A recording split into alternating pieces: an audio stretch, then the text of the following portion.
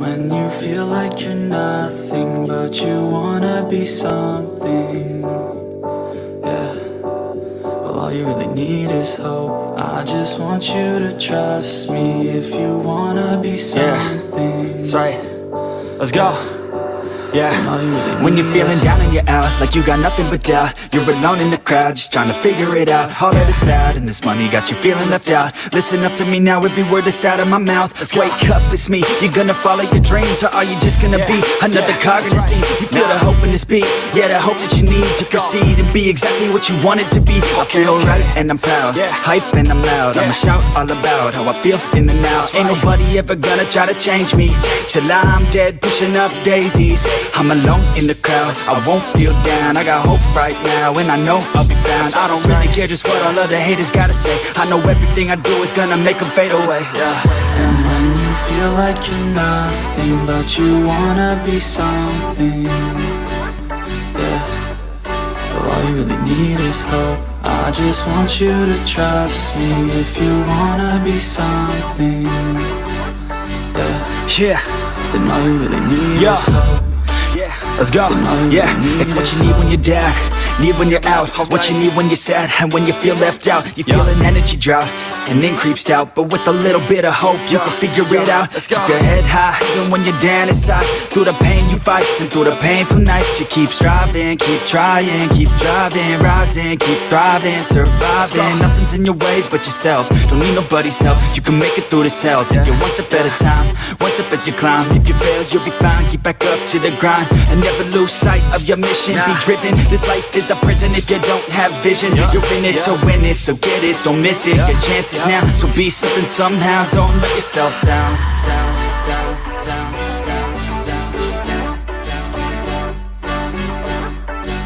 That's right. Sometimes all we really need is hope.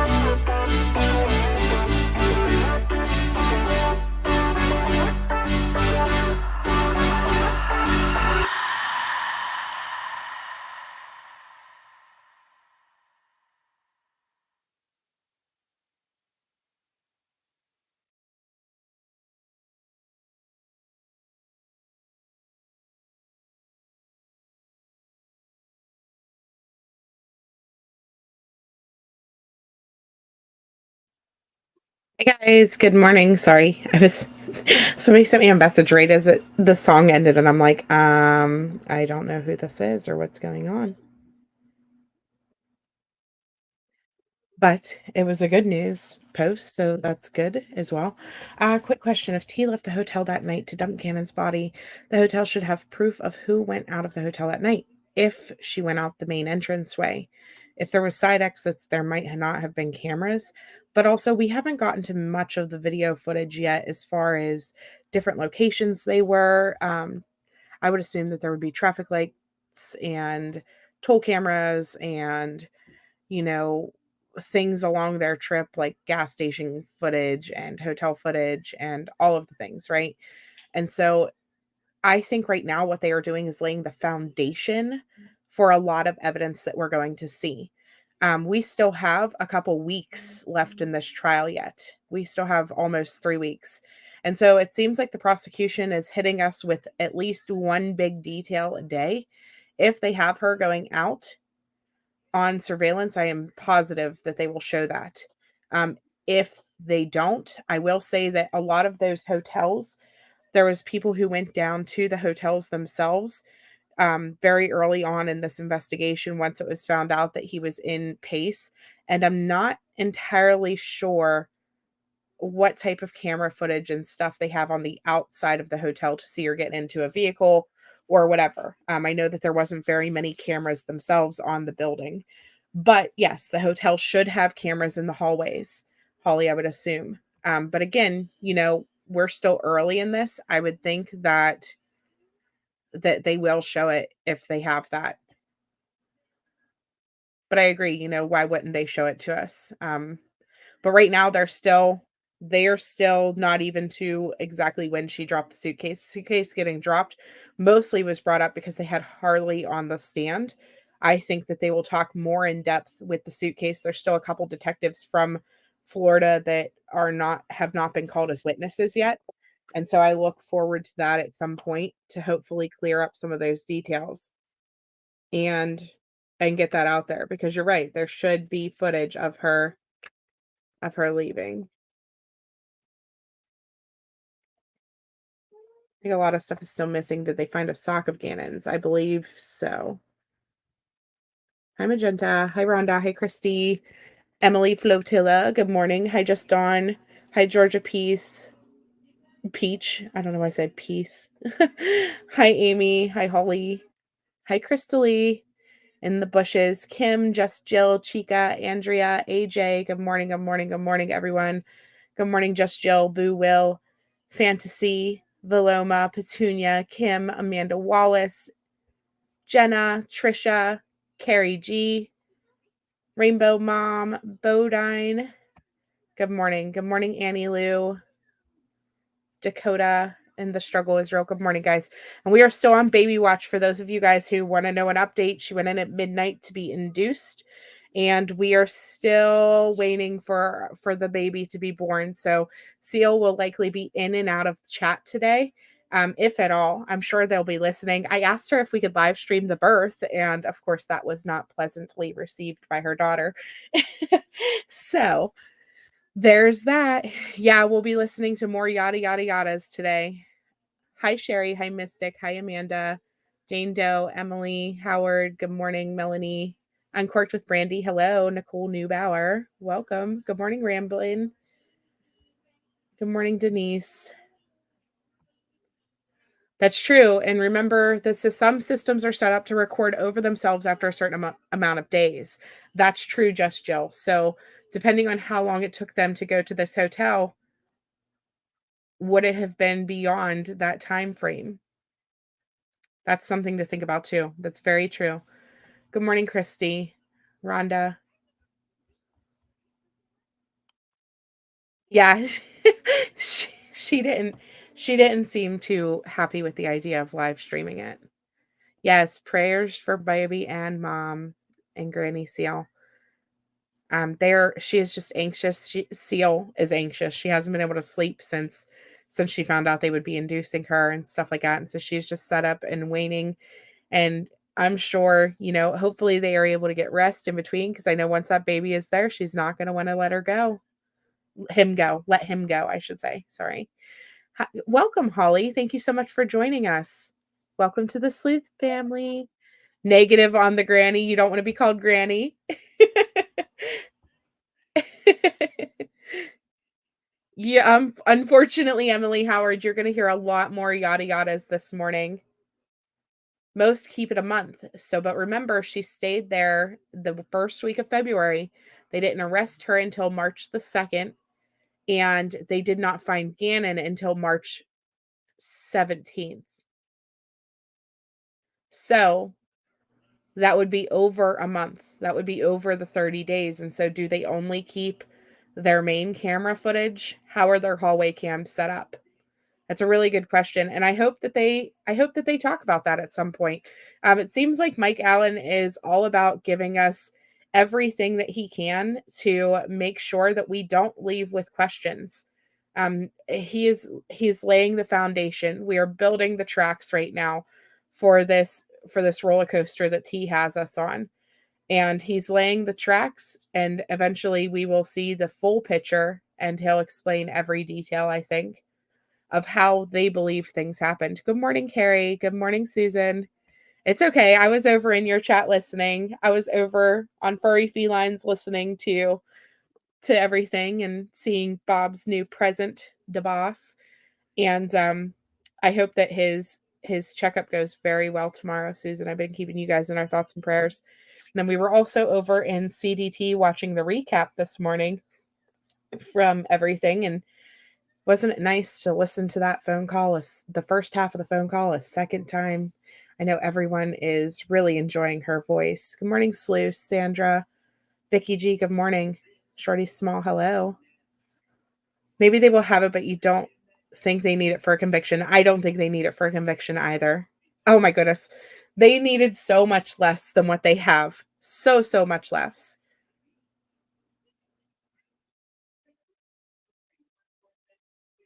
Yes, exactly, Jane Doe. A lot of this is for the record. That's exactly right. A lot of this is just they have to put it there so that they can lay the foundation for their evidence because as they have told the jury many, many times leading up to this, they are not allowed to consider any evidence unless it is presented from the from the court, from the witness stand. That is where all evidence has to come in for this case. It can't just be word of mouth from the attorneys. It can't just be taking their word for it. There has to be something that says this is the evidence. This is why we believe this. This is what happened. It has to be all fact based. Oh, yes, Chica, absolutely. He is the rock on which I stand every step of the way. So, good morning, Laura, or afternoon, rather, for some people, I guess, right? Hi, logical one. So, today during lunch, guys, I just want to give you a heads up in advance. My son does have a doctor's appointment this afternoon, and I was not able to get any appointments outside of today. His appointment is at 3:15. It's about a half hour drive from my house. So today during lunch, I'm going to be having a panel if people want to come up and chat. I drafted some of my mods, hopefully will be coming on and we can talk a little bit. I'm going to reach out to Avery too and see if she wants to come up. But before I leave for my appointment, while we are getting ready, I'm going to play Avery Shannon's video, her recap video that she did last night, so that everyone can kind of get a taste for what Avery does on her channel as well.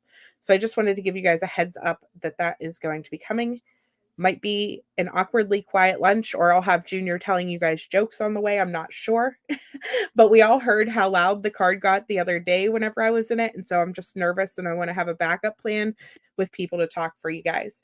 That also means, of course, that once my screen is set, I will have it set on the two different cameras like I typically do. I won't be able to change the screen until probably about 3:45, I want to say. Yeah, Amy, the appointments are terrible to get. They never have the time you want. The only reason that we were able to get in today was because they had a cancellation. So otherwise, I would have been in a situation where he would have had to wait till July, and it's just not something I was not going to make him wait simply so that I could stream lunch more. I don't know, more efficiently, I guess. But yes, exactly, Chica. Babies come first, exactly. And so I just wanted to give you guys a heads up on that, though. I really enjoyed game time with you guys yesterday. I was absolutely amazed how intelligent the people in our chat are. I wish that T could T could have learned a few things from some of you guys. All right, here we go. Court's here. Here we go. The jury's not present in the courtroom, but they did in the air last night, so it's better now than it was yesterday afternoon. And are we resuming the video where we were? The audio, yeah. Or the audio? Yes, I'm sorry. Yep. I think it was 29:45 or something like that. Something like that. Yeah. Okay. Is it Is there anything that we need to take up outside the presence of the jury at this point in time? Prosecution, not from us, Judge? defense? No, sir. Okay, let's go ahead and bring the jury in.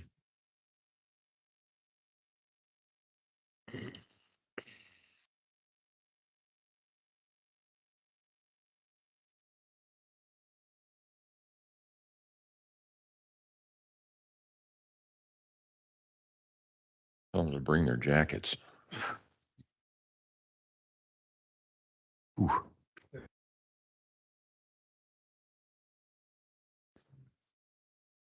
Yeah. Stay.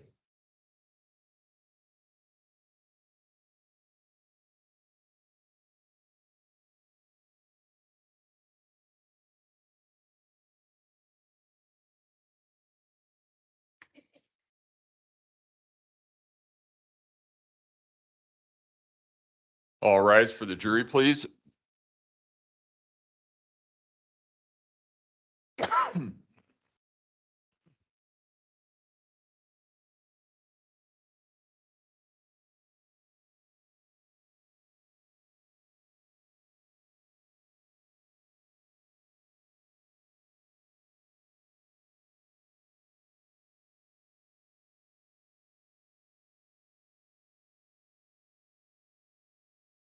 Thank you. You may all be seated.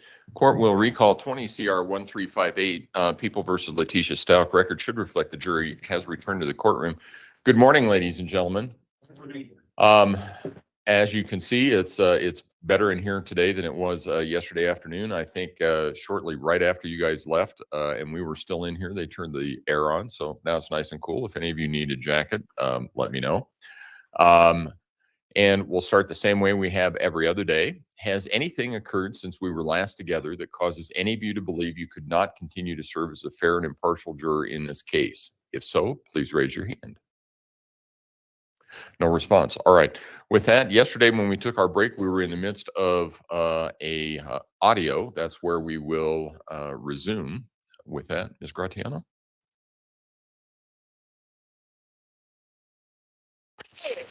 How many days has it been? There is nowhere that I could take in that he would just be gone that many days. You have to put that in your brain. Oh, yeah, it is in my brain. It's in my brain that he's gone and there's nowhere he could be safely, okay, because he's with this Quincy Brown guy who's a freaking sex offender, jumping bail, whatever you want to label him. But whatever, I don't know. I don't know all that shit, okay? He's just a bad dude and my son's with him. I told you this. Okay, all right. I told you what happened. Okay. I told you when we came home. I already told you all this. When I told you the truth, this is what you did. You said to me, hey, that's not how it happened. But you told me the truth. You told me 4 different versions of the truth, Tisha. That's where the problem is, okay? I want to believe you. The details, and you're asking me 3 weeks later, detail for detail. But yes, absolutely. In your own words, now that you've slept on it, now that you've recovered a little bit, you're starting to remember more and more and more. So what I want to know, I've given you everything I remember. Okay, the detail I want to know is what did Quincy Brown do with Gannon? That's the detail I want to know. That's the question. Where he took him, I don't know. Where they went. Don't you think for a second if I knew that, Albert, I would tell you. Where did he take him from? That's a starting point. Where were you at when he took him? Home. Okay, so yesterday it was a bike accident in. I already told you the bike accident. You already talked about. Fine, but I'm saying yesterday he was taken from Douglas County. Today he's taken from El Paso County at 6627. Right, but then you changed it, then you brought it back, then you changed it, brought it back. I said that to you because you just want me to say whatever they got you thinking. I'm thinking what I'm thinking, okay? These freaking police have not told me a damn thing other than my son is missing and that they're supposedly looking for him. You're the only one telling me anything about their situation.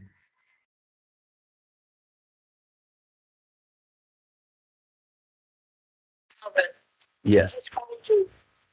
Get towards done. I couldn't do anything. You talk about how you have to live with that. Do you know how I have to sit here and be like, oh my God, what could I have done to protect him better? Because Albert's going to turn it and say that I'm a horrible person. You think I want to lose my entire life because I couldn't protect someone 100%? Well, do you know if Gannon is alive, or was he alive when he took him?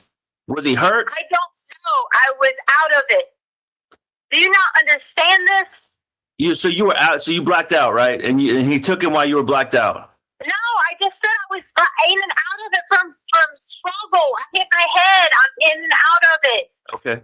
You put my arms to title. You would not listen to me on that. You know what you should have done?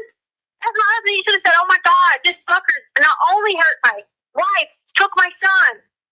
Okay, so you should be saying. I'm trying to believe you, okay, but that when I got home Tuesday, you had no sign of anything, no marks on your head, no marks on your arms. Oh, that's okay. You want to know why? Because it's all on social media where I have Band-Aids on my hand around my arms on it. So that's a fucking lie. Okay, all right, fair enough. I ain't seen on social media. Okay, well, social media, why? All kinds of everything. Well, it's on social media. It's on social media that you killed him. So you want me to believe everything I hear on social media? No, because you're Albert. Why in the world would you think that? I'm not thinking that. You just told me to believe social media. Social media says you're a killer. He's gone on there, meaning they saw it. Okay, They so saw a picture of me. That's all I meant. They So- didn't see a picture of me doing it. social media Killing one. social media says you're a killer and that Landon's the hero. Do you want me to believe that? If you believe that, you're dumb. You want to know why? Because you know better than that. Okay, well, I mean, I mean, you're treating her like she's a hero. Exactly what you're doing. Instead of being with your wife, you've been with your ex-wife. no, I haven't been with nobody. I told you, I've been with my family. It's supposed to be. You can attack me all you want to, okay, but it really doesn't matter. Yes, that's an attack. Business. You should be with your wife. Okay, well, what's with all this crap you're sending her now? You're telling the world how much of a piece of shit she is, but now you're trying to. Anything. My shit has been hacked. Don't believe nothing unless it's my daggone Yahoo. People have created a fake profile under my name. They've screened them, the profiles, everything. People are in. The only thing I have secured is because I contacted Yahoo. It's my Yahoo account. Okay. You can listen to anything from anything else. Okay, fine, but you sent her a message that said the same thing you tried to say to me initially about this ransom and these phone calls from DC. So yes, I do believe that you sent her that. That's what you told me. From DC? That's what you told me. You said? That's what you told me. Oh, do you know why that done that? That's because we sent it from a stupid messenger thing, and when I switched out to do my phone thing, I was trying to write back from. I was like, I'm going to send Landon this too. I was going to copy both y'all in it because I couldn't get you.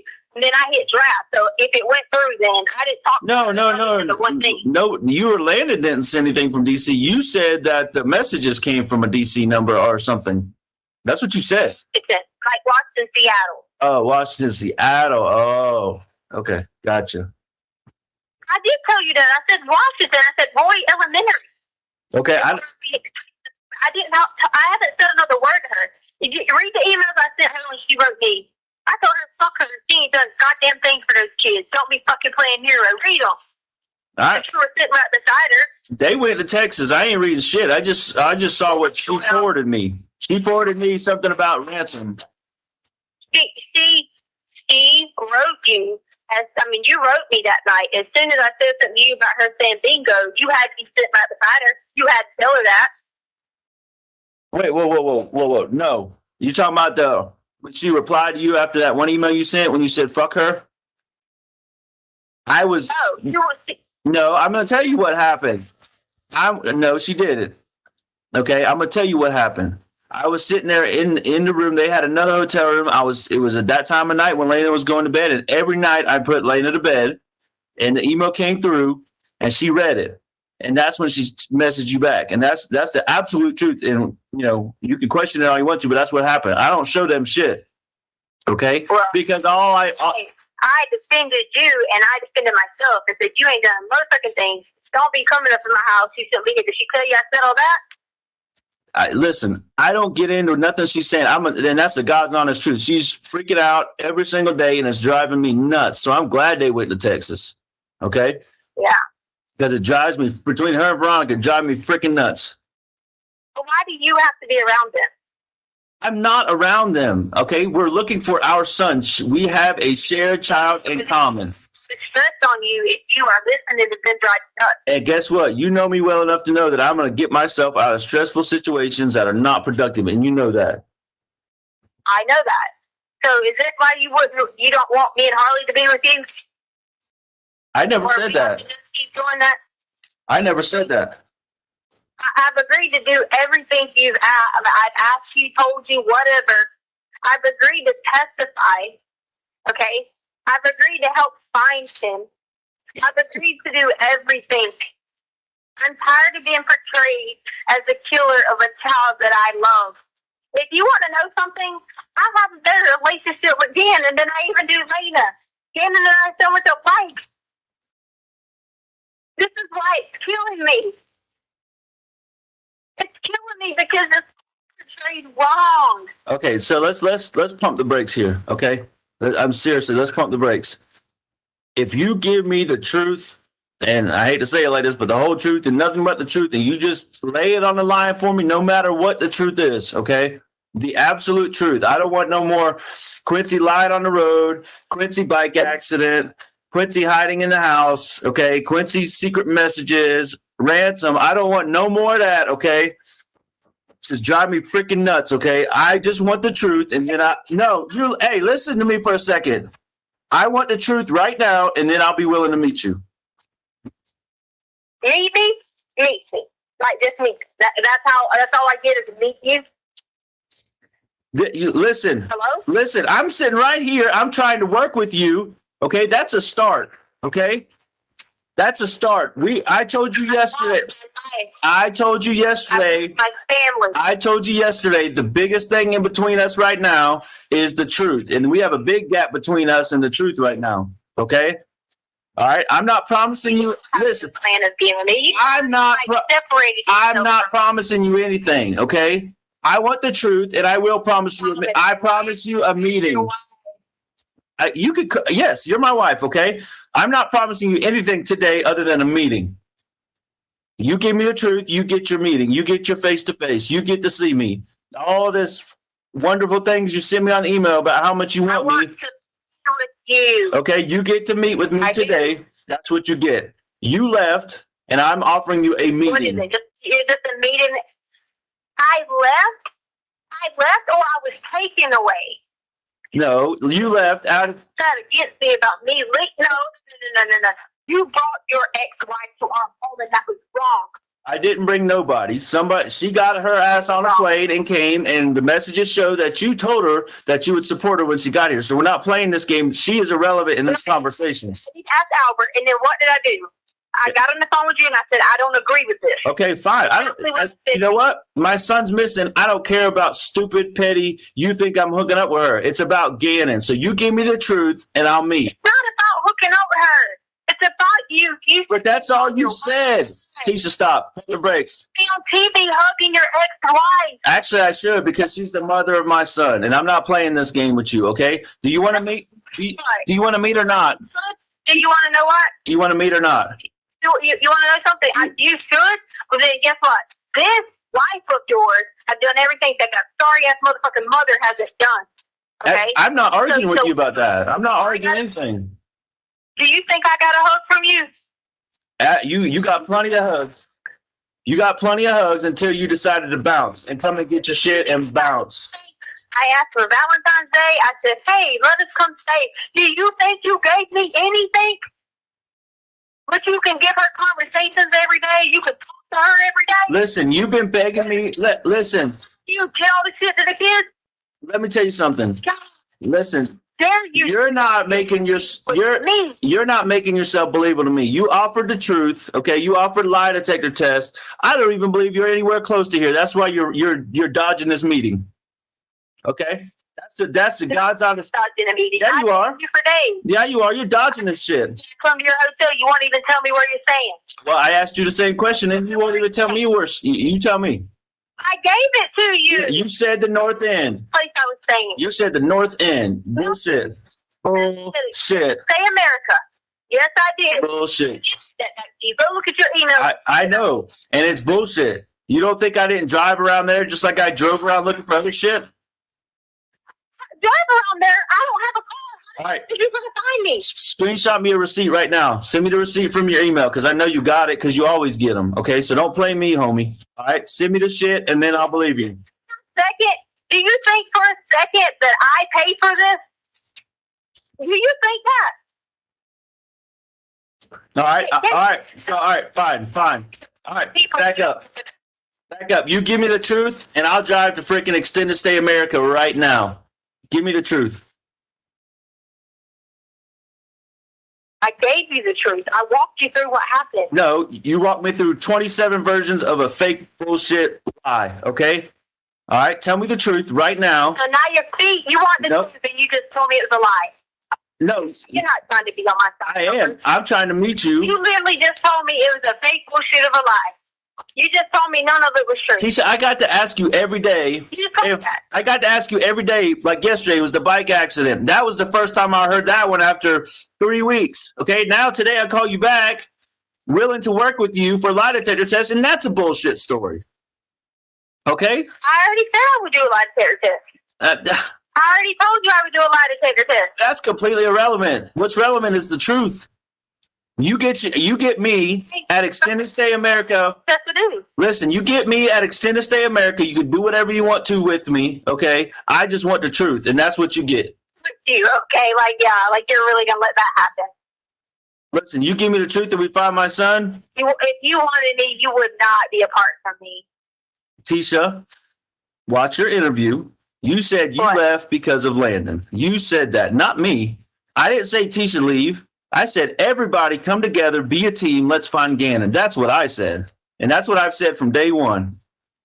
And you bounced on me. Left from the house because you had her there in our home. It sure did. And I'll tell every judge, jury in this country that I had my ex-wife, my mom, my two sisters, my uncle, Aunt Veronica, two other freaking women, Landon's brother. I had a team of like 15 people supporting the family, working as a team to do everything we could to find Gannon. That's the truth. Okay. I'm sorry if it sounds selfish, but I hate that bitch. Okay. But guess what? Listen to what I just said. I had everybody in the house, but you know who wasn't there? My wife and my daughter. They bounced on me. Okay. They bounced on me, but me being a good person, I'm still here willing to listen to you. Mom, we had to turn the keys into you. I told that you can come get your stuff after you said you didn't want to be there anymore. Okay, you left. You and Harley got in Harley's car, packed suitcases, supposedly going to the police station, and you never showed up until like the next day or some shit like that. Okay, so if you would have done what you were supposed, you listen to me. If you would have done what you're supposed to do, we wouldn't be having this conversation right now. Okay, so don't turn this on me. I've been a team player this whole time for the entire team. Would be together right now is what you're saying. If you would have never left, we wouldn't be having this conversation. You got your shit and you bounced, okay? What we need now is the truth. You're saying if I wouldn't have never left, we'd be together right now. I'm saying you bounced, okay? You bounced. Okay, see, that's your point. You don't have any. You don't want to be with me. That's not what I'm saying. It's not about our relationship. It's about Gannon. And you're dodging me when I keep asking you for the truth, saying I'm going to drive to you at Extended Stay America. She's hung up.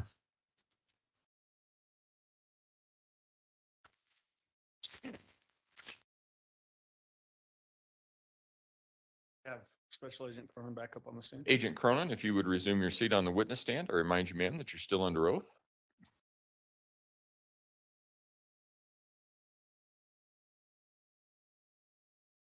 Good morning, ma'am. How are you? Good morning, sir. What we hear in this particular phone call and then the prior phone calls that we heard while Mr. Stauch was on the stand, were you present for all those phone calls as well? Yes, sir. Fairly consistent approach from Al in trying to get information from the defendant in those phone calls, Yes. trying to get details about where Gannon may be. Yes. Was it fairly consistent through all of these phone calls for the defendant to then distract away and cause a tangent discussion? Yes. Is that what we hear when Al starts pushing her to give the truth and then it turns into a discussion about ex-wife? Yes. At the time of this particular phone call, there's some discussion about Extended Stay America. Is that the hotel that the defendant was staying at right after Gannon's disappearance with family members? Yes, I believe so. Is that on the north side of Colorado Springs? Yes. Did you know at that particular time of this phone call, so February 15th of 2020, where the defendant actually was located, and whether in the city or anywhere? Yes, we know.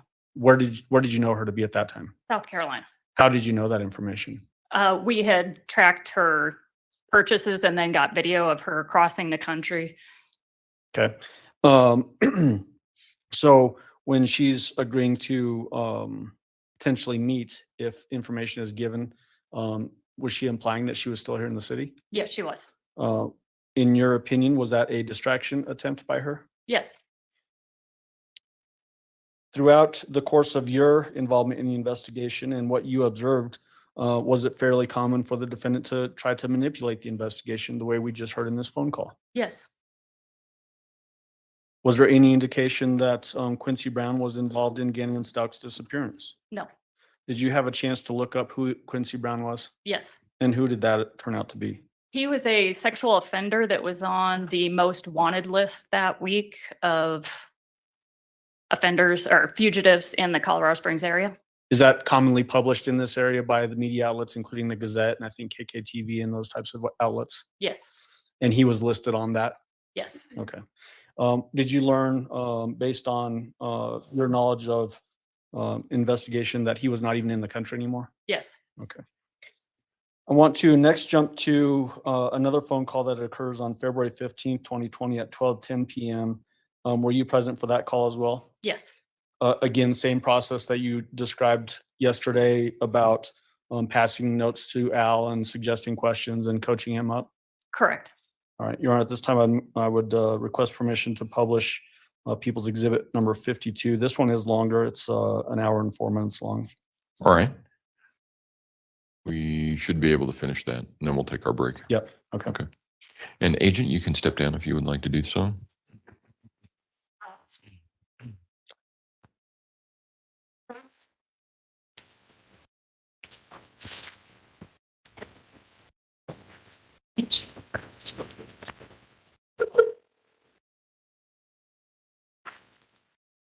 Hello? Hey.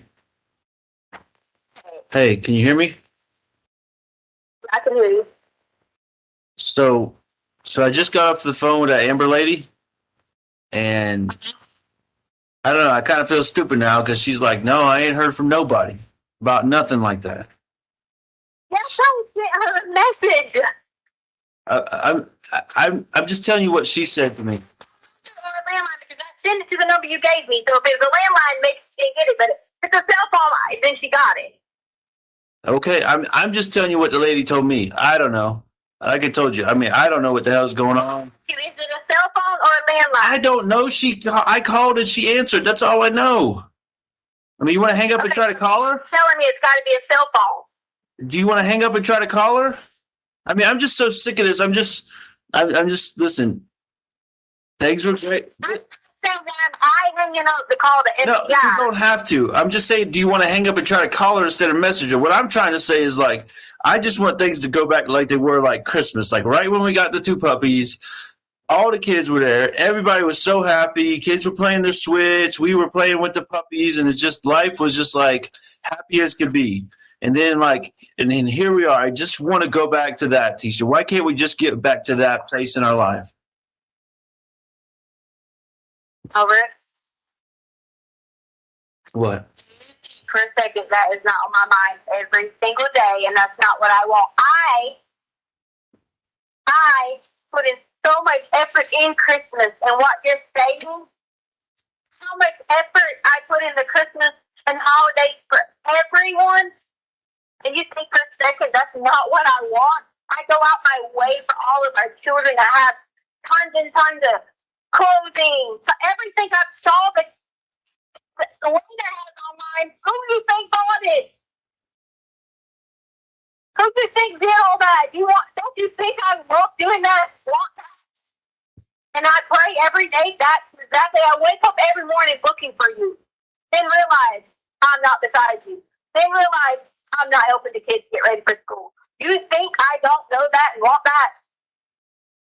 I wasn't going through some turmoil where, oh gosh, I don't love my life. I hate myself. No. We had a great house. We have a great family. Like, really? So don't bring up Christmas and how you want the dog. You think it's going to bother me that I don't get to be like, oh, gosh, this year was this? Guess what? 17th, I always tell you happy anniversary. 17th, month by month by month. Think that's not coming up? Think I don't want to do that? You think the kids? Think I don't think about that every time? Oh, because you know why Landon pops up and gets to be the Saints? This is the 100th day of school. I got the kids in the school. I kept them in school. I homeschooled them. You think I don't want that? Come on now. Well, how? Like doing all these different things when Gannon finally gets to middle school, Because maybe, just maybe, the whole point of us selling our printer was for him to get called to hockey. I'm so excited. Seemingly, like, he might be interested in the sport that I can be at the schoolhouse and be a part of. You miss all this and want it? Well, how do we get it back? How do we get back to just a month and a half ago? That's what I want to know. Because a month and a half ago, there was 5 people and 2 dogs. Now it's just me. So how do we get back there? Albert? Like, I don't even have, listen, I don't even have Lena. She's in Texas right now. I'm freaking. That's your fault. Let me just go ahead and tell you. Because you shouldn't allow that to happen. That was irresponsible on your part. Okay? And you can think that I'm wrong or for whatever reason you want to. I don't agree with that, because at the end of the fucking day, she's still a drug. She still don't take care of her kids, and she still don't have a place to live. I wouldn't have let my child mess with her. So that's on you. That's not me. I didn't make that decision and would have never made that decision. But she's coming back. Don't get me wrong. She's coming back. I'm just talking about this weekend. Okay, she's down there with them. But even then, how do we get back to the 5 of us? The 5 of us, me, you, Harley, Gannon, and Lena. How do we get back to that point? How do we have a family and 2 dogs and a 2-story house and all the things that we had and 3 cars and the American dream? Right now, I'm living the American nightmare. How do I get back to the American dream? I need you to help me get there. Albert, the first step is we figure out what the people in this world are cruel. Okay, they are. People are cruel. Okay? You in your mind know better than us that American dream you just talked about. We would have never had it if any of those 5 people in our home would have been cruel. If any of those 5 people would have been out to hurt people or do bad things to people. Okay? So that's the first step that you need to realize, is that this is not me against you. Yeah, of course, people always, in marriages, you're going to have disagreements. But you know good and well, we literally just got off a cruise for our anniversary. I made sure that the children were in the best care possible, with someone staying there, not only with Harley, okay, someone in the adult that can make sure that they had everything they needed. Not a worry in the world. You know, I've always done that. I had always security systems installed. Check the ring out. Check alarm. You know me as that person, so until you put that in your mind, that's the first step. Because you can't be against your wife on this, and you can't be thinking what these people are thinking online, that I'm this stepsister, because that's not true. Without me and God, the children would not be in our home, and without you and God, the children would not be in our home, because they were in horrible situations. So in order to get back the way it is, we need to figure out who can help us. Who can help us figure out the best way to get in, whether whatever it is. Do you want me to give him my leg? You want me to give him my arm? No. Listen, I'm telling you, I told you this yesterday. I feel like this is all going to be my fault in the end, okay? Because I was gone when this happened. So don't sit there and offer your legs and arms up when it's my fault. I'm not going to let you say that. Here's why. Okay? Let me tell you here's why. Because when you were in Oklahoma for 5 months, I had to be the one staying and checking to make sure the kids were okay. I had to be the one driving, making sure this, that, saving people, barely getting time with them. I had to do that for you. I had to drive through the night to Orlando to catch planes, to a hurricane to get them to you in Oklahoma. Right? But you got to understand. Let me tell you how I feel. Let me tell you my feelings. What is one of the most important things to me that I always say? Protection, right? And I failed in that because I couldn't protect my son, and I couldn't protect you from getting your head smashed and all these other things, okay? So that's how I'm feeling right now. But how do we get back to what we were with our 5 people in our family? We are that. Why are we saying get back to it? That's what we are. No, because I'm one person. Gannon's unknown. You and Harley bounced. Lena's with Landon. Okay, that's not 5 people. That's 4 people somewhere and one person unknown. So how do we get Gannon? How do we get Gannon back? Number one. Let me ask you a question, okay? We're gonna sit for a second here, and we're gonna say, all right, we're gonna focus on 2 separate things here. First thing is we're gonna come back to getting Gannon back and all that. But let me ask you what you just said. Let me answer to what you just said. You can't think in your mind that that's what you want to get back. If you now. Let me back up and say this. Heath and Harley didn't leave. This is what happened. Heath and Harley came back after they took absolutely everything from me. I went in. You were laying on the sofa, and I tried to talk to you. I said, come to the bedroom. Let me talk to you. Okay? I tried. The next day, you helped them. You did. Instead of just calling to say, hey, listen, they want to take Harley's car, and they want to take her. You didn't ever say that. Okay? You could have been trusting and said that to me. You know good and well. I have a lot that I worked hard for to throw away. You could have called me and you could have said that. Instead, they chased us down, and your child that you're saying you want back in your life and you want was put in handcuffs like he's buying underwear. Listen, you're right. Hold on. I'll stop you right there. All that's my fault. You're right. I could have stopped it. I could have said, no, leave the girls alone. You're right. Okay. Keep going. Tell me the rest of it. So when I come back, okay, after all this, we had the most important thing that you knew I needed, the most important thing that means the world to me and all of that was our items, specifically my diamond rings were in that car. I tried to reach out to you to say, can you please at least ask them, can we have those things? You wanted nothing to talk to me because that means the world to me to have my rings on because I took my vows for better with you. And I tried reaching out for you. Hey, they have my ring. They have my ID. I don't even have money because they have my card. You wouldn't even talk to me. So then you wonder why? I said, it's my husband would not even talk to me. He would not even warn me that my child was the topic of putting in and not me because I was yelling at Harley not to move. I was threatening and told they were going to shoot me right there. It's on camera. Well, listen. I'm sorry. That's my fault too. Okay. No, I want you to know I'm telling you, all this is my fault. Okay.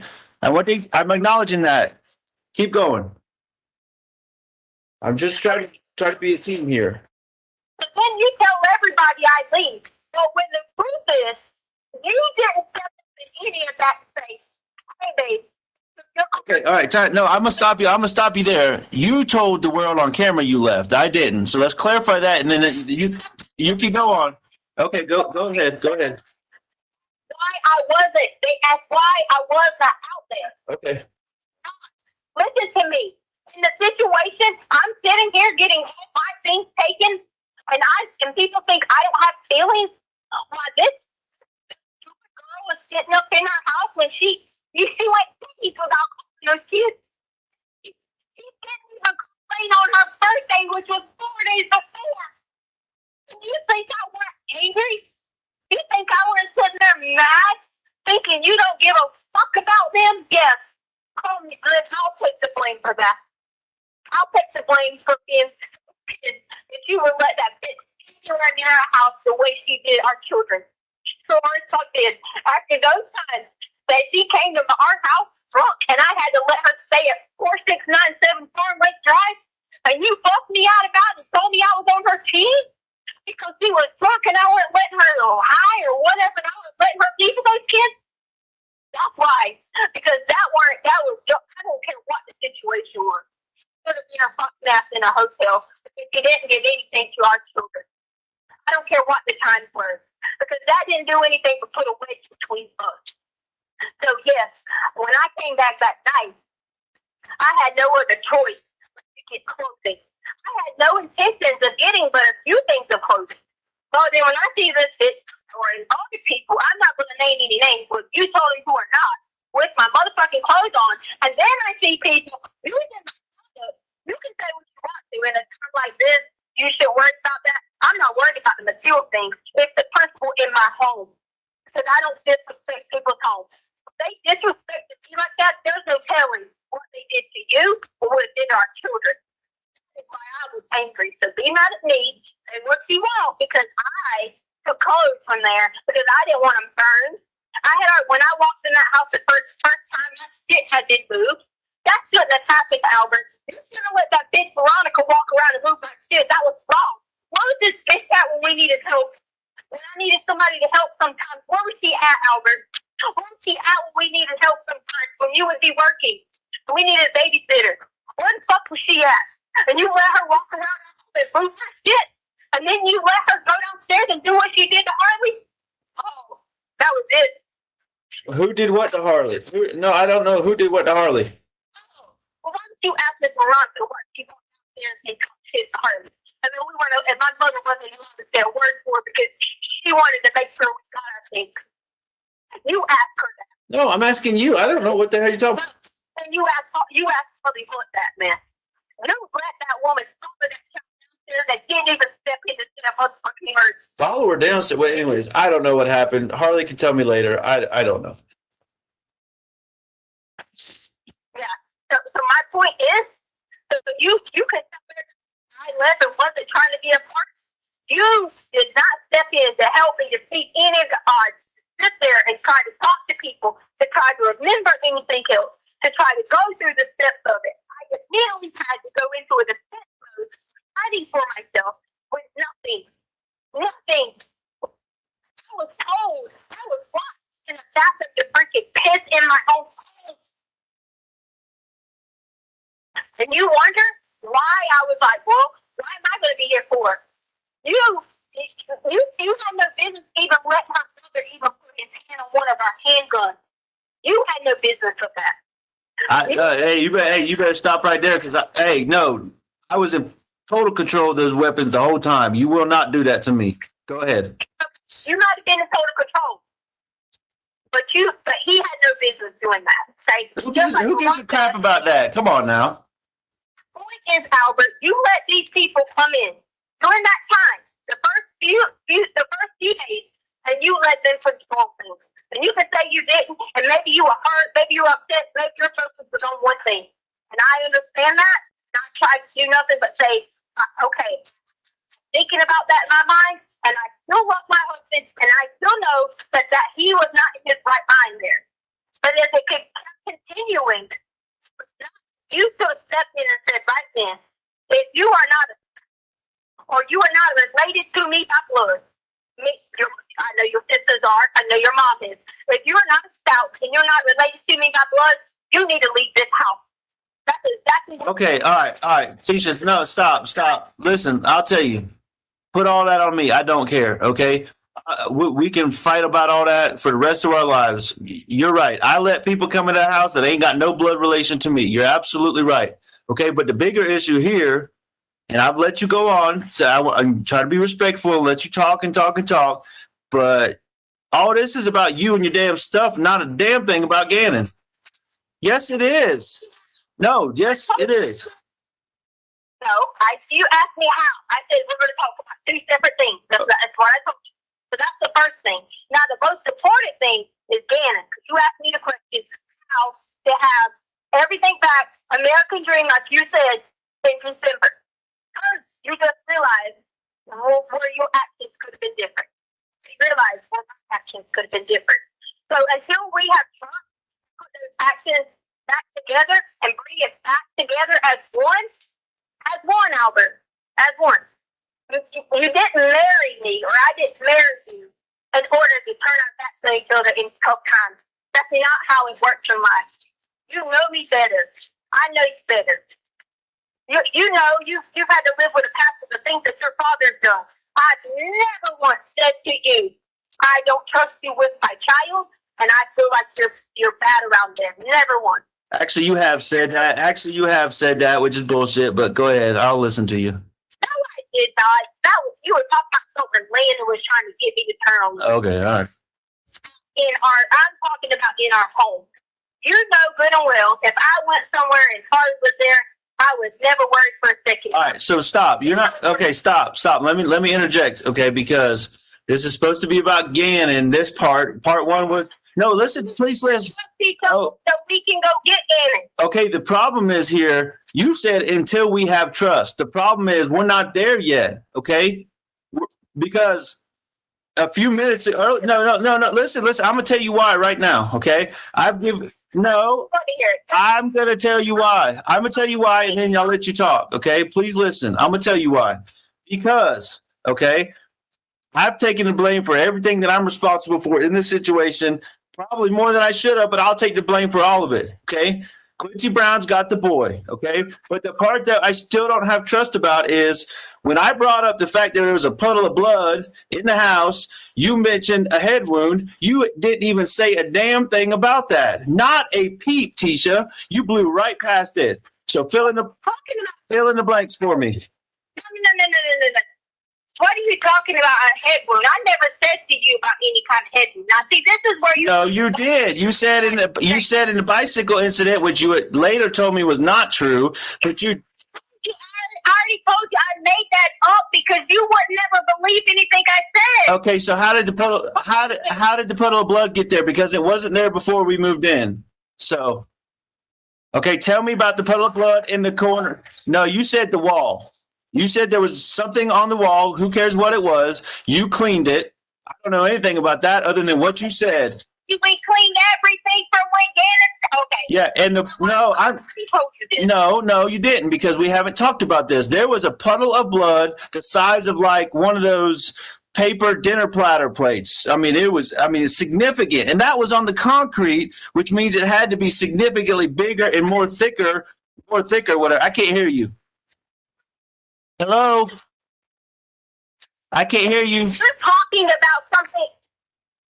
I'm talking about something. No, it was not already there. Okay, that blood was not already there. How did the blood get there? Okay, it was a significant amount of blood. How did it get there in the corner of Gannon's room, under his bed, which you told me the beds were pushed together? So how did the blood get there?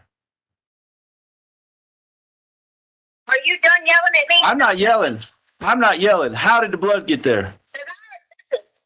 You can tell all your little police people that are listening. Did Quincy Brown bang Gannon's head up against the wall or something? Did he bust Gannon's head open? Did he hit him with a 2x4? What did Quincy do to Gannon? What did he do to Gannon that put blood on the floor? Because I'm not stupid. I know you have police there. I know you have people there. You can believe whatever you want, obviously, because I've had so many freaking stories that you believed that were true to tell me, and then you always back off of them. Okay, so you can believe whatever the hell you want to believe. All I believe is what I saw. Yeah, because that's what you've done. All I believe is what I saw: blood on the floor in my son's room, and my son is missing. Okay, that's the two things I know. Gannon was hurt in my house. I don't know. How many times do I have to say this to you? I don't know. You don't know how he got hurt, okay? You asked me 15 times the same exact question, and I'm giving you the same exact answer. I don't know. Then you try to turn it, and you try to ask me another way, and then you try to turn around, and you try to take something nice and sweet like you really care, and then you come back and ask me the same question again. And I've given you the same answer.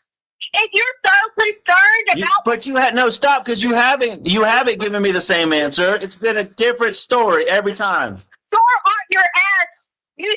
aren't your ass to go find him to see what he did to Gannon.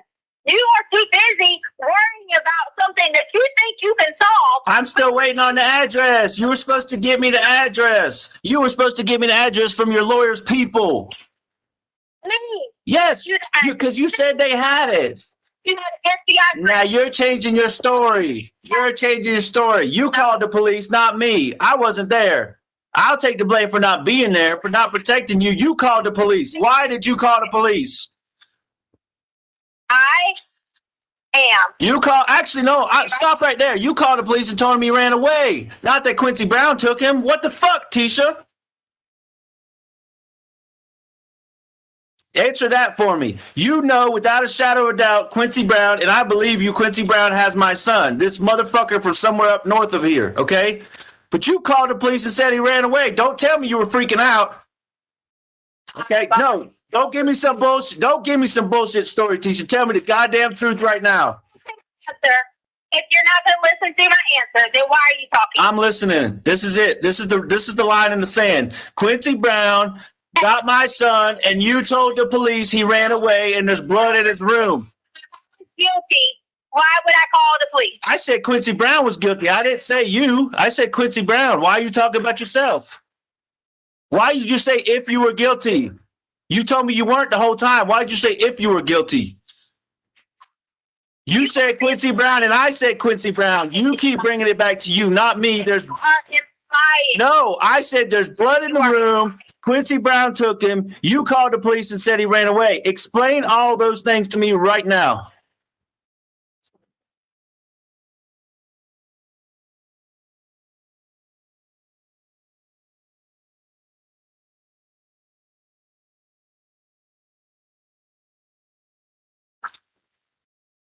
Albert, What? you calm down. I'm gonna answer your question. Oh, I'm calm. I'm as calm as I can be. I'm calm as I can be. Because I'm not stupid. Yeah. I'm not stupid either. You fucking lied to me and you fucking lied to the police. I'm not stupid either. So you better get right. I told the police when I got there what happened. Man, you told him he ran away and the whole neighborhood was looking for a runaway for days and days and days. You're lying. You are now lying, and I'm calling you out. You're lying. That is not true. That is not what happened. When they interviewed me, I told them exactly what happened. But that's not okay. I don't give a fuck what you said. You told me he was a runaway, so I called, and I cursed the lady out on the recorded line. Told her to get there for my runaway son. Okay, you never once told me Quincy Brown had the boy and there was blood in his room. So you better get it straight right now. When you stop yelling at me. When you start telling the truth, tell the truth and I'll stop getting upset. You lying. I told you the truth. You are lying, Tisha. You call me back. Go ahead and hang up when you call me back when you got the truth. You're fucking lying.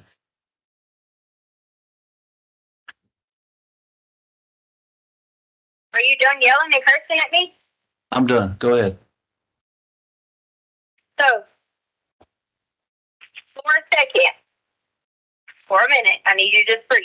Because you're yelling at me.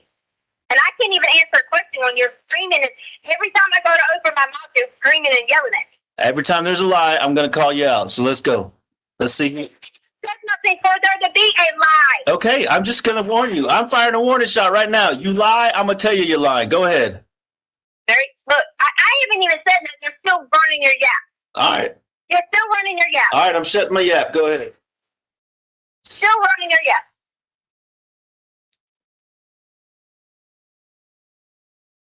If there was blood in Gannon's room, that would have been already from when he cut his foot. I've already told you that, okay?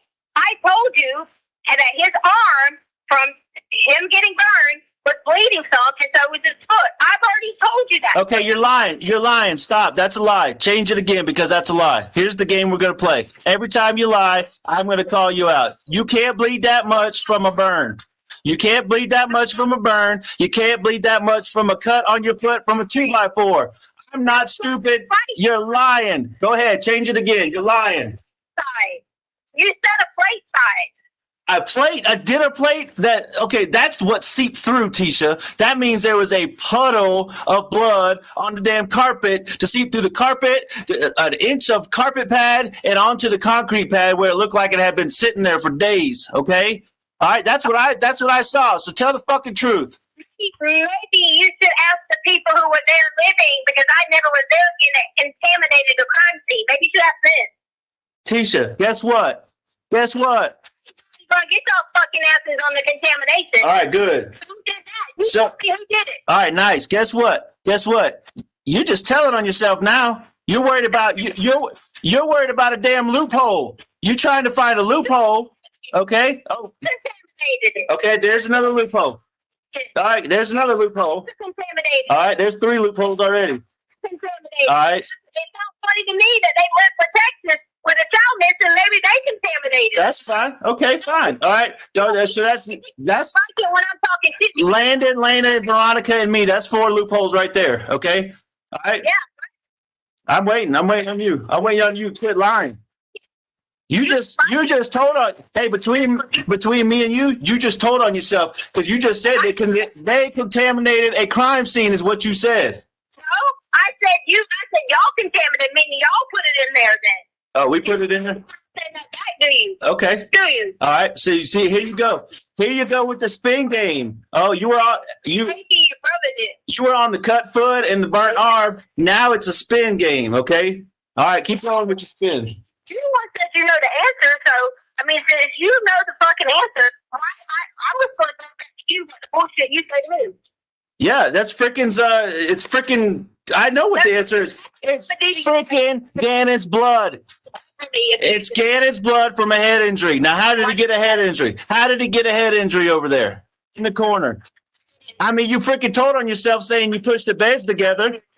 You pushed the beds together. We've never pushed the beds together. You're lying. I've done it. But let me tell you something, Albert. If you went in somewhere where there was blood and you were allowed to walk in there, maybe you did it. Oh, maybe I did, huh? Because he wasn't allowed anywhere to see this. Oh, wait a minute. You do it. Wait a minute. Because you just said you walked in somewhere to see it. Did you do it? Because you should, if that was the case, what you're telling me is you shouldn't even have been allowed in there. Oh. I was in Oklahoma. That's what I got to say. That's my loophole. Okay. You want to try to pin it on me? Go ahead. You walked in there the other day. Yeah, I walked in there and saw it after. Hey, you told on yourself because you, hey. Then you maybe you put it in there because you know why? All right. Let's calm down. Let's calm down. Okay. In there then. All right. Hey. You put the United States and you put the walk in supposed time thing. Listen, calm down. Did you walk out? Did you walk in the room, huh? What do you think is going to happen? Well, hey, what do you think is going to happen when they solve this crime? Okay, what do you think? Some must have walked in there too, huh? What do you think? I don't know who. Me and accused me. When you said you went somewhere, so who the fuck done it? Did she do it? Just tell. Hey, Now, if this was a crime scene, y'all were fucking allowed to be in there. so Tisha. Okay.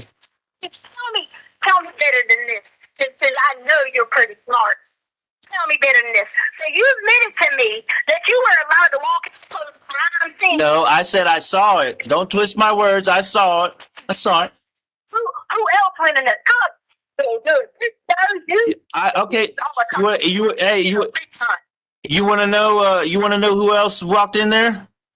You, Gannon with a head injury, Quincy Brown, and a puddle of blood walked in there. That's who walked in there. So what do you think is going to happen? What do you think is going to happen when they find that boy and put all these pieces together? Okay. What do you think? What do you think is going to happen? If that's what you think. You can say whatever you want. Okay. Maybe this was a freaking accident. Maybe we can fix it. Okay. But the truth don't lie. Accuse me. No. I didn't accuse you. I accused Quincy Brown, and maybe there's a part of this that's an accident. Okay. By the Head injury to Gannon Jacob Stauch. I don't know about it, or I didn't do it. or. Why is it an or? Why is it an or? Okay. That's why I don't trust you. Do it. No, you didn't say and. You said or. You're going to do this to me. Listen, all of this stuff doesn't matter because by the time I saw a puddle of blood on the floor, Gannon was already gone. Okay. He was already walking sluggish to the truck. Okay. And he's God knows where he is if he's even alive. And that's what matters. Okay. I'm just sluggish to the truck. Yeah, absolutely. Absolutely. I'm sure he was. Why did you, anyways? To the truck? Really? Why would he be walking sluggish to the truck? He never does that when he has a tummy accident. How can you determine sluggish from a video? The same way you can determine a shadow means somebody's getting out of a truck. Okay, the same bullshit.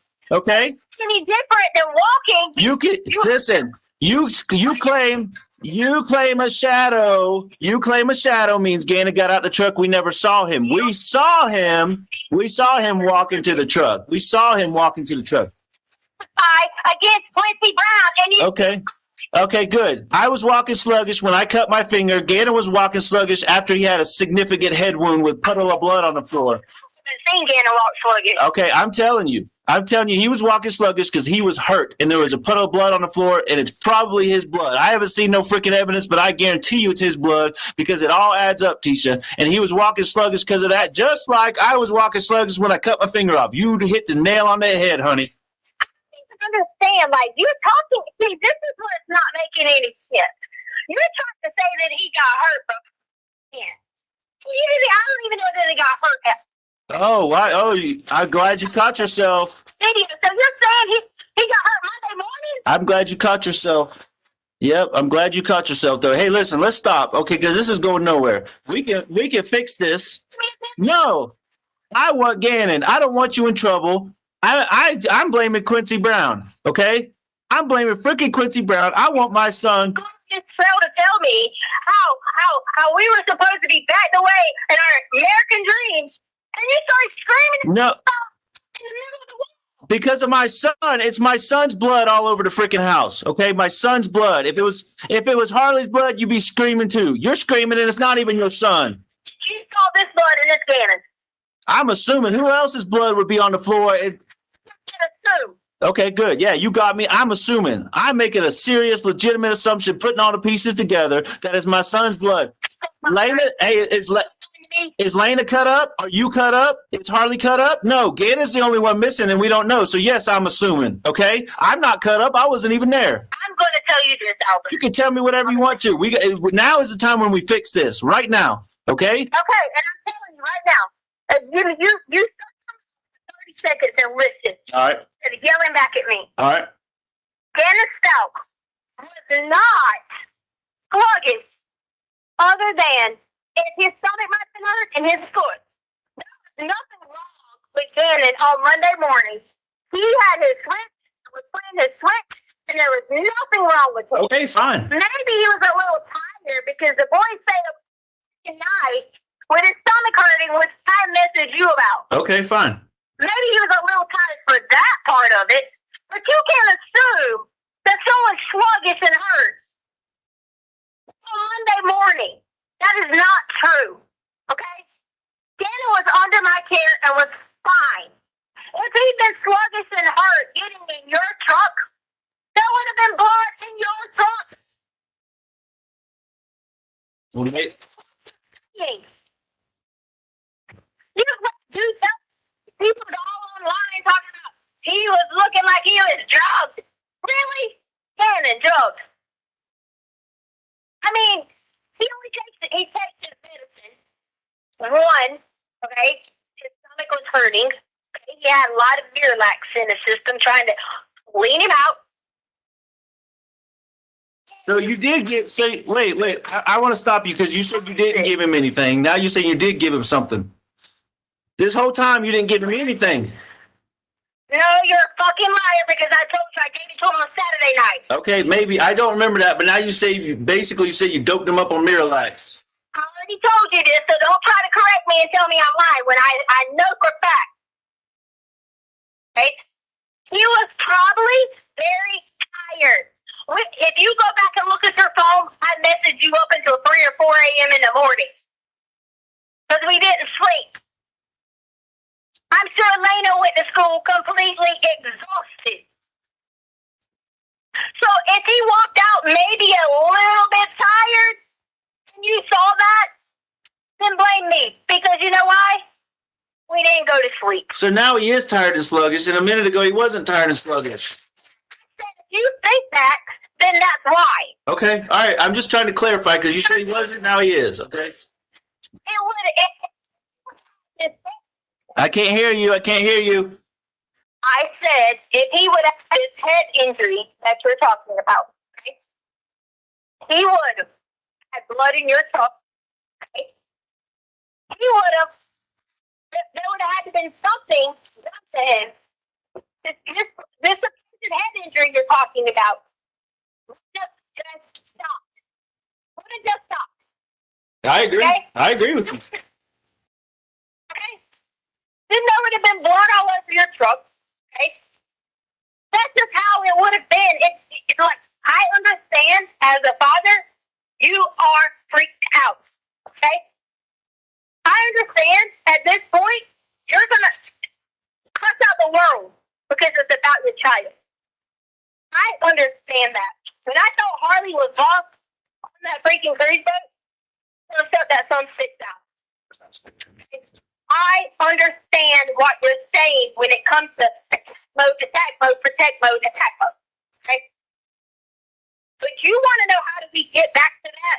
Then you have to believe that when Gannon Stauch left that house that day, he was not in any shape or form had been bleeding, hurt, nothing other than him hurting his foot, okay, his stomach hurting. And you know what?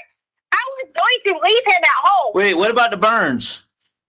Okay, you already knew this. Okay, well, you said, I'm just clarifying because you said in any way, shape, or form, and he had burns on his arms.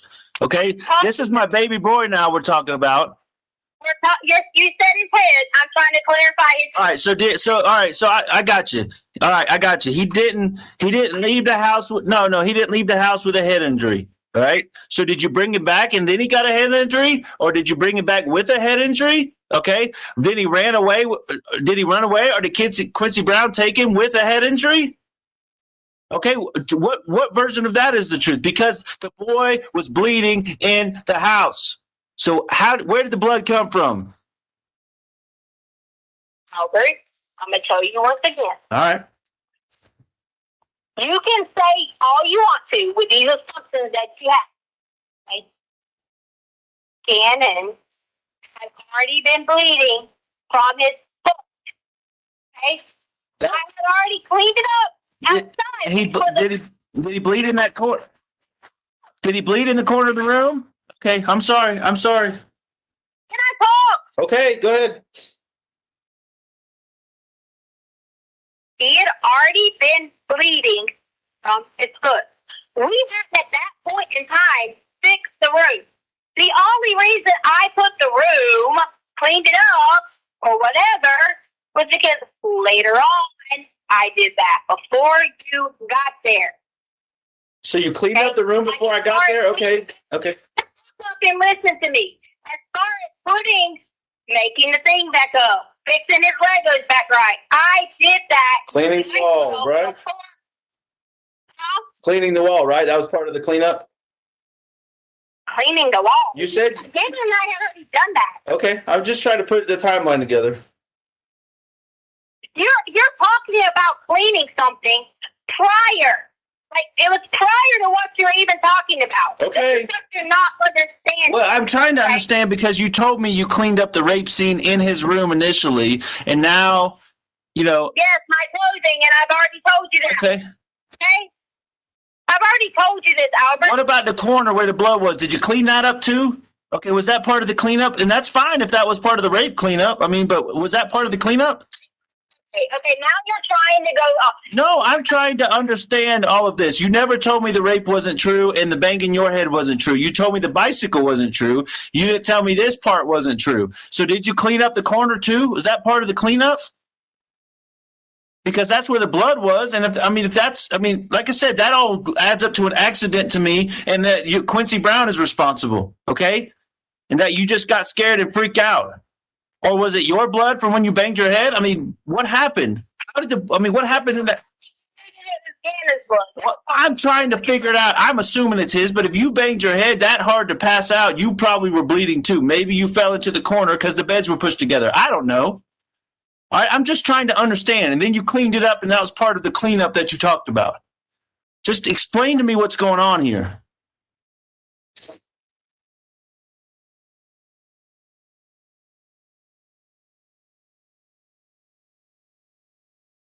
It is embarrassing to explain to you, Albert.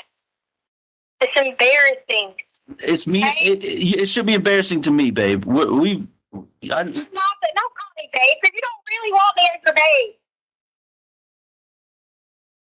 You're not trying to be loving to me. I'm trying to find out what happened to my son. Everything else is part of the situation after we find Gannon. Whatever we decide at that point. What's in Gannon's blood? In the corner. Wherever it would have been on the roof. Okay, keep going. I'm gonna shut up because this is freaking me out. Don't even start with all freaking me out like you care. I care if it's. I don't want nobody to bleed. What are you talking about? So you cleaned up your blood and Gannon's blood in the corner? Why didn't you tell me that? I did. You just said I told you about the cleanup part and whatever about it.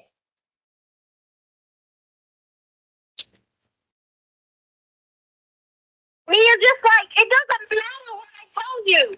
You think it's funny. You just want to laugh at me. That's what you want to do.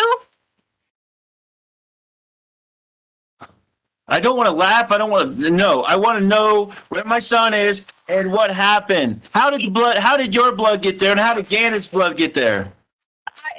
Listen to me. I'm listening. I've already told investigators that. Okay. All right. Well, tell me because I don't know. You went on this no. If they let you in on this supposed crime scene that you shouldn't have even been on if it was a crime scene, then they probably let you in on everything. Okay, or they did things illegally, whatever they did. My point is, it is embarrassing to tell you that. Okay? Embarrassing. Okay? Because you know why? You're not going to take my side, so what does it matter? I am going to take your side. I'm trying to put me on trial. Have you been in the car to go find this dude, or have you put me on trial? Listen, you told me you were getting the address or the phone number or something from the attorney's assistant.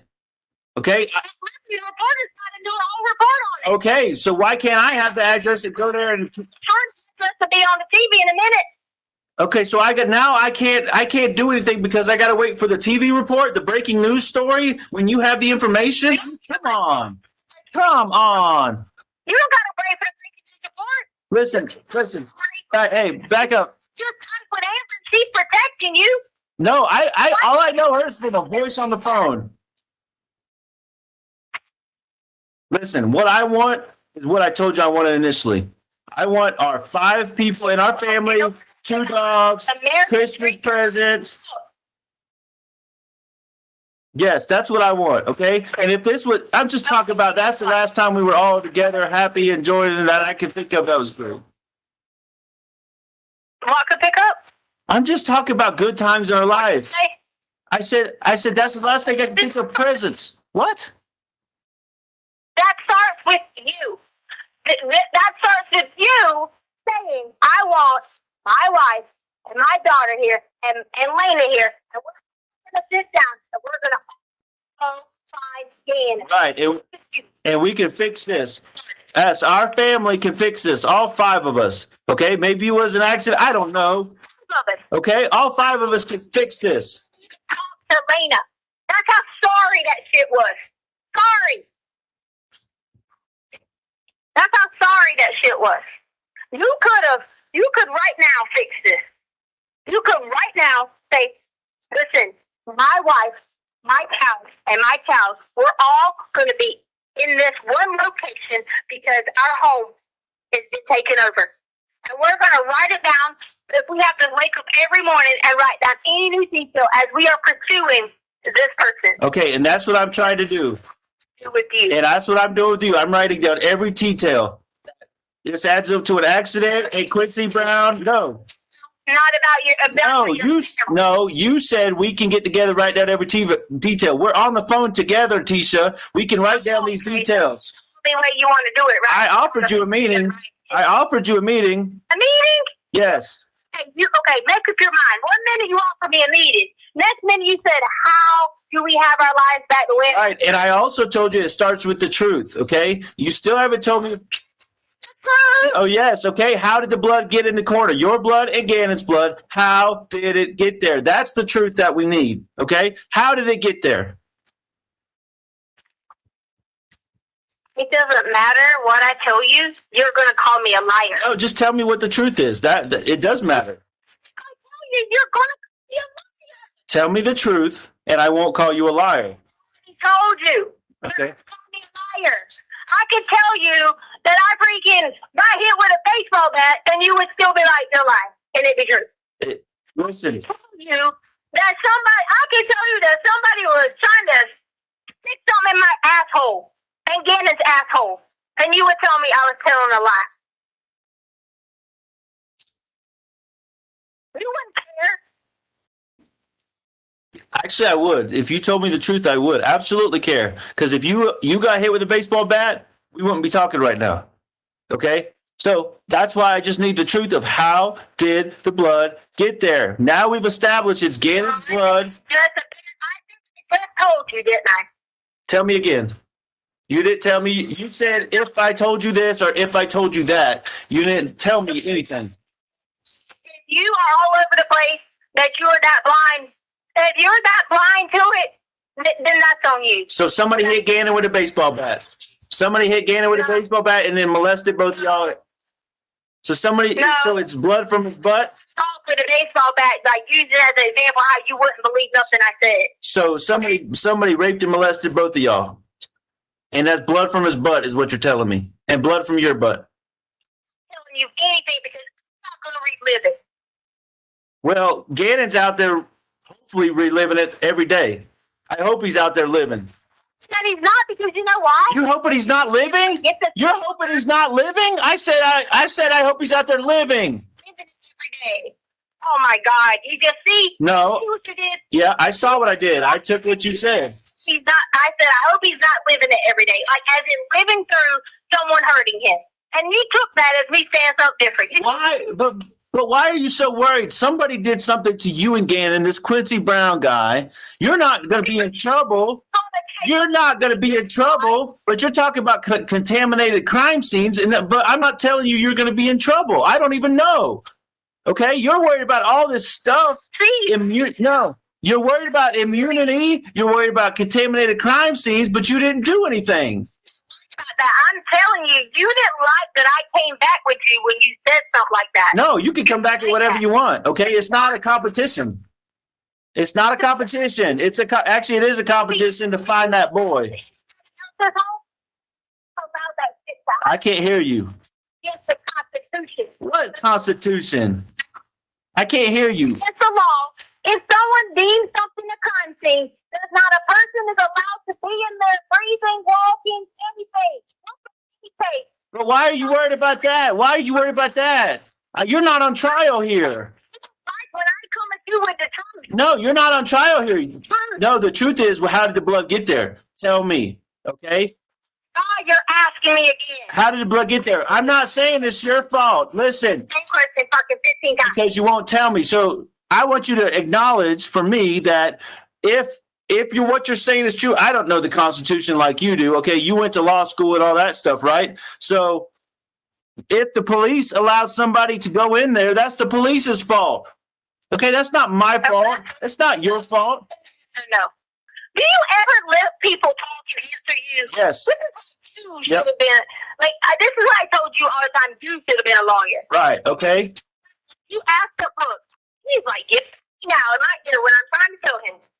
You would not let someone answer you for nothing. Like, you would sit there at work and let people dog your ass, but you would talk shit to me.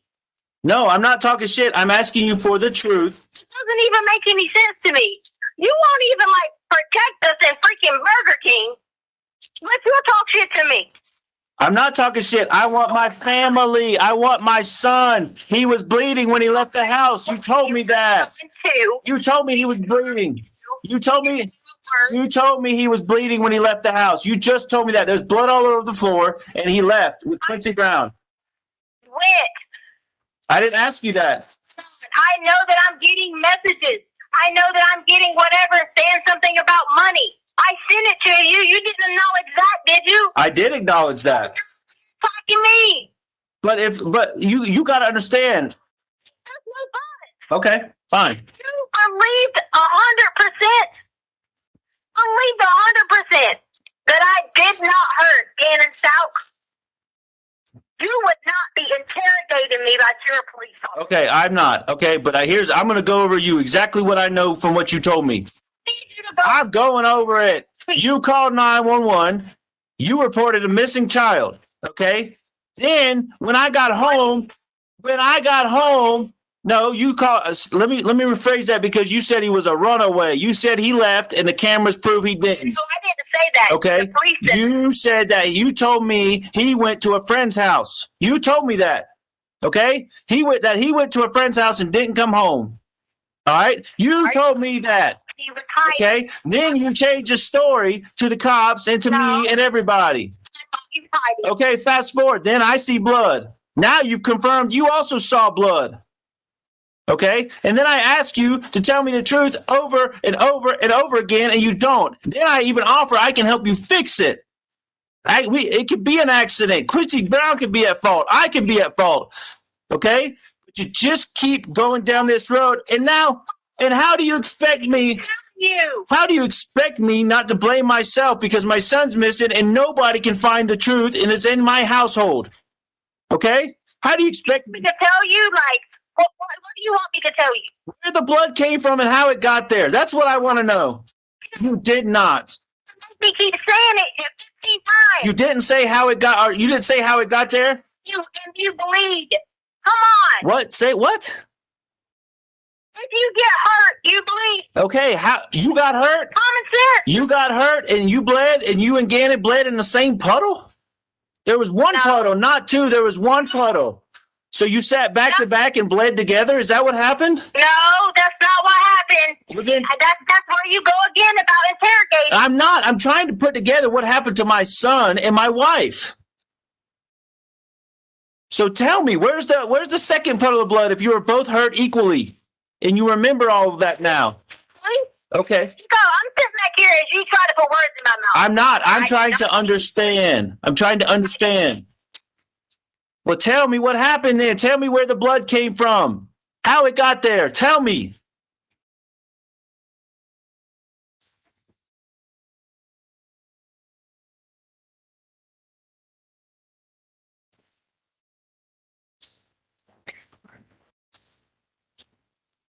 I can only go on what I heard. Okay. Tell me what you heard then.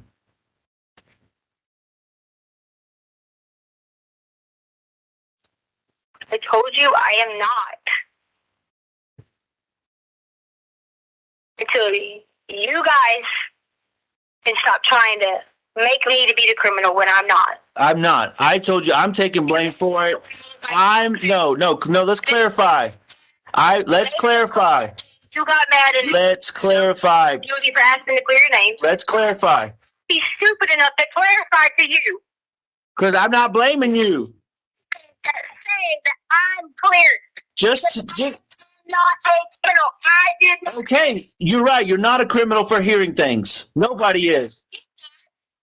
So what did you hear? Testify. What did you hear? I did. Testify to your husband about this. Our son. Our son is missing.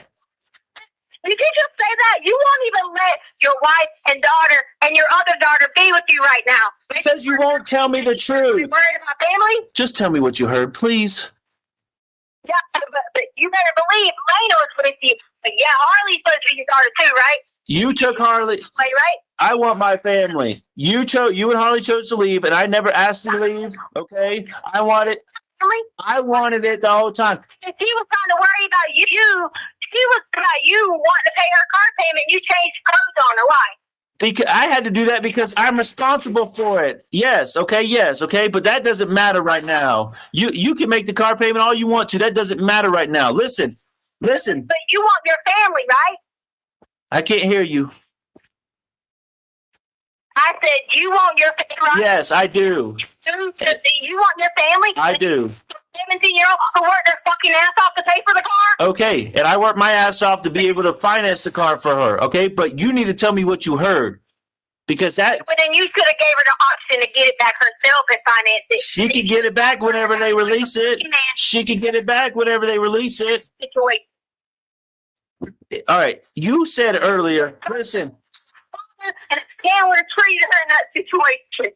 Yes, exactly. And a father, hey, don't tell me how a father is supposed to feel. You're talking about what you said is most important to you, which is things. You said that. Items. Okay? I'm talking about what's most important to me.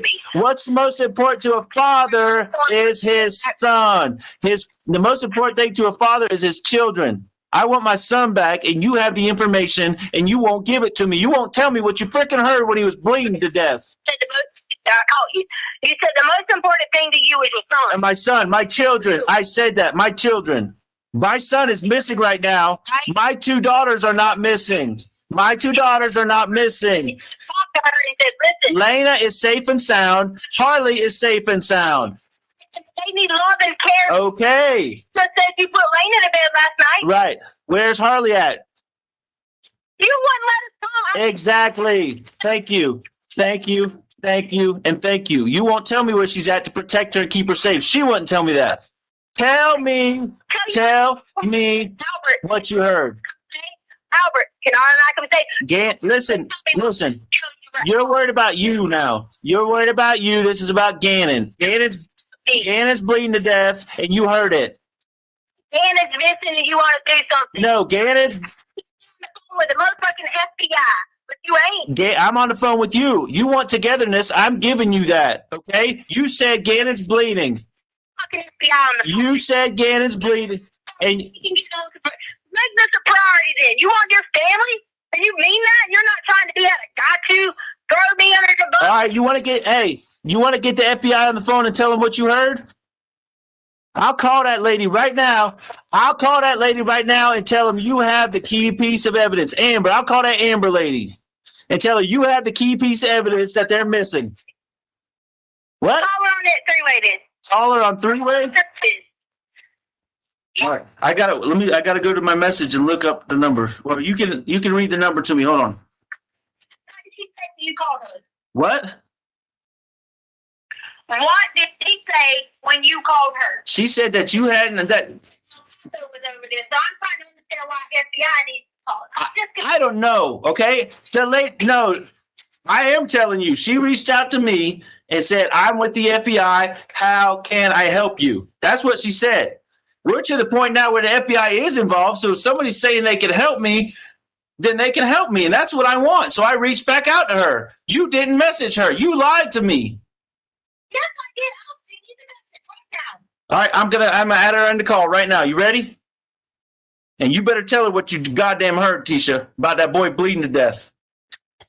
All right, I'm adding the call. Hold on, right now. 719-240-2516. All right, 3-way is starting. Don't go nowhere. This is Amber. Amber, hey, this is Al again. I got Tisha on the other line. Can I merge you in? Tisha, are you there? Tisha, are you there? Tisha. Yes, I'm here. Amber, are you there? I'm here. This is Amber.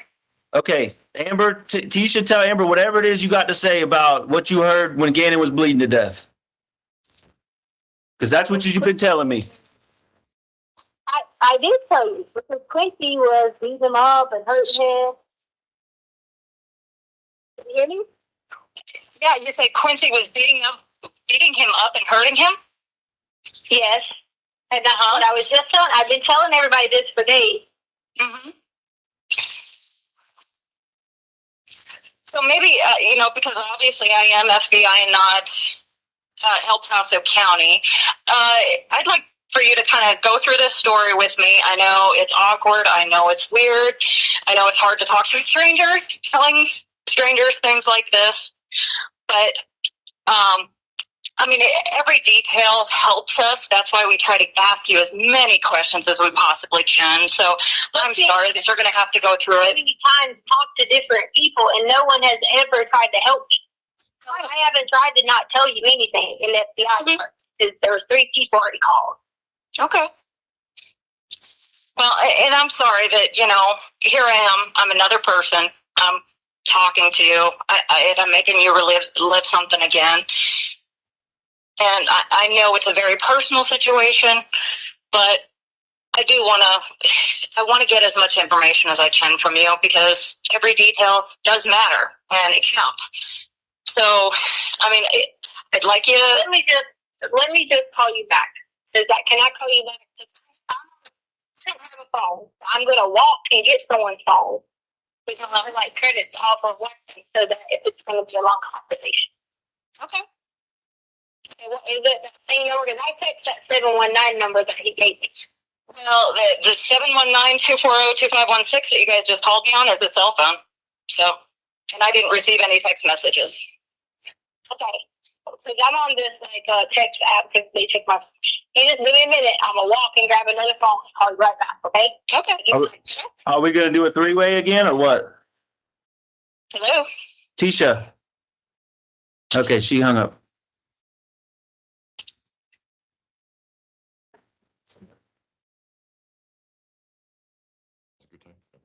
All right, ladies and gentlemen, we will take our morning recess. If I can have everyone return at 10:45, we should be able to start on time at that point. Again, don't discuss case among yourselves. Don't discuss case with anyone else.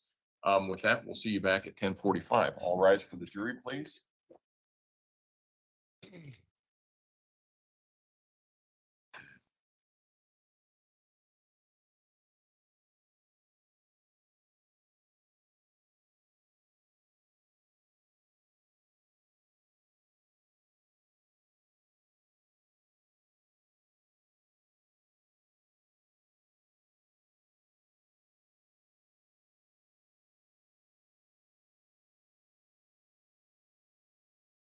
Thank you. May all be seated. Record should reflect the jury has left the courtroom. Mr. Allen, I just want a housekeeping matter.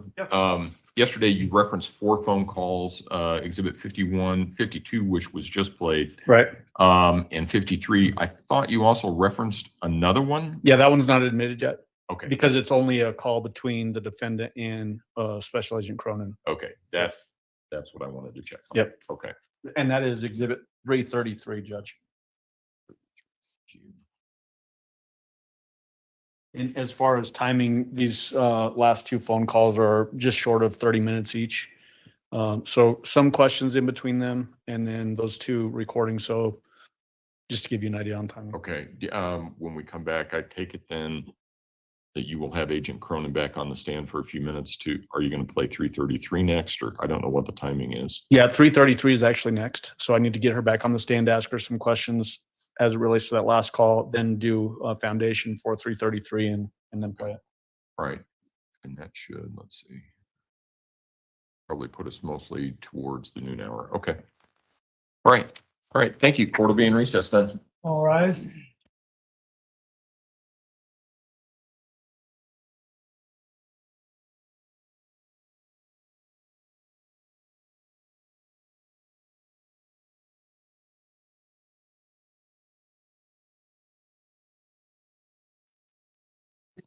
Wow, guys.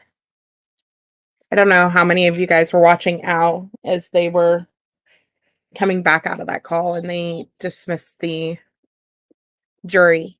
I was watching him and he was wiping his eyes and it looked like he was very distressed and crying and stuff listening back to that. I can't even imagine how hard that is. I don't know. It's a lot. It's definitely a lot. Break is 15 minutes approximately. It's 20 minutes for the jury, 15 minutes about for us. She is exhausting, CDT. She's very exhausting. Let me pull this up though for those of you guys who weren't watching Al, just to kinda show you what I'm talking about. Some of you guys might not even know where he is exactly in the courtroom. So Amy M, if you turn your phone sideways and close your chat, you can zoom in with your fingertips, and it helps to be able to enlarge it that way, just so you know. Okay. Because it's only a call between the defendant and Special Agent Cronin. I don't Okay. need the audio. I just wanna show as soon as they end here.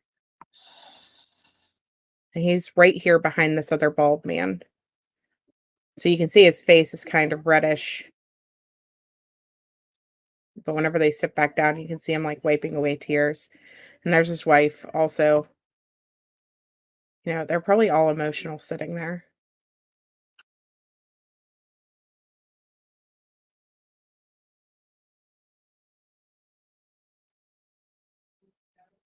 And there she is just freaking coloring, right? She's just literally sitting there coloring or doing whatever it is she's doing. But you see him like right here,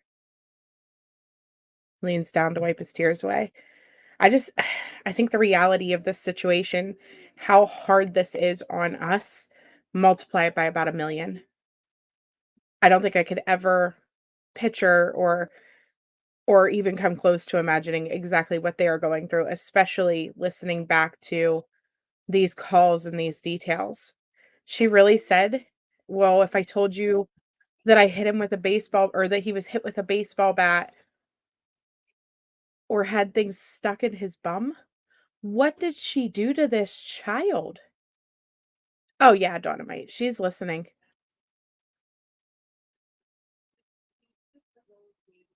She's definitely listening. I can't. Like, I don't understand.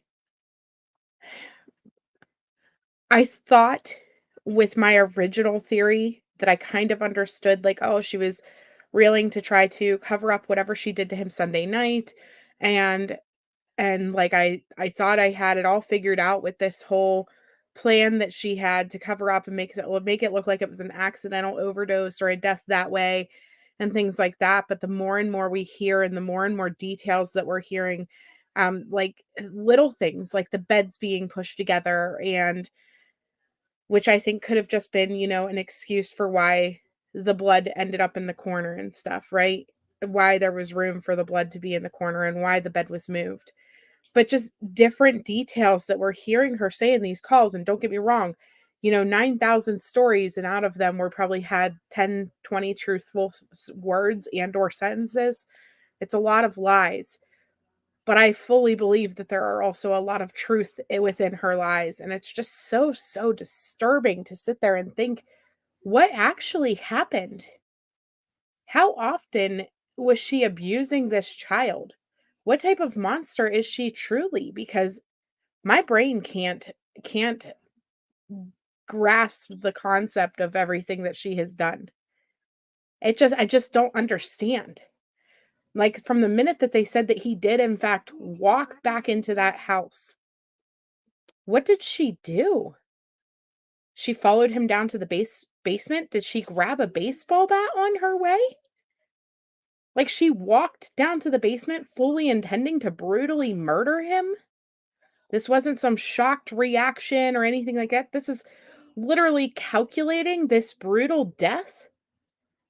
My brain, I don't understand. I will never understand the way that these monsters' minds work. And I guess that's a good thing in a way, but I don't know. I need it to make sense and it doesn't. I just need it to make sense. Maybe Amy like plugged him up.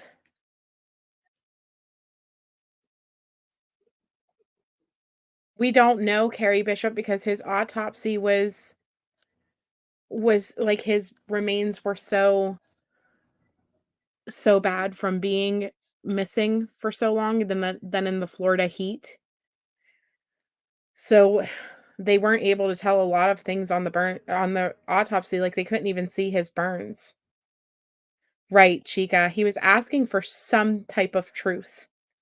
He was asking for something. And she says, "Well, if I tell you that he was hit with a baseball bat, you're not going to believe that." Excuse you? Did they ever find her baseball equipment, I wonder? Her softball stuff?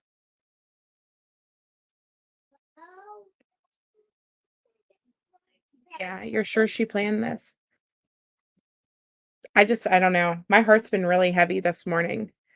Really, really heavy. Yeah, DB. Hi, Jen Joya. Good morning. I know we still have miles to go, Dynamite, you're right. Miles to go. Not sure where exactly in this call they say that, but let me skip around a little bit and I'll see if I can find. Well, is she out on the porch? No.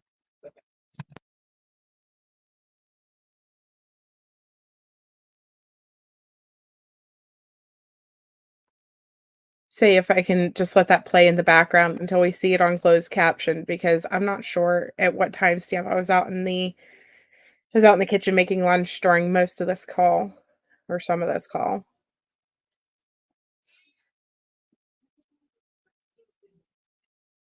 Me too, Jen Joya. And the fact that they haven't found the murder weapons other than the gun.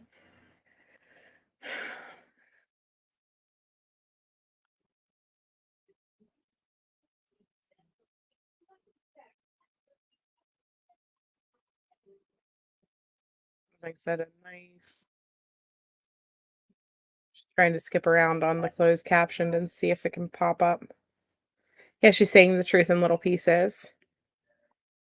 She was telling Harley Gannon had an accident on their hike and that they had came home early on Sunday. They did say that, DB, yes.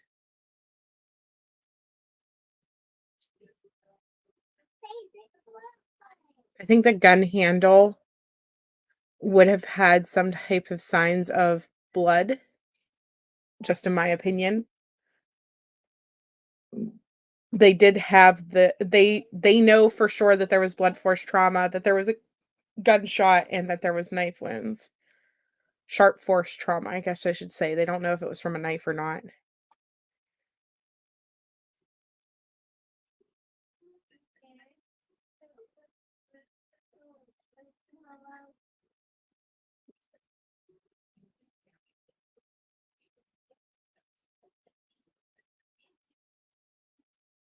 Talk so much, man.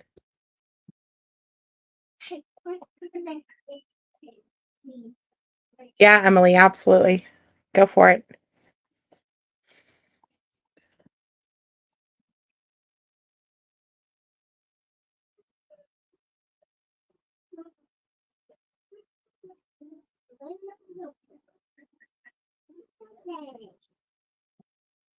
They're talking about the puddle of blood there.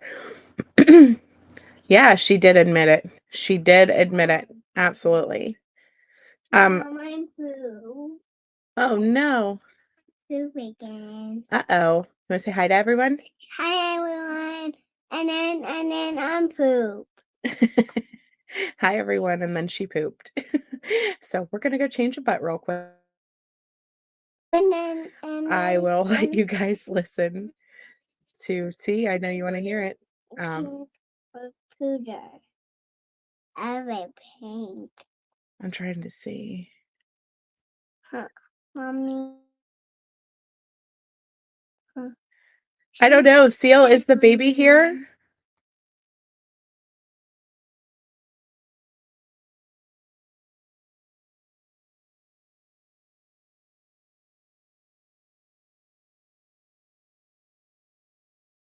I think it's right here, actually. Because this is where he starts saying, give me a story. Tell me a story that fits. So we'll put it on 1.25 because I'm sure that sounds a lot better than just normal. You're supposed to give me an address from your lawyer's people. Me. Yes, because you said they had it. You had to get the address. Now you're changing your story. You're changing your story. You called the police, not me. I wasn't there. I'll take the blame for not being there, for not protecting you. You called the police. Why did you call the police? I am. You call. Actually, no. Stop right there. You called the police and told him he ran away. Not that Quincy Brown took him. What the fuck, Tisha? Answer that for me. You know, without a shadow of doubt, Quincy Brown, and I believe you, Quincy Brown has my son. This motherfucker from somewhere up north of here, okay? But you called the police and said he ran away. Don't tell me you were freaking out. Okay, no. Don't give me some bullshit. Don't give me some bullshit story, Tisha. Tell me the goddamn truth right now. Sir, if you're not going to listen to my answer, then why are you talking? I'm listening. This is it. This is the line in the sand. Quincy Brown got my son, and you told the police he ran away, and there's blood in his room. Guilty Why would I call the police? I said Quincy Brown was guilty. I didn't say you. I said Quincy Brown. Why are you talking about yourself? Why did you say if you were guilty? You told me you weren't the whole time. Why did you say if you were guilty? You said Quincy Brown and I said Quincy Brown. You keep bringing it back to you, not me. No, I said there's blood in the room. Quincy Brown took him. You called the police and said he ran away. Explain all those things to me right now.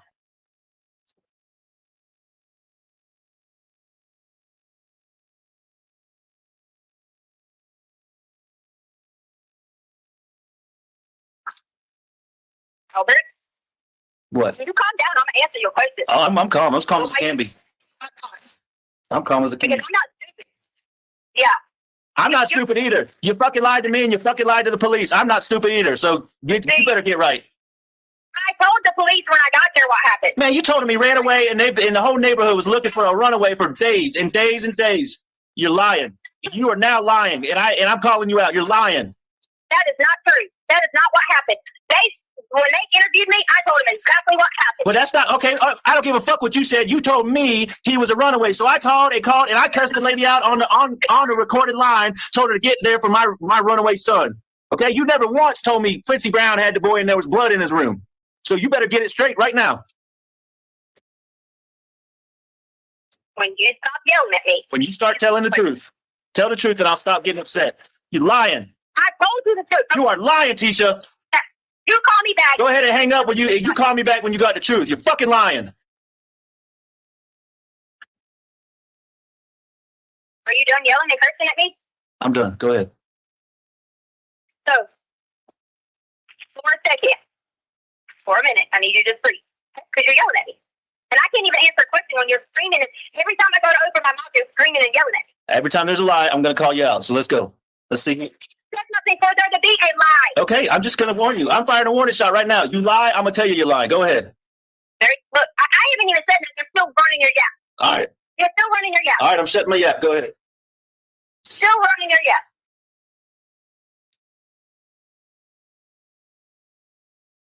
If there was blood in Gannon's room, that would have been already from when he cut his foot. I've already told you that. Okay? I told you that his arm from him getting burned was bleeding some, and so was his foot. I've already told you that. Okay, you're lying. You're lying. Stop. That's a lie. Change it again because that's a lie. Here's the game we're going to play. Every time you lie, I'm going to call you out. You can't bleed that much from a burn. You can't bleed that much from a burn. You can't bleed that much from a cut on your foot from a 2x4. I'm not stupid. You're lying. Go ahead. Change it again. You're lying. You said a plate side.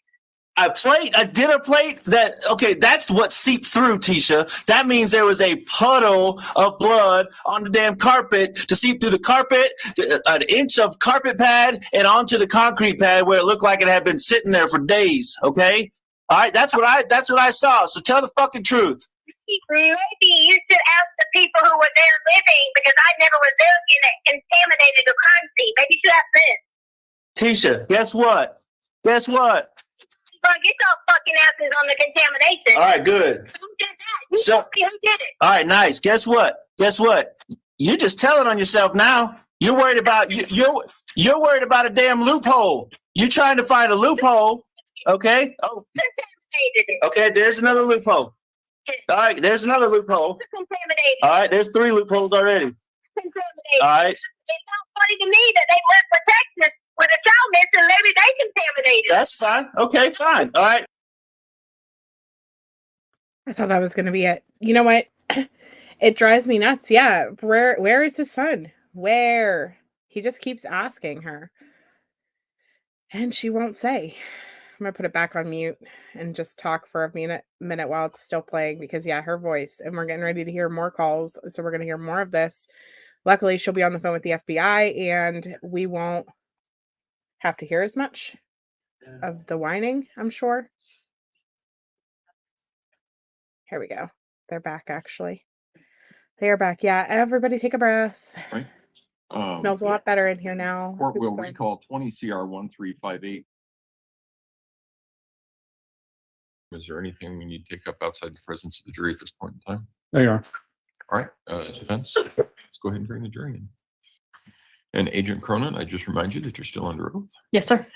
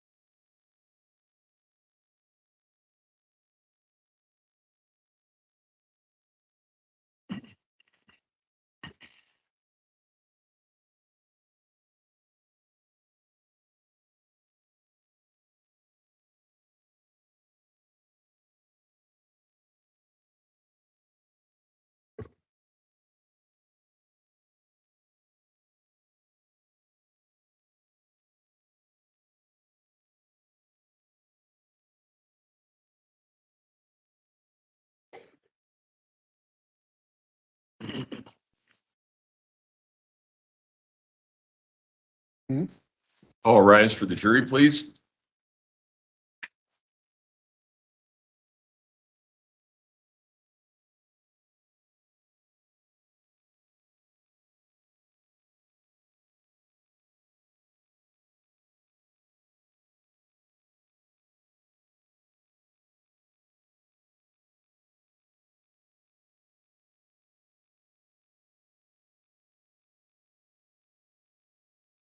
Thank you. You may all be seated.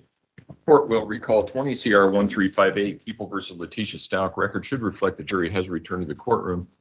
When we took our break, we were in the midst of the testimony of Agent Cronin. That's where we will resume. Mr. Allen. Thank you, Aaron.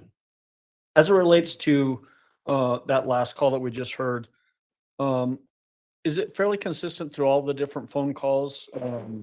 Seems like she's more focused on herself than on trying to help find Gannon. Yes.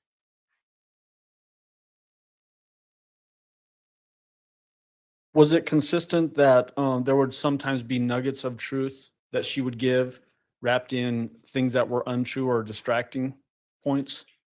Yes, it seemed that at times when she'd be specifically talking about Gannon, she may tell you something to explain away evidence that was advertised that we found, or maybe hadn't been publicized that we had found. So when you say hadn't been publicized, so pieces of evidence that only somebody involved would know about? Yes, like the talking about the blood in Gannon's room. Okay. That was never put out in any social media or in the media at all? Correct. The blood on the wall or the blood on the floor. Okay. And yet, was she then exhibiting some pretty strong knowledge of that blood being in existence in these phone calls? Yes, she was providing explanations for why the blood might be there. Okay. Was that similar to the board that was found up on the S curve in southern Douglas County? Correct. Talking about the board, it was in the news media that we were searching in that area, and that's when the discussion of the Craigslist looking for a bicycle story came about. So another way of trying to explain away why she would be in that area and explain why maybe GPS is showing her there. Correct. Okay. I noticed in that phone call, and want to have you comment on it, that in the portion of the phone call, the vast majority of it's just her now, correct? Yes. And then at the end, it sounds like there's a three-way call where you're actually brought into the call. Yes, when they were talking about bringing me into the call, I stepped out of the room so that way I could take the call. Seems like demeanor changed quite a bit. She's getting very confrontational with Al throughout that phone call, and then when you get on, very calm. What was your take on that? And Your Honor, I'm a judge to speculation. No. No, I understood the question. You were asking the witness what her understanding of it was. Exactly. Yep. Okay. Overruled. The significant pause in her speaking when they hooked up the three-way call gave me the impression she might have been reluctant to speak with me. Okay.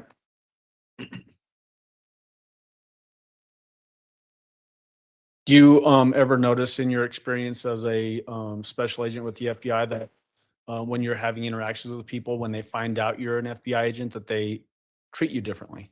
Yes. Is that sort of what happened there? Yes. I put on the desk in front of you People's Exhibit 333. Do you recognize that? I do. What is 333? It's a recorded phone call that I had with the defendant. Have you had a chance to listen to the contents of that disc? Yes. Is it a fair and accurate recording of that phone call? Yes.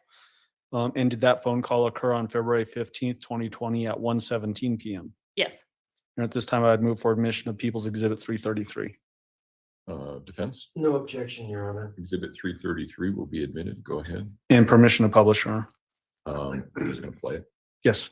And this one is the 27 minutes and 44 seconds. Agent Cronin, you can step down. Go ahead. And Judge, just before we start playing it, you can step down.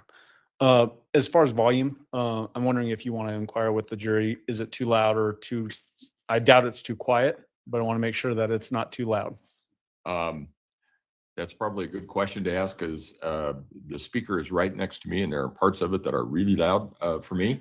But, oh, all right. You guys can hear it from over there. I didn't realize that. Okay. Is it loud enough? Let me ask. Is it too loud for anyone? No. Yes. It's a maybe we can turn it down a little bit, or maybe I can turn it down a little bit.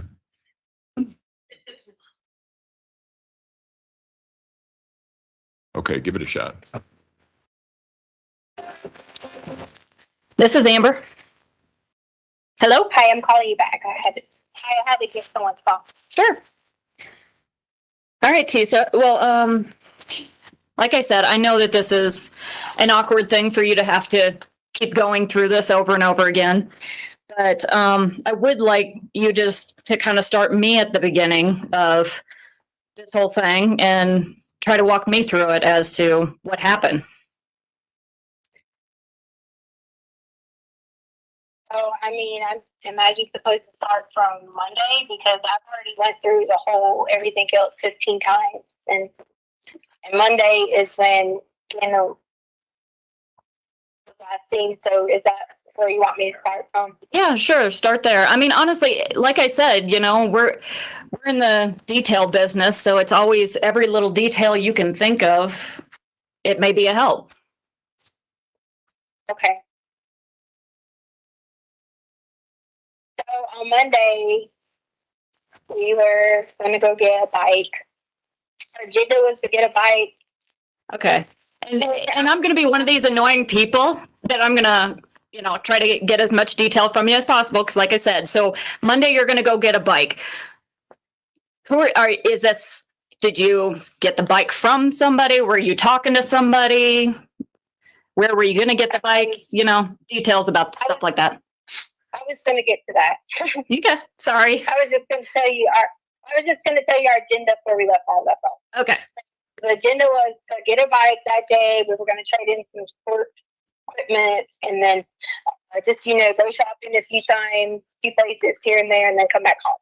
So then we set up the day that I was going to leave Gannon at home because he stays at home sometimes by himself or whatever, like if we're at work and yada, yada, yada. But he wasn't feeling well because he had already hurt his foot. He had some burn from the carpet from the fire that he accidentally set. And so I didn't feel comfortable leaving him by himself.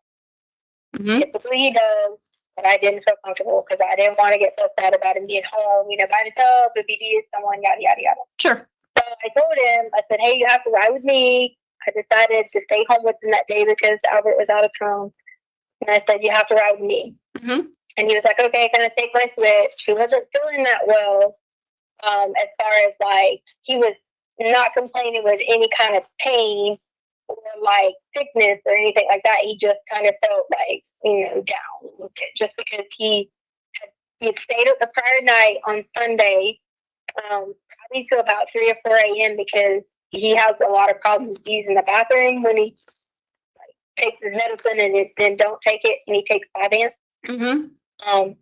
So sometimes his stomach would get really backed up and it had already gotten that way. Mm-hmm. So we stayed up a lot that night after I had put the fire out.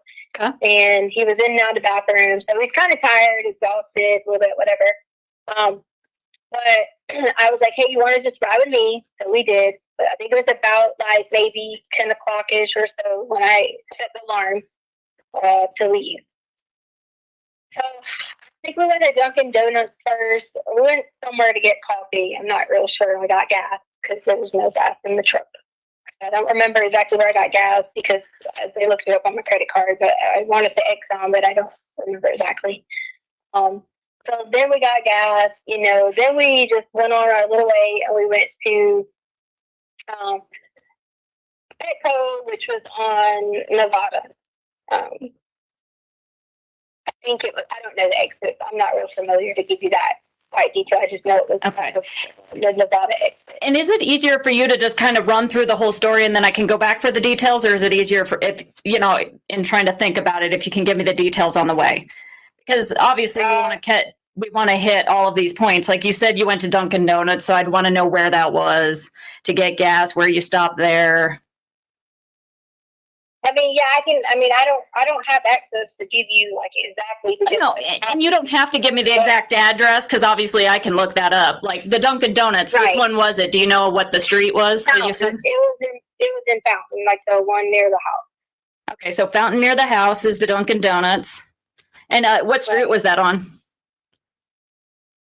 Or do you know? I think it's like Mesa Ridge. Mesa Ridge? Or something like that. Okay. Yeah. So you guys get up. I want to say that the gas store was right across the street too. It was one of the gas stores that was in the area right there. I feel like it was the one across from Dunkin'. Okay. So the Dunkin' Donuts near your house on Mesa Ridge, then the Costco across the street.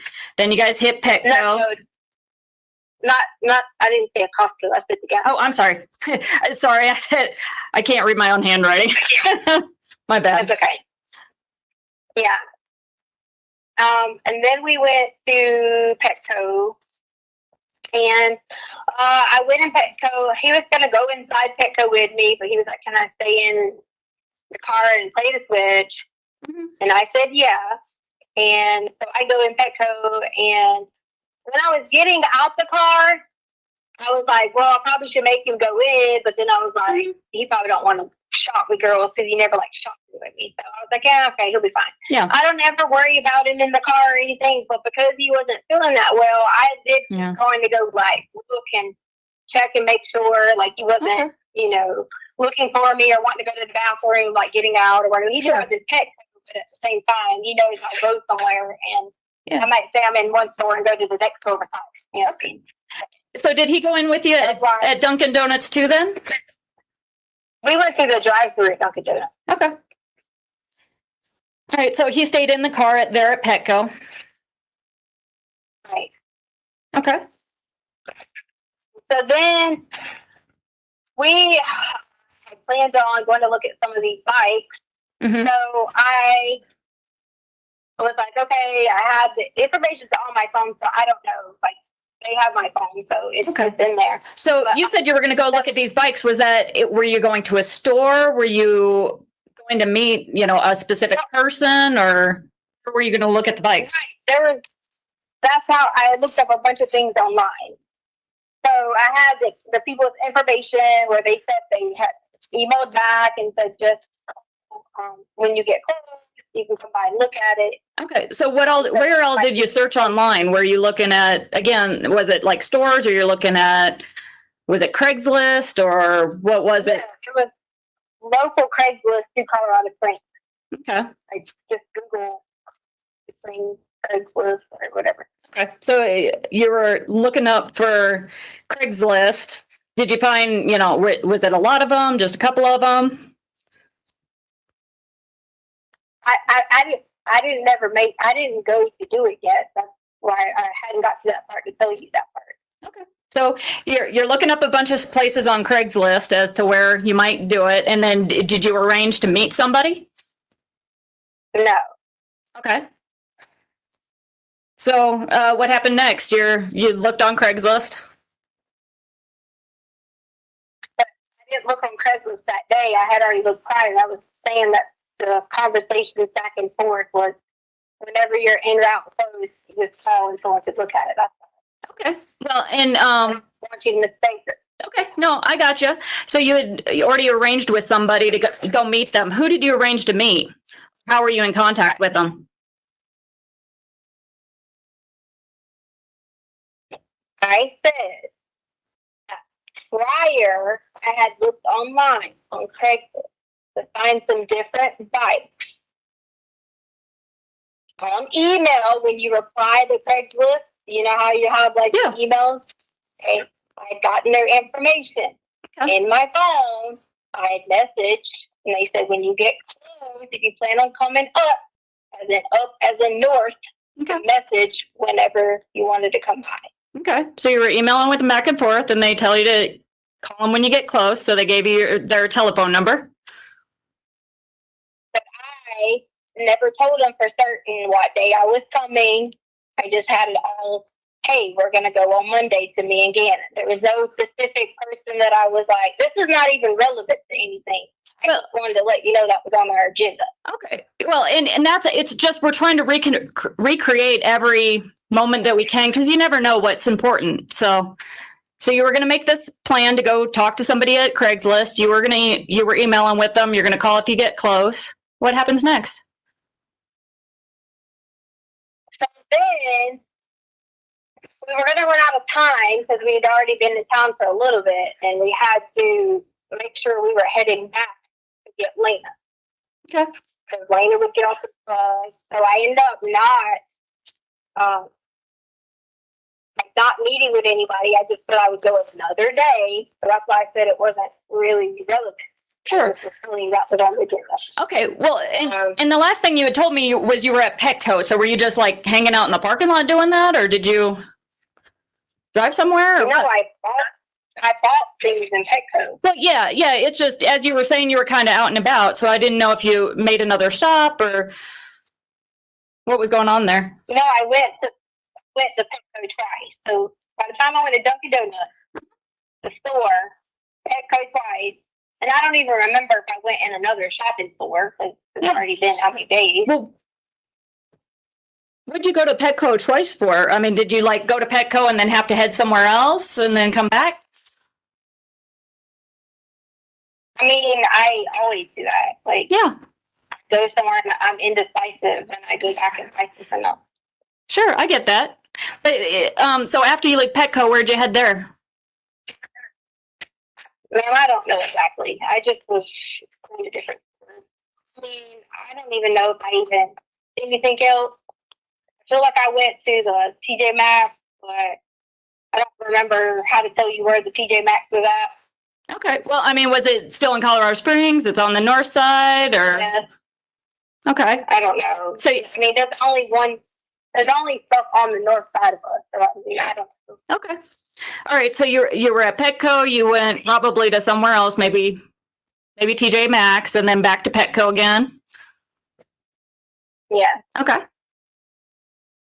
And then you said it was getting to the time. You're probably going to have to pick up Lena.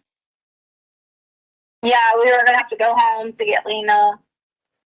So we drove home. I remember I went inside the house. I get out. Walk inside the house. Anna walks inside the house. I was gonna work out, so I had put like my headphones on. I was gonna work out till Lena got there. I don't remember like if we ate or something between there. Not really sure. Mm-hmm. Exactly what we did between there. Okay. But it's the three of you there at the house? Or no, Lena hadn't got there. Okay, she hadn't got home yet. Okay. Gannon went to his room. He was doing stuff and playing or whatever because he was going to have a sleepover, so he kept, moving his room around or whatever because he's always going to have sleepovers. Mm-hmm. And then I had my headphones, like, they kind of like smashed their head a little bit, so I pulled them back a little bit and was like listening and doing my thing or whatever. And then I heard something really loud. It sounded like something fell over, but also you have to remember, it's upstairs, downstairs. Sometimes if you can like just walk loud, it'll echo and sound like it was something loud, Mm-hmm. One of the dogs started barking, so of course I went downstairs. Jen had his door locked, and I knocked on it. I'm like, "What you doing?" And I need to tell you everything word for word we said, or. Well, I'm just trying to get whatever happened. So, I mean, what was he saying to you? You guys are just trying to. I have two boys too, so I totally get that. There's the doors locked. Yeah. So. He was saying he was trying to keep Lane out, and I was like, Lane ain't even here yet. Like, yeah. He has this thing going where he's been trying to build this like memory box, because I always told him I kept a memory box for my daughter from like elementary, and then I also had one for my growing up, and I gave it to my daughter as a box. So he's been doing everything with these boxes where he even put pieces of paper and trash in there. Yeah. It's, say you buy the Nintendo thing and it's like the cardboard, because you got boys, you know, like the cardboard box that it come in. Yep. He would put it in. He would put it in. Okay. So he was getting all secretive about, you know, like this, and I was just like, "You're silly." I'm laughing, whatever. And then I come back upstairs, and when I come back upstairs, so like I had the garage open. At that time, I think I might have closed it. I'm not really sure. Time I went back upstairs again, and then I heard another loud noise, and I was like, "Oh my God, Gannon, what is he doing again?" Mm-hmm. You know, and Lena hadn't gotten there quite yet. Yeah. And then when I go down, I realized that someone was in our house. Okay. And so they asked me, you know, what the crucial was.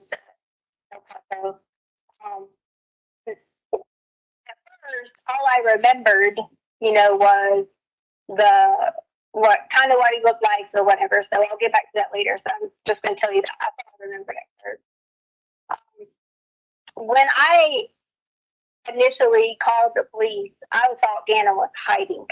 Okay. Well, and we've kind of skipped a lot right there. So you heard somebody, or you found out somebody's in your house. Were you downstairs? Were you upstairs? I'm sorry. I think you're cutting out. I'm sorry. I might have said it and it was going out. It's just hard. I'm trying to get off the Wi-Fi or whatever. Sure. So, yeah. So, you were in your story and you basically had said the last thing I was hearing was this, you know, you're sitting there, you heard a loud noise downstairs, and then you realized somebody was in the house. So I realized somebody was in the house. How did you realize somebody was in the house? Because it's like, if you're upstairs, I mean, you know that Gannon was downstairs. Did you go down there and see him? Told you, but I just told you that. I said I went down there. And okay. Did you not hear me say that? No, I'm sorry. It's probably cutting out. So you went downstairs, and what did you see? Well, I went downstairs immediately, and I saw that this guy was standing at the storage room, which is in between Gannon's room and our downstairs basement. Okay. And as you're looking at this guy, what does he look like? He was dark-skinned. Like Hispanic, maybe mixed. You know, I'm not real sure, like, as far as to give you a nationality. More darker skin. Okay. And about 5'7", and about 108 pounds. Uh-huh. I'm sorry. Did you say 100? Now, in my mind, I didn't just go over those. Yeah. You know, stats. Originally, I got scared, and then I just kind of. Yeah. Oh, I'm sure it's terrifying. I mean, I can imagine it would be terrifying to see somebody in your house. So, so you had said he was about 5'7", 180 or 108. Did I mishear you? No. 180. Okay, about 180. I say 180 because my husband is like 200. Sure. Like smaller than him, so that's why I would say 180. Okay, and do you remember anything else about him, like his hair color, what he was wearing? Yeah, he was very like close cut beard. Mm-hmm. He had a tattoo on his arm. I don't remember what it was. I just vaguely remember that. Mm-hmm. What was he wearing?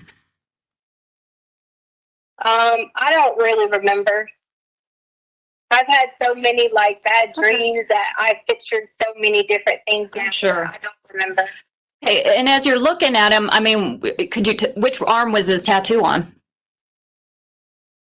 I don't remember. Okay. I mean, was he facing you? Was he facing away from you? Right. So he was coming out of our storage room, which I assume, I don't want to make any speculation, that's where he was hiding at. And now, so let me tell you what was weird about this, so that before I finish, when I got there, the alarm was set the alarm away when I got there. Uh-huh.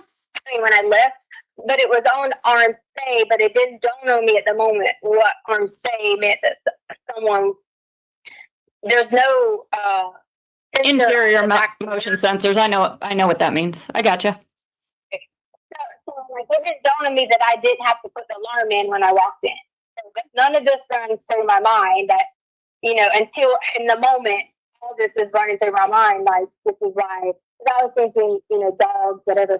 This is why all of a sudden happened in my mind. This is why the alarm didn't send it on away. Yeah. So do you think that somebody reset your alarm? Is that what you're getting at? Do what now? I'm sorry. Were you thinking that somebody reset your alarm? Because you said your alarm's weird that it was a stay instead of away. No, you don't reset it. If you have way that ours was set up because of how that door didn't have a sensor on it. Like, say for example, if I set it on arm away and I left for the day, and the dog, say one of them got out of their crate and moved, it would go to arm stay first. Okay. Because somebody was like, there was already motion in there. Okay. So when you left for the day, did you set it as stay or away? When you and Gannon left at 10? Sure, I said it. I'm pretty sure I said it as arm away because this is something I had to show later on. So we were talking about, that was just, I'm not a positive if that's why. I'm just saying this was something later on that when we went through everything, that was what we noticed, that it went to stay. Okay. Anyway, so at this point in time, I'm just thinking he's gonna just completely rob us because he had one of our guns. So at this point in time, I knew he had already been in our house somewhere, somehow, sometime, because in order for him to have obtained a handgun, he would have had to already, be in the house. Okay. Did you guys normally lock your weapons up? No. Okay. Where do you normally store them? So they're all over the house. So prior to this happening, my husband and I went on a cruise. And so when we went on the cruise, we had hired a lady, and my daughter wouldn't have to stay at home with them, but we hired a lady to come stay as well on rover.com. Yep. And she just kind of stayed in the hopper. So when she came, I could pull the handguns downstairs. And Albert, we were talking about making sure we weren't just leaving them around the house, even though she had been checked through rover and stuff like that. We don't want to leave them. Sure. So I had took two of the handguns downstairs. So that was the only reason the two of the guns would have been downstairs because we had just got back from our cruise and we had hid them down there in the storage room. Okay. So he came out of the storage room with one of the weapons that you had previously stored in there, is what you're saying? Yeah. When I say hid, they weren't put away somewhere. They were just in the storage room. They were inside. Okay. And which weapon was it that he had with him? One of the black ones. Okay. Was it a handgun, a long gun? Yeah, a handgun. The big guns were upstairs. Okay. So at first I was in shock thinking, whatever you want, and I'm not going to go through screaming what I said. I'm just going to tell you because you won't understand me if I get, I've already been on the phone 4 different times telling people, so if I can't go through screaming and all that again. Yeah, and obviously you don't have to scream at me. I understand. Yeah, no, I just don't want you to think I, word for word verbatim to tell you what I said and this and that and the other.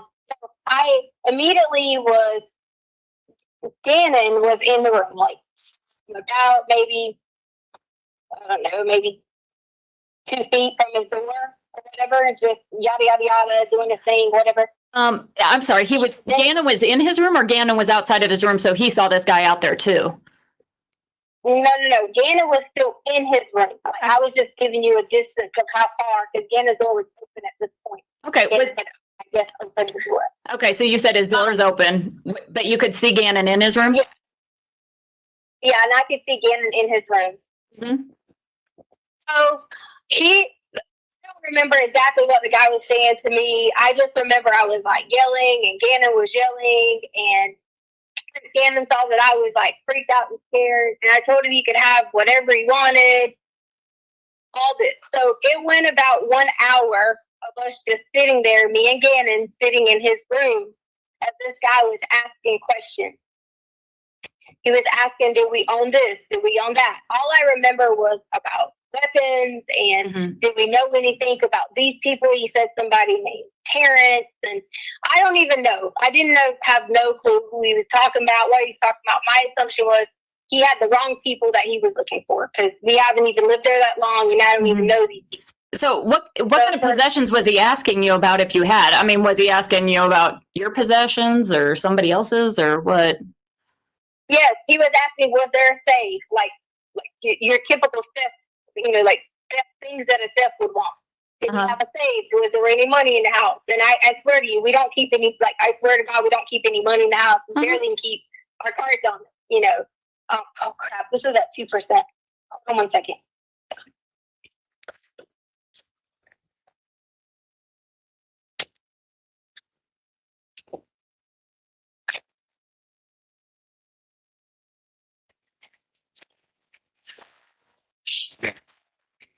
Can you use your car charger in a car? Yeah, it says that 2%. 1 second, I'm gonna get the car charger. Sure. It should be right there. Okay.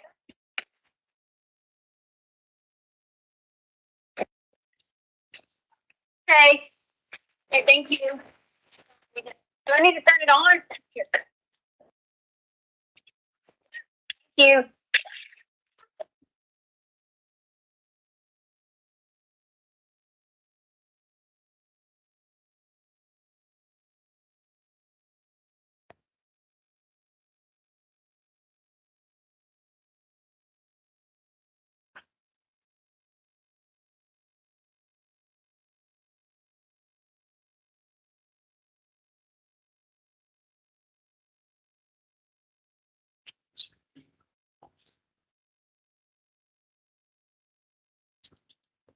Agent Cronin, if you would stand, please.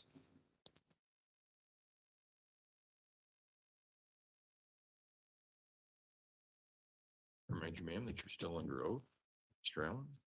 Thank you, Art. Were you aware of what happened the way that phone call just ended abruptly, where she's not talking any longer? Yeah, she had called back to Mr. Stauch again. So there's another call after that, right? Yes. Okay.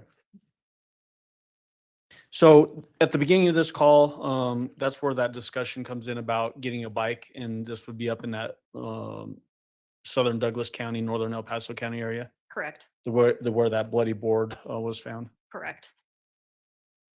And you mentioned earlier, but is this what you described as her explaining away why she would be in that area? Correct. Okay. Were you aware during the course of the investigation that her movements around town and essentially across the country would be tracked using different methods? Yes. What methods were used to do that? Do you know? There was the telematics on the vehicle, and then there was also a GPS placed on a rental vehicle that she had. And we heard about that from other folks earlier in the trial. What about phone records? Do those also give that information? Yes. Okay. You used a word that we haven't heard yet in this trial. Can you just tell us, just generally speaking, what telematics is? Not an expert description, just a general description. Basically, it's tracking your vehicle's movement, sort of GPS on your vehicle. Do new vehicles come with that sort of built into the software these days? Yes. Okay. In this particular phone call, we get a description of an intruder being in the house when she's describing going downstairs and there's some guy staying by the storage room. You remember that? That's going back to her second story, which was the intruder in the house. Okay. How many different stories have we now heard in this investigation? There were multiple. I couldn't probably give you a number because some were major differences, some were minor differences. This intruder version of the story, was there any evidence to support that some stranger had broken into the house and attacked her? No. Was there any evidence to support that some stranger had broken into the house and kidnapped Gannon? No. I want to next, Your Honor, we can have Special Agent Cronin step down and play that last phone call. It would be People's Exhibit number 53, phone call of February 15th, 2020 at 1:49 p.m. So roughly 30 minutes after that last call started. All right, Agent Cronin, you can step down. Thank you, ma'am. And this one's 29 minutes and 34 seconds. All right, go ahead. Hello. Hey, What is it? I'm freaking beat, teacher. what? I'm beat. What? What do you want? I thought you were like, okay. I'm just beat. I'm just telling you I'm tired. Go ahead. Whatever.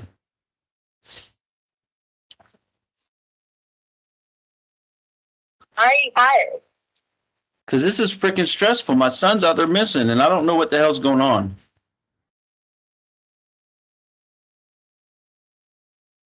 We have people who are looking for the guy now. Okay. The Quincy Brown guy. Why do you keep saying the Quincy Brown guy? Like it's a joke. I'm not. No, I'm just.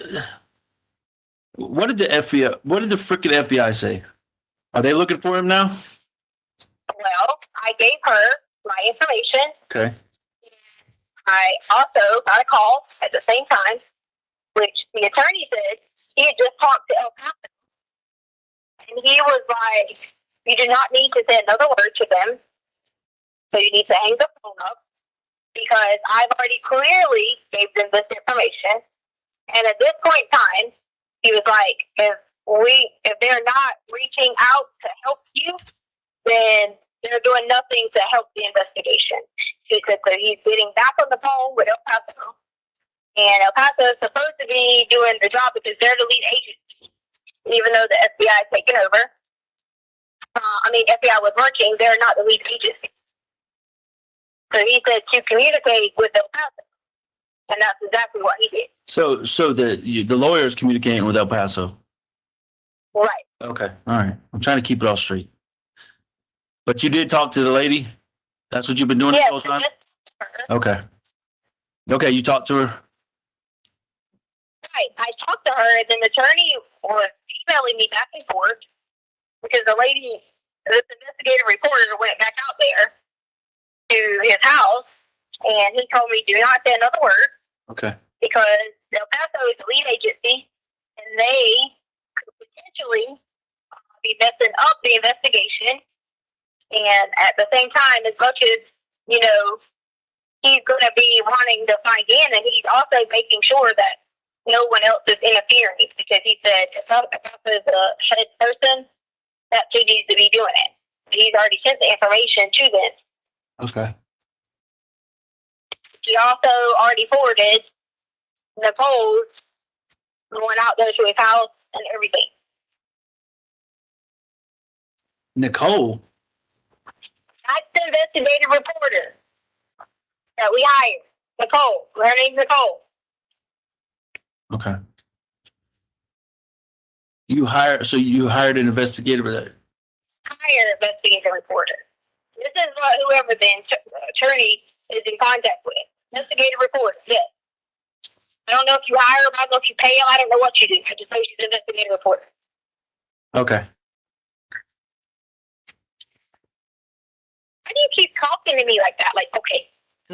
I'm on trial with you. I'm just trying to listen to what you're saying. So they went to find this Quincy Brown. Did they find him? I don't know what they did. El Paso is in charge. They should be communicating with you, the father. I haven't heard anything from these people. Have you talked to El Paso too, or just Amber? I was instructed by the attorney that everything had been sent to El Paso, who is the lead agency, and I did exactly what I said I was going to do. Okay. And I was on the phone with her, and he said, do not say another word, because I made sure that he was on the other line when I called her, which is why I told her I'd call her back. Okay. All right. So do not say another word. Okay. No reason. So you should be answering any questions that are not coming directly from El Paso. Okay. Have you talked to anybody? But you said you forwarded the information, but have you talked to anybody at the El Paso? Would I talk to, if I have an attorney, do you think I talk to them or my attorney talk to them? Okay, fine. I'm sorry. I'm just trying to piece it all together here. You're talking to this lady. You're talking to that lady. You're talking to Bethel. You're talking to Kate. You're talking to Amber. It's the investigative reporter is for me. Like they are on my side. Okay. The attorney obviously is on my side. Okay. So that's who the information will go through. Okay. What? So. We reported it. Okay. Now that you got people on your side, what can I do for you? What do you need me to do to help you get this information and or whatever? To help me get what information? I already done that. I done it exactly what I told you. Okay. Okay. I mean, what can I do to help you? What do you need me to do? Just in general, nothing specific. What do you need? You tell me. I need you to be with your family so that when Gannon comes home, we can all be together and stop putting me on a trial. That's what you can do for me in general. You can show me some love. You can show me everything that I'm showing you. I showed you love. I told you, hey, I missed you. I love you. Oh my gosh, I want to be there to hold you. I want to hug you. I want to do all these things to you. That's what you can do in general, is to treat me that same way back, because I have done that to you. I haven't found you, talk crap to you. Okay. I've defended myself, just like I told you. You know good or well. All right. So. You're going through. I understand the pain. Right. I don't know what you feel in those times, but I tried to be here for you, and that's what I want to continue to do, is be here for you. Okay. Well. And also, let the attorney know that I would. Because you have to hire a private person. They said that police don't even do that because it's not even admissible. You can hire a private person to administer a lie detector test if I wanted to give those results to you. Okay. So your attorney told you not to answer any more questions, but does that mean me? Because I mean, what if I still have questions and we can just work through those like we've been working through? Does that include me? No, you told me if I called them ladies and if I reported everything, you told me that you said I will have a meeting with you, and your exact words were that we would go from there. Okay. And we would start trying to find Janet. That's exactly what you said to me. Okay. Fine. We would move forward. Okay. And be looking for Janet. That's what you told me. Okay. So what about the meeting? Okay. So here I am about the whole meeting part. Okay. You're in this with me and I'm in this with you or not. That's where I'm at with the meeting, because I have done nothing wrong. I am not a criminal. I'm not a monster. I'm not someone that needs to be. Okay. All right. Well, all that being said, when can we meet and where can we meet? The meeting will be deciding where we are staying at together to protect each other. Okay. I didn't say what the meeting was about. I said when and where, Tisha. That's the meeting. Okay. Where are you staying? Why can't come stay with you? If you have a place to stay that you've already paid for, why are we sitting here having to be like, okay, let's stay at this person's house, let's go here, let's go to this hotel? Why? Okay. All right. Fair enough. Where are you at? Just need the honesty answer. I don't need any more bullshit. You talked about honesty and what you wanted from me. Okay. So my honesty is from me. Okay. Sure. From you. All right. All right. Why come we can't get our clothes? I know we can't bring them home because the rest are in storage. Okay. But why can we can't get together? We can close. We decide where our family is staying. Okay. And then we get on the mission, whether we got to get in the car, whether we need to be out doing it ourselves, finding whatever. That's the plan I expect to hear from my husband. Not just, like I'm some side piece that you're going to meet. That's not who I am. No, I didn't say side piece and meet. I said meet up to talk about the truth. And actually, I mean, I told you initially, no, please listen. Please listen. I'm not putting you down. I'm not being mean to you. Okay. Initially, we talked about what the standard was. And you know how I am about, my standards. The standard is the truth and a meeting. Okay. No, I'm not. Okay, that's why I said, what about the meeting? That's why I started this conversation. Let's talk about the meeting. But then there's a truth. You just said the meeting to get the truth. No, I know. No, listen to me. Listen to me. I'm trying to clarify for you, okay? There's another part of the truth that you haven't told me, like where you are. You're not in the north end of Colorado Springs, okay? We've established that. Okay, where are you? That's some truth that you can let me know. Listen, I will tell you. But if this gets out, I swear, it's because you told it. Okay. Knew where we at or where we were at. Okay. Fair enough. And I'll stand by that. Okay, fair enough. If somebody finds out where you are, then you can blame me all day long and tell your lawyer that I'm some kind of criminal. Okay. I'm not going to tell them that you're a criminal. I'm just saying. Okay. I stated extended stay America on the north end. Okay. Region. Okay. We switched from one hotel. What'd you say? I said okay. Okay. We switched from one hotel to the next hotel. Then at that point in time, I had no more money. Nothing. Okay. Nothing at all. I had people reach out to me on Instagram, and they were like, hey, why don't you come here? Why don't you come here? I don't have a car. I don't have anything. Why do you think people are messaging you want to know where we're at? Because nobody fucking knows. They're nowhere near this. So, Michelle, she reached out to me on Facebook. She's a girl that I always talk about when we go up to Monument. And I would always pass by right up the street. I'd say, hey, my friend Michelle says that she sells cleaning products. Yeah, right. Remember. Okay. Michelle has a big ass house out here in Monument, and she has a building. That's just a building. It's like an apartment. It's a garage. And she let us come here 2 nights ago. Okay. That's why you're a dog, because she has dogs and we have dogs. Oh. I can't stay here forever. I can't stay here long. So I can only stay here just basically for the time being because I've been trying to work this out with my husband.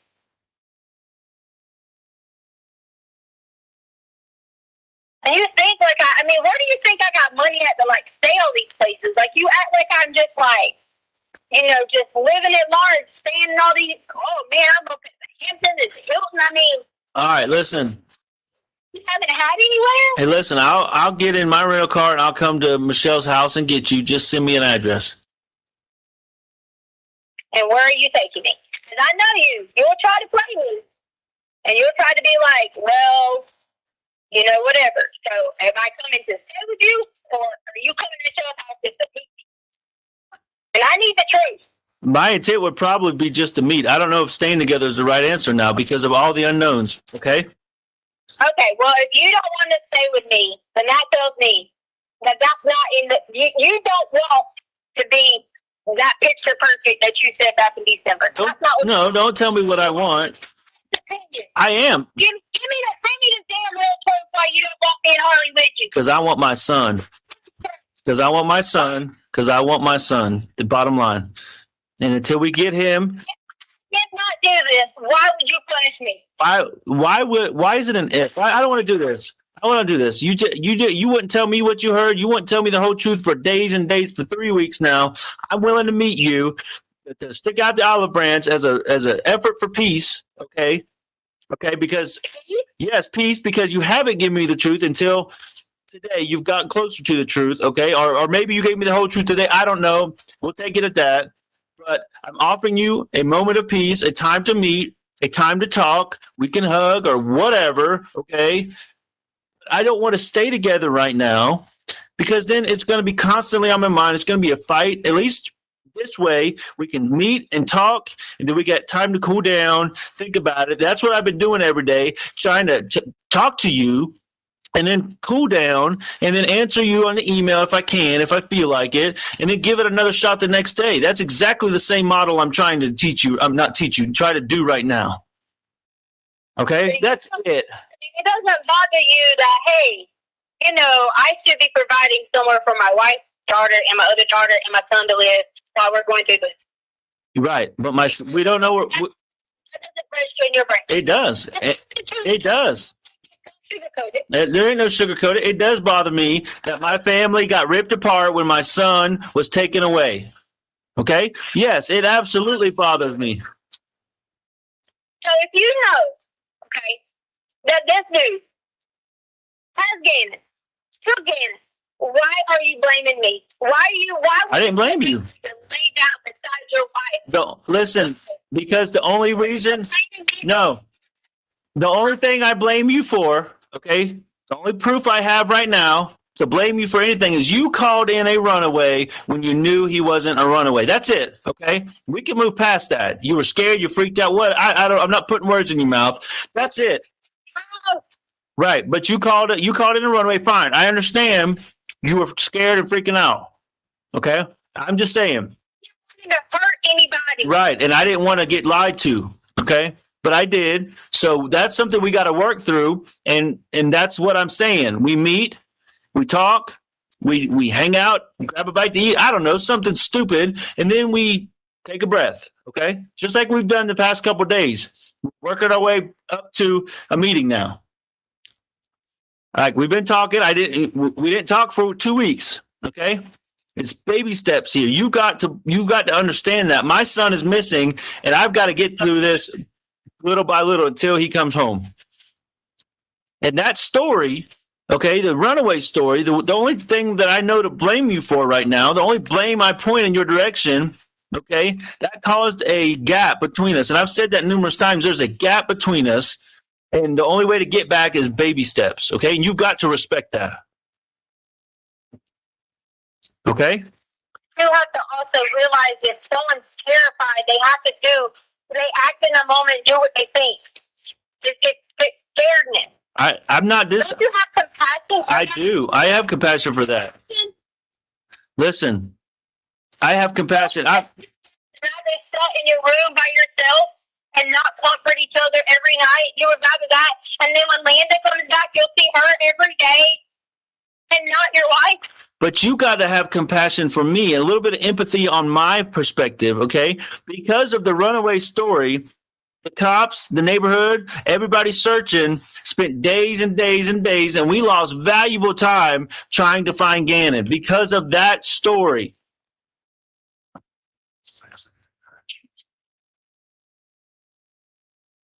And now, okay, 3 weeks, now 3 weeks later, okay, I find out Quincy Brown, a sex offender, has my son, and the last story you told me was that somebody was trying to stick something up his butt, and now I got to think about a sex offender has my son, okay? So now you got to have some compassion for me. I do have compassion for you. That's why I wanted to be with you, to hold you. No, that's what you want. Okay? What? No, I just said that. Having compassion for me is not telling me what you want. Having compassion for me is respecting what I need. And I need baby steps right now. And the next baby step is I'm willing to meet you. Okay? I'm willing to meet. That's the baby step. But, you need to send me an address of where you're at, and I'll come to you, and we can meet. And if that's unacceptable, then... You kicked me off the insurance, and you got a car? Listen, I'm talking about baby steps to get us closer to Gannon and to family, okay? Meeting me is that next baby step. If you can't send me an address where you and Harley are, or at least you're at... You got a car. Why? I told you I got a rental car. One of my family members helped me out with the rental car so I could search for Gannon and I could do what I have to do. Okay? But if you can't... Why is there a claim on insurance then? Why is there a claim? If you can't... We could talk about all that. That could be part of our meeting. Okay? But if you can't meet me, if you can't tell... You just tell me, why is there 2 claims? Okay. All right. All right. Here we go. I want a meeting. You keep changing the subject, so we're going to have to take 3 or 4 steps backwards from this point, okay? No, I'm going to do the meeting. I just want to know, did you let them take a car? Who take what car? Because there's 2 rental cars. I don't have 2 rental cars. I don't know what the hell you're talking about. You got somebody trying to PI me or something? What 2 rental cars are you talking about? No, you said they had a rental car and you had a rental car. Who's they? You said Landon had to run a party. Oh, yeah. Oh, Landon. Okay, listen, I don't know what the hell Landon's got going on. Her Aunt Veronica's got all that money, and they went to Texas. That's all I know, okay? Whether they still got a rental car or not, I don't know. That's all been from her Aunt Veronica. I had to get my family to help me out, okay? And that's all that matters here. So I'm giving you the truth. I'm ready for the truth about where you're at, the address of where you're at, so we can have the meeting. If not, like I said, we're taking some steps backwards, and we'll try again tomorrow. And that's kind of where I'm at right now in this moment. We would take steps backwards because if I just wanted to be with you, that would be steps backwards. When you just told me to have compassion, so I'm just sitting here trying to talk to you. Okay, listen, Tisha, listen. Here we are. Backwards when I'm just asking. Just tell me, are you trying to be with somebody else? Just tell me. Am I trying to be with somebody else when my son's out there missing? So here we go. Change the subject.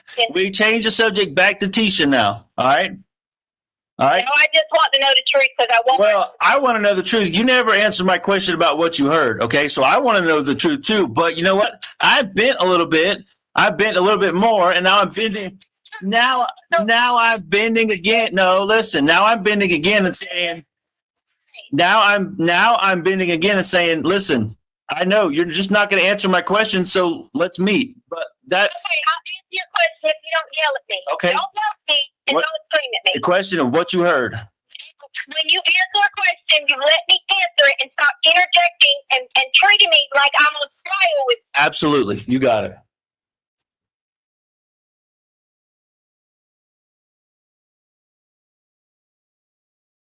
Now go. What did you hear in the moment that there was bleeding and everything going on? What you heard. That was the question you didn't answer. I'm trying to finish. Okay. So the police had left. Okay. I put Harley and Lena upstairs in the room. Told them don't come out. Nothing terrible, bad, nothing had happened at that point in time. I was still terrified. If I mentioned to police, if I sent a note, if I said anything, I didn't know what was going to go on. I've told you this 17 times. I've told them this. You could ask me why didn't I do things differently? Fucking scared. Okay? Scared. Went back downstairs. Okay? We didn't have a safe. We didn't have money. Swore up and now we had a safe. Swore up and now we had money. Just saying, no, we don't have a safe, and I wasn't saying it in this tone, like, no, whatever. Just not going to be reliving all of it like that. No, we don't have a safe. No, we don't have this. I couldn't get your gun upstairs to work. I tried. There was no bullets for the shotgun, and I couldn't get the other gun to work, or I was going to run back downstairs and freaking light his ass up. That was my mind. That was what I was going to do. Couldn't get it to work.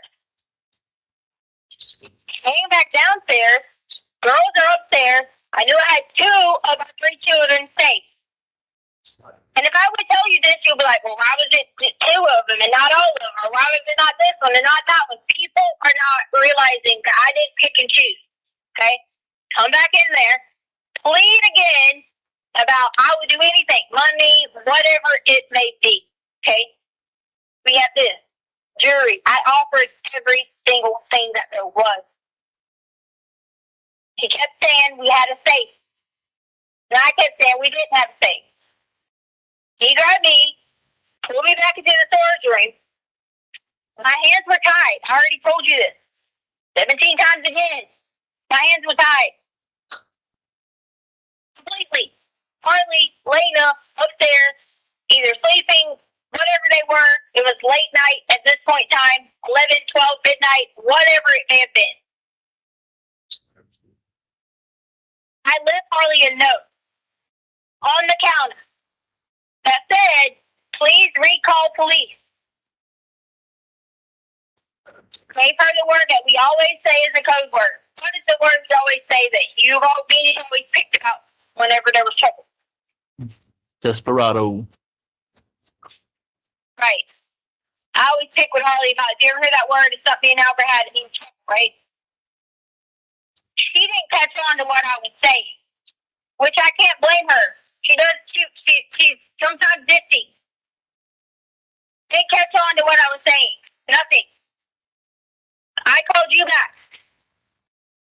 Called you back with him sitting there. You didn't answer. Not your fault. So now I'm in my mind thinking, if I say to Albert a code word, he might at least think something. Anything. So no, you could have been on the phone. I don't know. All I hear is Gannon screaming. He's yelling at me to shut up. Chucky said it in the worst way to that.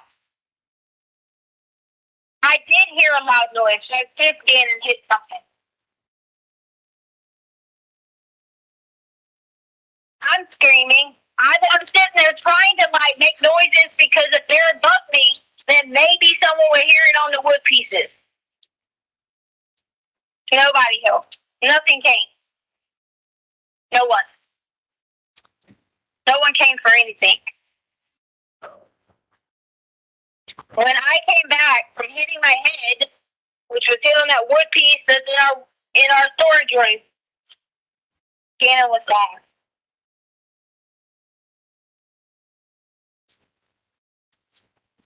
I freaked out. I get in my car, which I'm sure they probably seen on camera that I get in my car, drive maybe once or twice around the neighborhood, thinking, you know, what in the hell am I going to do now? Albert's going to fucking kill me. Everybody's going to kill me. That's all I kept thinking. And Gannon's gone.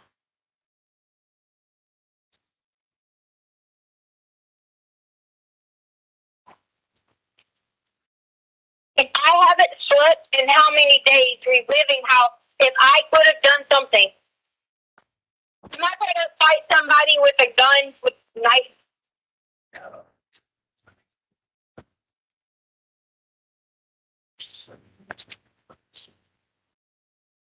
I don't know how they live.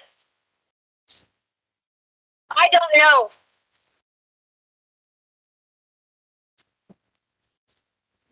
And the only reason I would have known who it was is I told you about the badge. More and more, I kept remembering, as I had nightmares every flipping night, who it was. Images in my mind, pictures, over and over and over and over and over, again and again and again. Can I do anything about it? No.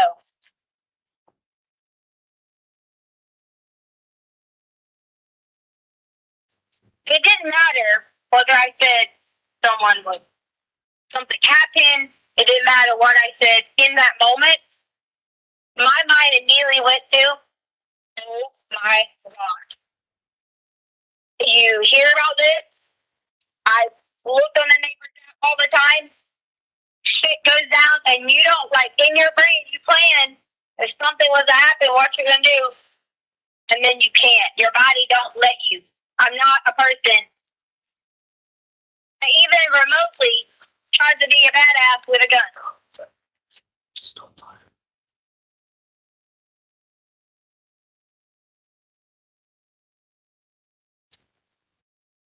All it kept running through my mind.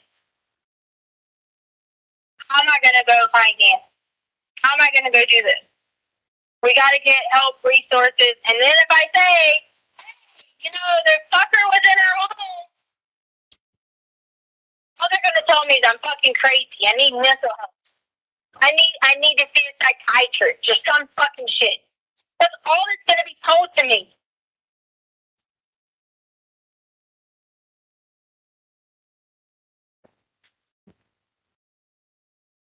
So I went the very next day. So there was no wasted resources. I went the very next day, that afternoon. When I talked to them, I explained to them exactly what I told you. Hey, Tisha, hold on. Listen, this is the worst fucking story yet. All right, I'm done with this shit.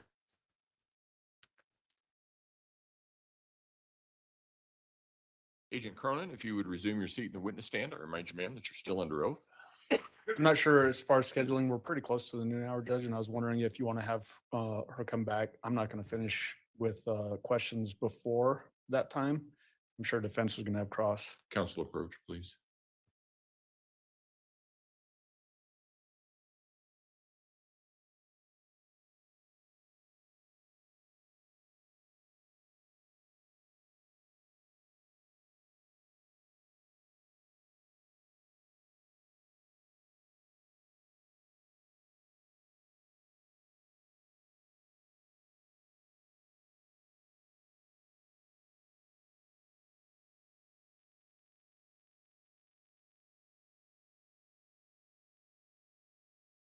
Cronin, you can go ahead and step down.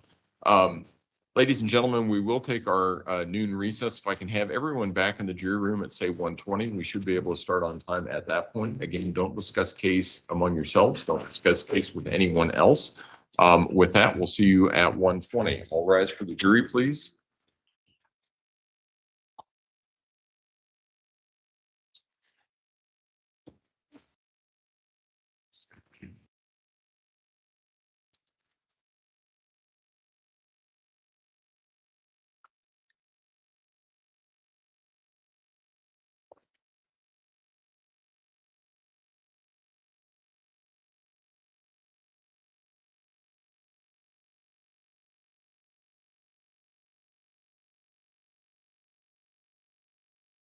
Thank you. May all be seated. Record should reflect the jury has left the court. Is there anything else we need to take up from the prosecution?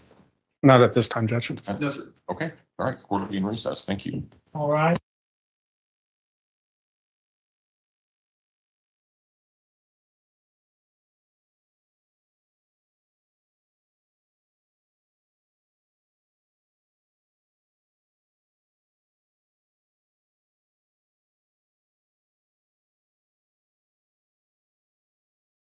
My goodness.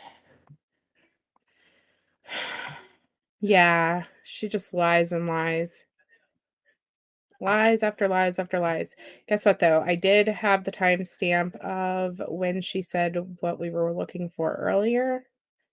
And I just have to get back to it now.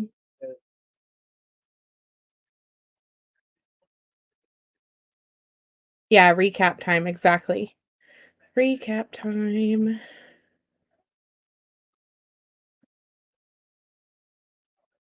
I hate the way the live streams do, like, the minutes, though. It was 43 minutes ago. How long ago was that? At 12:53, so it was an hour. An hour ago, it was 43 minutes beforehand. So let's go back an hour, and then let's go back 43 more minutes.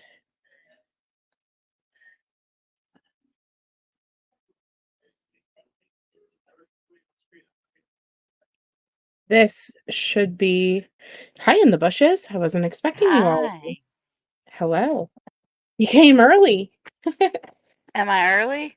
You are. You can start. I mean, I need you probably around 2:30, so like half hour. All You right. can stay up though. It's up to you either way. I can stay. I can go. I don't care. I'm gonna I'm pull just up mind that. blown. I know. Yeah, this is a lot, and I can't. I don't know. Al's stuff. He's doing so good. I think I found the spot though where she says about the baseball bat. So I want to play that real quick. Let me pull that up.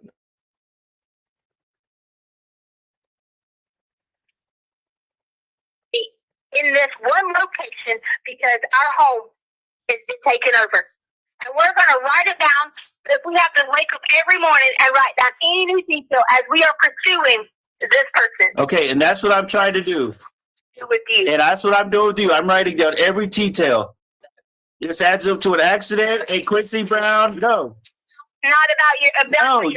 No, you said we can get together, write down every detail. We're on the phone together, Tisha. We can write down these details. The way you want to do it, right? I offered you a meeting.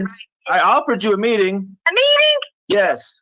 Hey, okay, make up your mind. 1 minute you offer me a meeting. Next minute you said, how do we have our lives back to where? All right, and I also told you it starts with the truth, okay? You still haven't told me. Oh, yes. Okay. How did the blood get in the corner? Your blood and Gannon's blood. How did it get there? That's the truth that we need. Okay. How did it get there? It doesn't matter what I tell you. You're going to call me a liar. No, just tell me what the truth is. That it does matter. You're going to be a liar. Tell me the truth, and I won't call you a liar. I told you. Okay. You're call me a liar. I could tell you that I freaking got hit with a baseball bat, and you would still be like, "You're lying," and it'd be true. Listen. I tell you that I can tell you that somebody was trying to stick something in my asshole and Gannon's asshole, and you would tell me I was telling a lie. Just wanted to go back. Yeah, he did. He said he was writing down every detail. And this is the part that I didn't quite catch what she said, but I had heard baseball bat and then, of course the butt stuff. And I wanted to hear that back again. And so this is where it was in this video. I don't know, but it does sound like she said, I could tell you that someone hit me with a baseball bat.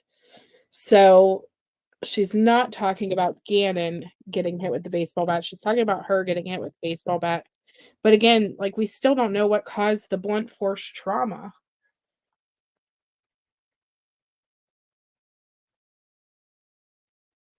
So could that have been, from the baseball bat? Yeah, Ringo, it's bad. It's really bad. I know. Anybody's voice is relieving after all that. I know. Yeah, that she got hit with the baseball bat, not Gannon. You there, Bushes? I'm here. I'm just kind of taking it all in. I know. It's a lot. It's a lot. Okay, so before I leave on my little excursion today, because for those of you guys who missed the first couple minutes, what has to happen today is my son needed to see the dermatologist, and it was either we got him in this week today at 3:15, or we got him in July. And there was no way that I was going to make him wait until July.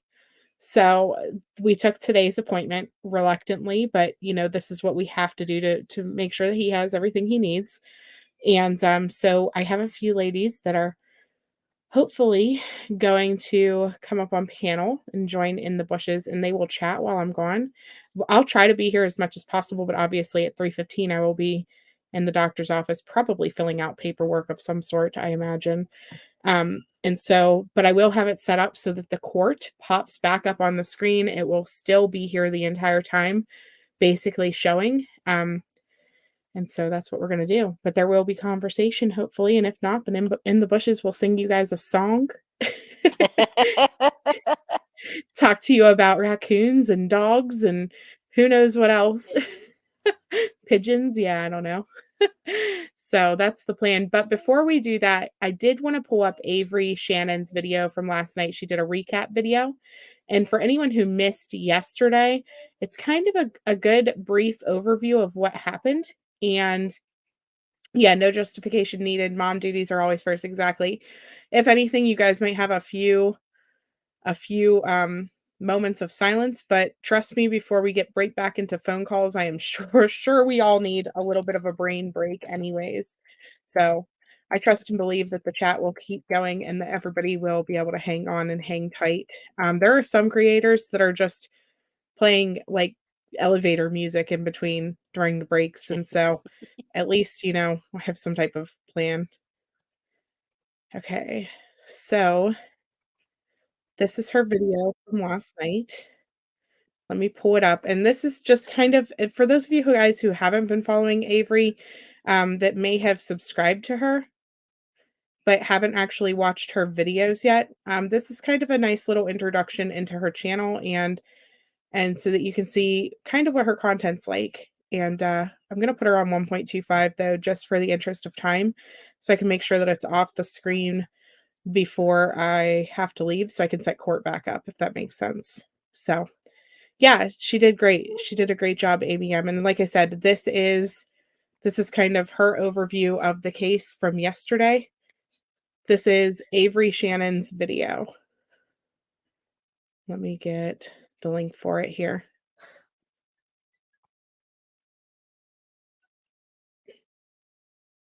So there we are. All right, so let's take a look. Welcome back to my channel. For those of you who don't know me, I am Avery. Hi, hello, how are you? So nice to meet you. It's a horrible pause screen, but I want to remind you guys, this is 1.25 speed. She does not talk this fast all the time, just so you know. So today was day 11 of the Letecia Stauch Trial. It was intense. Some of the witnesses that were expert witnesses in the blood scene analysis made it very hard for a lot of us to hear, although we know it is so important, you know, for it to be heard, but it was just painted a picture of what little Gannon went through, and it was a lot to digest. So I did my note taking, jump right in.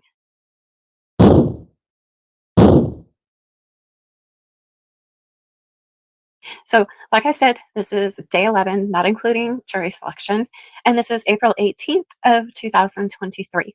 The first witness to take the stand was Lieutenant John Sarkisian, and I might be saying that wrong, and he is with the El Paso County Sheriff's Office. So he is the first one to get on the stand. Of course, he's verified, you know, all of that they do. He begins talking about the polls that we saw them using when they were searching for Gannon. He talks about the drones, the canines, and the overhead planes that were also used in the search. He talks about how some of the search area was specifically focused on South Perry Park Road area, and this was based on information that the police received. Tracker information had shown a vehicle that had drove up to that area, specifically slowed down in a certain section. The lieutenant remembers hearing eventually that it was Letecia's vehicle that they tracked there. On February 15th of 2020, he says that this is when they found the piece of particle board that was on the side of the road. And he goes on to explain how all of that came about. He says that in the search, one of the dogs had alerted them to an area. They went to this area, but they didn't find anything. As the lieutenant was coming back to the road, he looked over and he noticed this barbed wire fence. And he thought, just came to him, let's go look over by this barbed wire fence. Well, thank goodness that they did, because this is when he noticed a board on the ground. Now, there was snow on part of this board, but the snow wasn't cracked. So he said it had not been moved. The board had been wherever it had been placed for a while. And he noticed that the board had a stain on it, and it looked to him to be a blood stain. So as he's talking about the stain on the board, he said as soon as he saw it, he immediately thought, it's blood. He goes on to talk about how the media was present through everything the entire time. And he doesn't really say if it was much like of a hindrance or anything, but he does point out that media was there. He said that, and I quote, "This is the biggest search that I think anyone I've worked with for 20 years has been a part of." So he's talking about everybody that he's worked with. This would be the biggest search.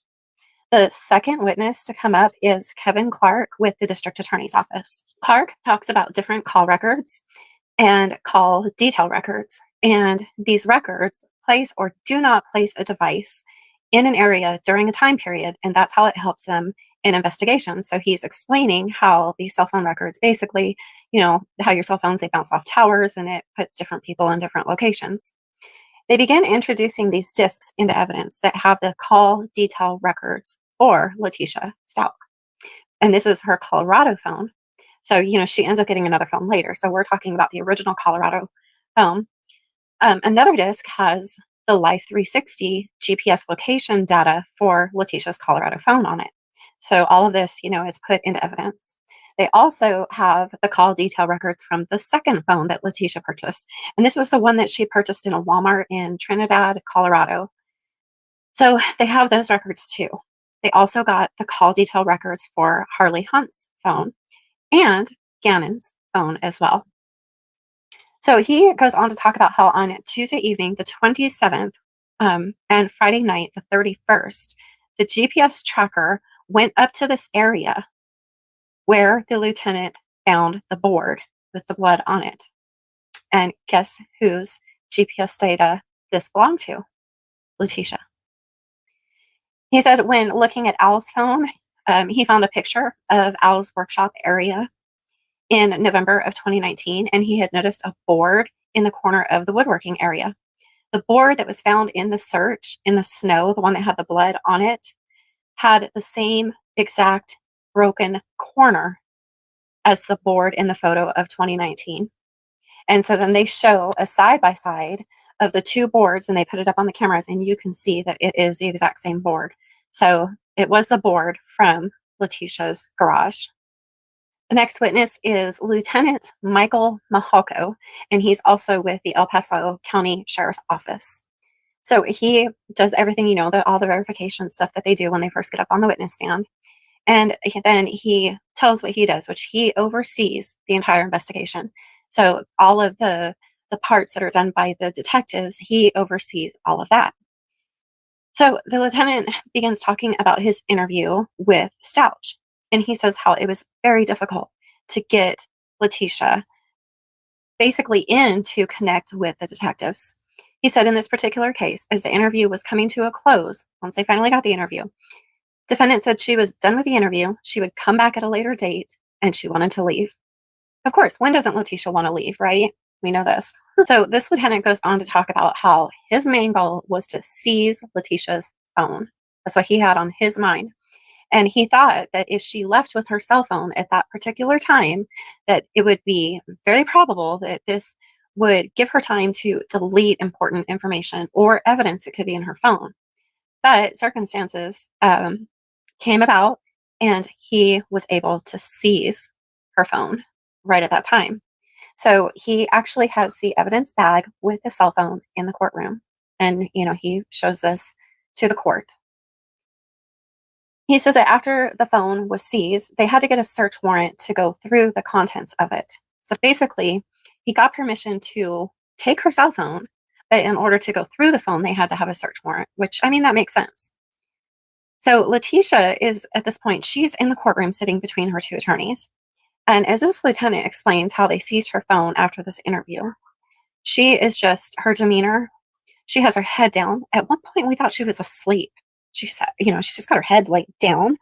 And then she finally picks her head up and she does her usual, she just doesn't give a rat's butt about what's going on.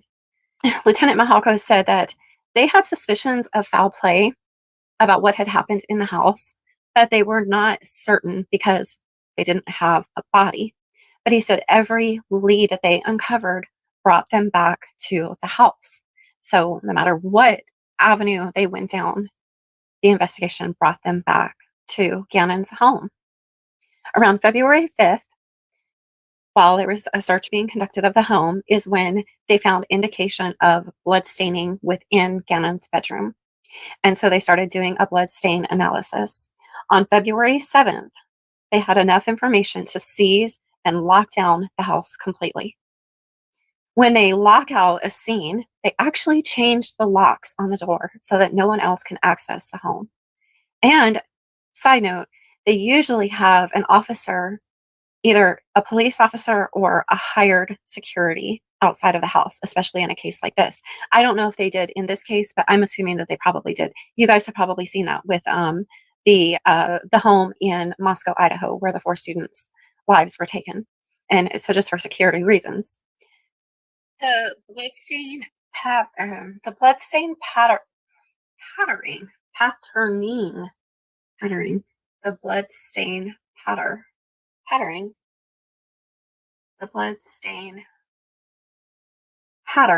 we'll go with pattern, and bloodstaining within the room of Gannon Stauch led Lieutenant Mahalko to think that something absolutely happened in the house.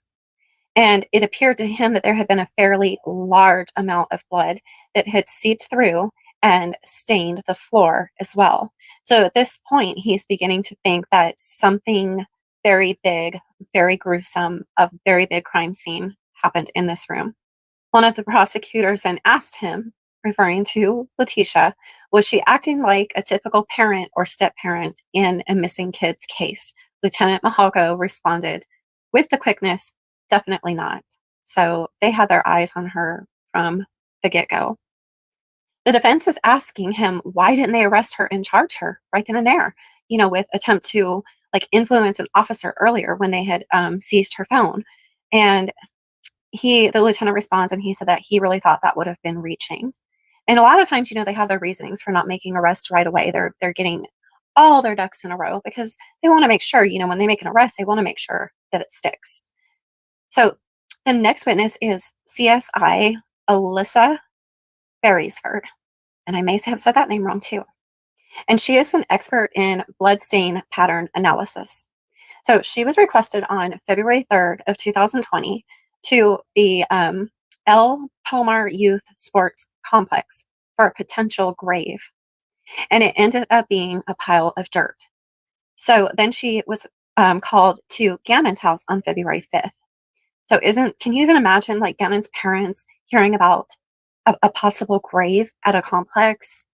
And then you have to wait. You have to wait for detectives to go out and check it. And your heart I just can't even imagine. But it turned out to be a pile of dirt. But honestly, that may have been even easier for them than what they ended up going through. So she says that on February 5th, she arrived at the home and she focused on the southeast basement bedrooms and the bloodstains within the rooms. She said that she collected 10 swabs. And she said it was definitely not a static event. There was something very dynamic, very large that happened in the room. And she said that this was more than just a single event in that room. Which again takes me back to how long was Gannon tortured? Because if they are certain by the bloodstain analysis that this wasn't a single event, then it takes me right back to, how many hours did this child suffer? We know from the ADT system that Letecia entered the back door many, many, many, many times during those hours that she claimed she was being SA'd and Gannon was being kidnapped. So did she go in his room and attack, leave, grab another object, come back in, attack, leave, come back, use something else to attack more? It just paints this picture that is just horrifying, horrifying.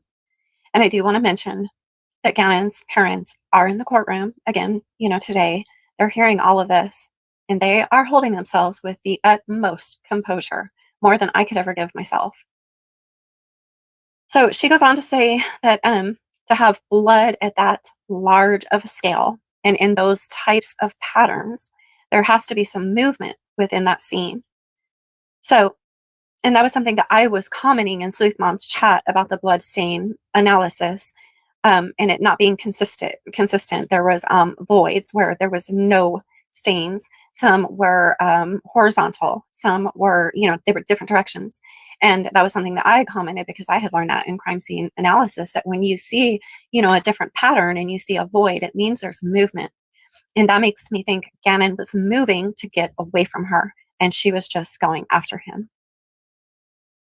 So then she points to 4 spatters with different tails on them that show different directions. And she says that this means that, again, that there was more than one event happening to produce those kinds of stains. So, and I learned this also in crime scene analysis and blood spatter. You can tell by they call them tails. And you can tell by the tails the direction of how the blood spatter hit. You can tell if it hit at an angle, if it came at a wall sideways, if it went upward, it would probably have a little tail drip down. If it went upward and at an angle, it would have a tail kind of like this. So you really can tell a lot from this. She's pointed out to diluted blood stains, or they call them stains with blurred edges. What that means, and she explains, is that a lot of cleaning was done over these blood spatters. So we know Letecia told Al later on in this afternoon in a phone call that Gannon cleaned it up himself. I highly, highly doubt that happened. It was Letecia doing the cleaning for sure. After lunch is the next witness, which is Tom Griffin, and he is a private forensic consultant in bloodstain pattern analysis, CSI, and reconstruction. So he used to work with the Colorado Bureau of Investigation, and then he went into his own practice. And now he's an older gentleman, but hey, that's okay because more experience. Okay. And I have to say that everything that I heard him testify to is almost verbatim what I was taught. So in my crime scene analysis courses. So he was slow talking, definitely not a witness, to capture the a jury's attention and hold their attention, but he got his points made. And if he didn't believe that something could be what prosecution was wanting him to say, he would tell them, I cannot answer that. I cannot make that conclusion. And I liked that about him. So he begins by going through pictures that the past witnesses had went through. And he too went into the house to review the blood spatter patterns himself. He said he noticed the appearance also of the diluted blood, and some of it was flowing along a horizontal surface or on a baseboard, which also suggests cleaning and diluting of a surface. On February 26, 2020, he got a preliminary result given the pooling, spatter stains on 2 walls, and nature of patterns that are and are not there. And he would look at one or a combo of 3 possible events. He listed these 3 events as a shooting with a penetrating wound, no exit. And we know that happened. Gannon was shot in the jaw and it lodged in his spine. No exit. The second, blunt force trauma. The third, action with a sharp object. And I think when he says action with a sharp object, it's because of the movement of the blood spatter patterns. He said that he did go over the autopsy report, and he noticed that in the autopsy report they had listed all 3 of those events that he listed. So it basically coincided. They pulled up a picture from the Blue Star Pictures of the room where a special light like illuminates things that the eye can't usually see. And he takes a look at this, and he said that this leads him to believe that Gannon was on or near the floor for at least 1 or 2 of these events leading to his death. So we have the 3 events, which is the blunt force trauma, the sharp object action, and the gunshot.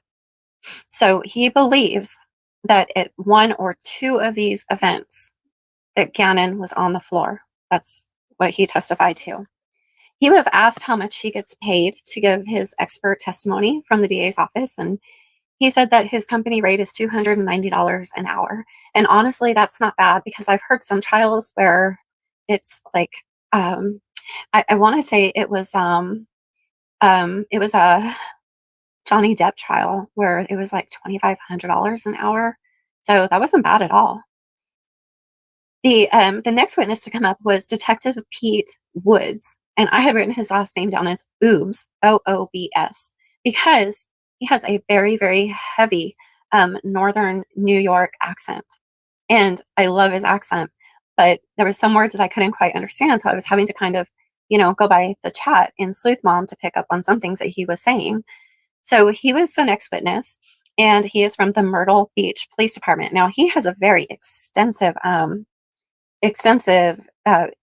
resume, basically.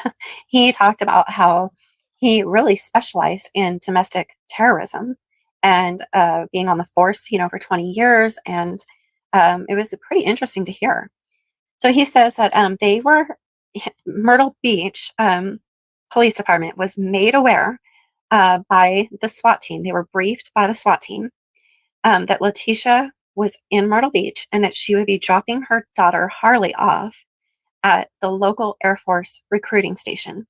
And so this is when they began to plan their arrest. So they began watching Letecia from Thursday to Sunday before arresting her on Monday at her daughter Harley's recruiting, Air Force recruiting office. Or poor Harley. My heart goes to Harley. Obviously, Harley didn't join the Air Force, so I'm sure a lot of this had an effect on all of that. Detective said that the arrest of Letecia took less than a minute and that she totally complied. Shocker, right? Even I was like, she what? She complied. This is not the Letecia that we know. In the van that they arrested her in, there was a pink suitcase. And he testified, and they were showing pictures of it up on the screen. And he testified that they then got a warrant to search the suitcase. Well, they brought the suitcase into the courtroom, and it's pink with white polka dot type of suitcase. And they found a cell phone in the bag. Detective John Price with El Paso County Sheriff's Office takes a stand, and he talks about how he was the one who searched Harley's car. And he talks about all the identifying documents that they found for Harley and Letecia. And it was really nothing out of the usual. It was social security cards and driver's license and passports and certificates. It really wasn't anything just like out of the ordinary. And now for another recorded phone call between Al and Letecia, where she yet again changes her stories and just will not tell this man, her husband, what truly happened to Gannon. I want to just quickly add, hearing the experts describe the scene while seeing the photos of the bedroom up on the screen, and you're just kind of in your mind, you're just kind of picturing like how it all played out, how it all went down, and you're picturing Gannon, and you're picturing him trying to get away from her. I myself was picturing him scrambling backwards into the corner of where the left side of his bed meets the head of his bed in that corner of the room. And I'm picturing him scrambling backwards, getting into the corner, his feet, going to push him back. And that pushing that top mattress off of the bed, which then gives him a little place to wedge down into. And I'm thinking, Letecia probably went back out because we know she went through that back door so many times. And he probably pushed, the rest of the mattress just to, get in between the wall and the mattress. And that's just, how I was picturing it all in my head. Completely and absolutely heartbreaking testimony that we are staying Gannon strong because we're going to see justice for Gannon. I absolutely know it.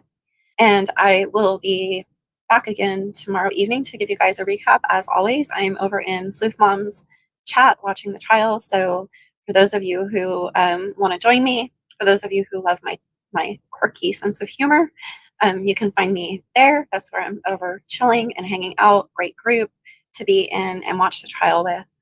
And man, just justice for Gannon.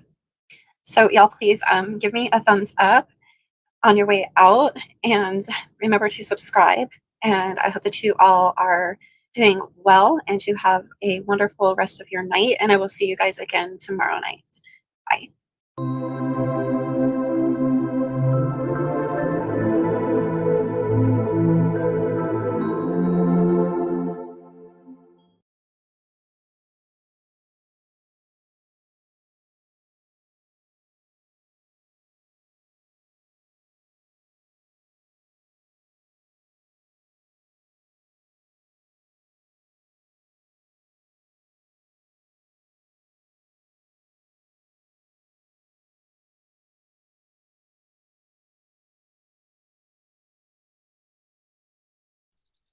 Yeah, she did a phenomenal job. Okay, I gotta figure out how to do this sound wise. Let me know if this echoes for you guys with me sharing the screen like this.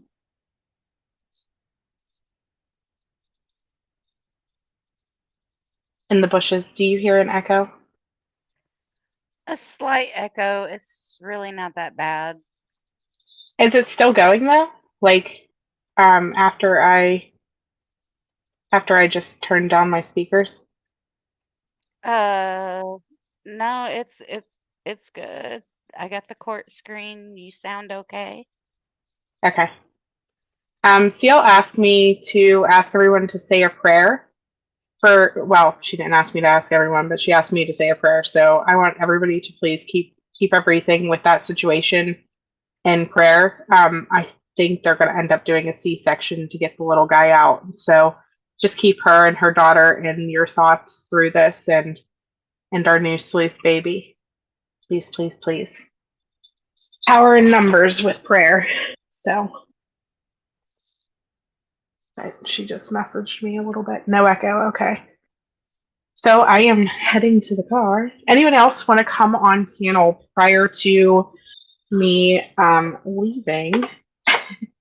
Yeah, she did an amazing job, Jet's mom. Avery, you did so great. And anybody who wants her link, it's pinned at the top of the chat. My point of showing this was so that you guys can see she does quality work. She does a brief recap and all of the details and things, and it's nice to, if you miss a day of trial, to go, and if you want like a 30-minute, 40-minute version, and even faster than that if you put her on 2x speed, it will like, she can get you up to date. Oh yeah, absolutely, Avery. You're welcome so much. Thank you for everything that you've been doing too. You've been doing awesome. Awesome. So, let me go get in the car. Oh, I guess I have to drop the link. Oh, there's Louisiana girl. Hey dear, how are you? I'm well, thanks. How are y'all? Doing really good. I'm not caught up yet. So what did I miss? I'm like halfway through the 27-minute phone call. Oh my goodness, girl. There was so much. There was so much. I'm going to be driving, and so I will be in and out, but I appreciate you coming on panel to discuss back and forth with Grace. I know that she will be able to get you caught up if I can't, because I'm sure I'm going to have to mute at some point. So. Hi, Grace. Hi. How you doing, darling? I'm all good. Good deal. So I heard that there was just so much, right? There is absolutely just so much. What did I miss? She has changed her story throughout these phone calls like 20 times. Of course she has, because she's Letecia. She can't help herself. Yeah, and finally at the very end of it, Al just freaks out on her, but not near enough as far as I'm concerned. But he really held his own. He did good. Well, he's been such a rock star through all of these calls. Because I'm gonna tell you what, I'd have crawled through the phone and probably tried to beat the truth out of her. But that's just me. Yeah, I credit his manhood for at no point in time through this for trying to put his hands on her. Absolutely. I couldn't agree more. I mean, and I can't imagine being in that position, not knowing where your son is. She changes her story 150,000 times, and he's finally. Actually, I just got through the 27-minute phone call, and she just called Al back, and Al's like, "I'm tired. What do you want? I'm worn out." And that's when I jumped up. So I'll go back and catch up on the rest. You could honestly hear him crying too in that part where he answered, and toward the ends of the one, you could tell he was like tearing up and stuff. And it's just devastating to know. The reality is hitting him through all of this. Like, they already told him about the blood in the corner. And so he knows that Gannon is likely deceased, but he's also talking to her, trying to get these details, and he knows her. He knows that she lies and tells truths more than anyone. And so he's probably hearing all this crap like, oh my God, what did she do to my son? I can't imagine. And the level of guilt that he's got to feel, right? Like, devastating, even though it's not his fault. I'm not trying to insinuate that. But, as a parent, any little thing that you think that you could have prevented that caused your child harm, you naturally feel guilty about, right? I just Well, can't even. it's always our fault, no matter what it is. Right. I'm.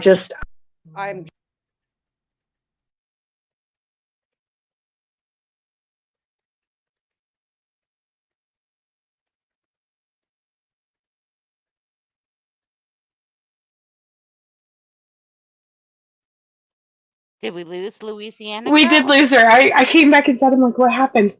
I came back in to grab something, and I'm like, wait a second, she's gone. She must have fell off. Boom. Mid sentence too, just bam, gone. Bam. That's Just funny. all gone.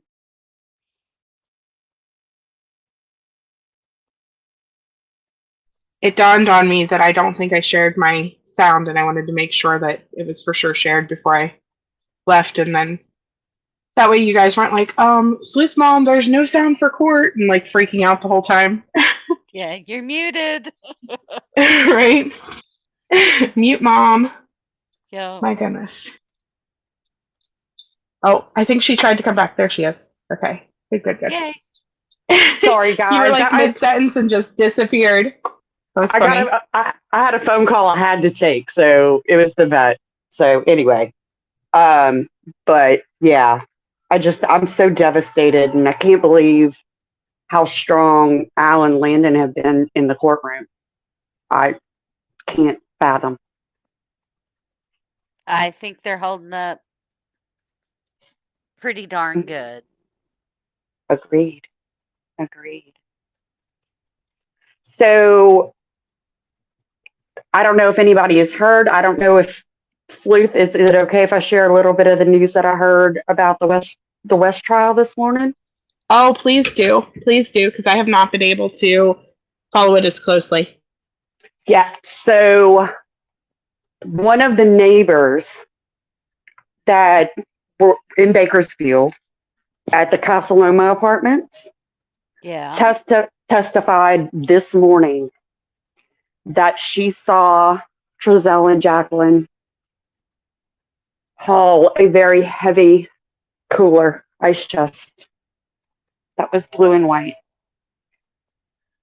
and throw it in the dumpster. Yeah. So, and of course the defense kept trying, and the lady, I do not remember her name, forgive me, but the lady was testifying through a translator, and the defense kept trying to like rapid fire questions at her. And it's like, you can't do that with even the translator. So awesome, y'all. The translator was like, you need to slow your roll. It was fabulous. It was so good. I was like, oh, hello. But anyway, kept trying to trip her up, saying that, well, you told the police that you couldn't positively identify either one of them. And she was like, no, I never did that. Never said that. No. She's like, I remember Jacqueline's beautiful hair. Oh, snap. So, yeah. And I believe right now on the stand is another neighbor that's corroborating that. So just heartbreaking. And, we've heard that they don't believe they believe only one of the boys made it to Cal City. Right. And the other one was only there for a couple of days. So there's that.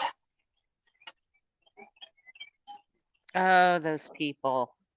Mm-hmm. Isn't it just infuriating? Yeah. I don't know. So yeah, I've been trying to keep up with 3 trials simultaneously is just so much. It is. I'm having a hard time keeping up with all 3 of them too. Yep. So there's that. But yeah. I don't know. Have we heard from juror number 12 yet? The one that was excused? No. Oh, man. I really want to hear from that juror. I'd love to know what their impressions were so far, you know?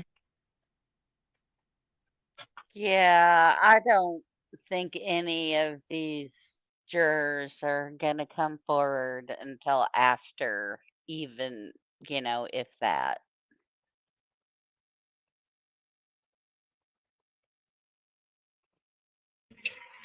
No, I agree. I was hoping to hear from juror number 12 just simply for the fact of like, what could have happened or whatever, but we probably won't. We probably won't hear from them. Probably. But so you said that I'm sorry, because I was out coming down my back road and it like lost service in the middle. You said that one of the neighbors seen them carrying out a heavy white cooler. A heavy blue and white cooler. And they were, one on each end and throw it in a dumpster. No. Yeah. Yeah, it's devastating. And oh gosh, and as long as that has been ago, like before they were even reported missing, we're talking months. Look how look how long it took them to find Quentin Simon, and it had only been a couple days, and they stopped the garbage hauling almost immediately.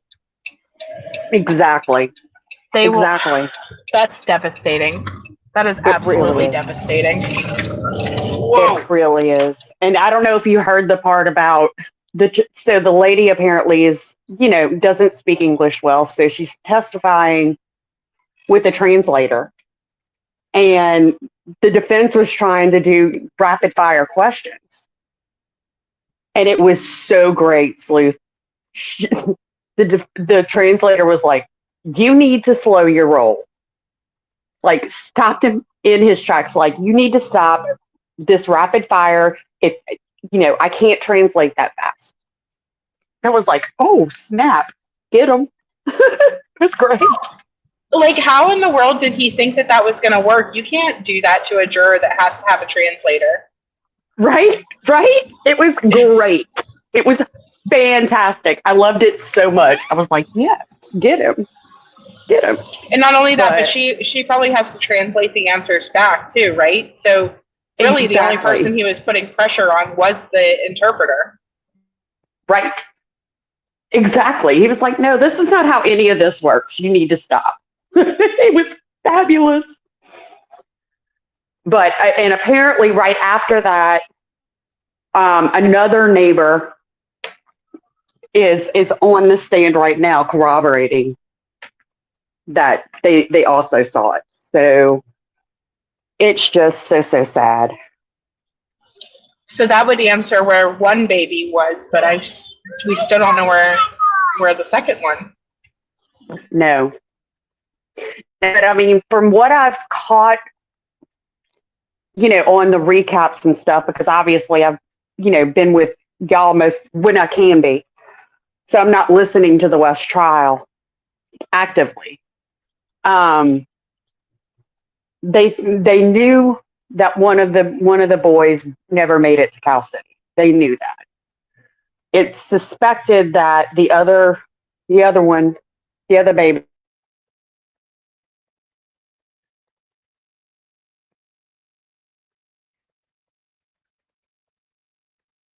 And boop, she's gone just like that. I was gonna say, did we lose her or did I drop signal again? I don't see her. I think she's gone. Okay. I'll keep an eye out for her to come back. I think I can add people. I don't know how that works.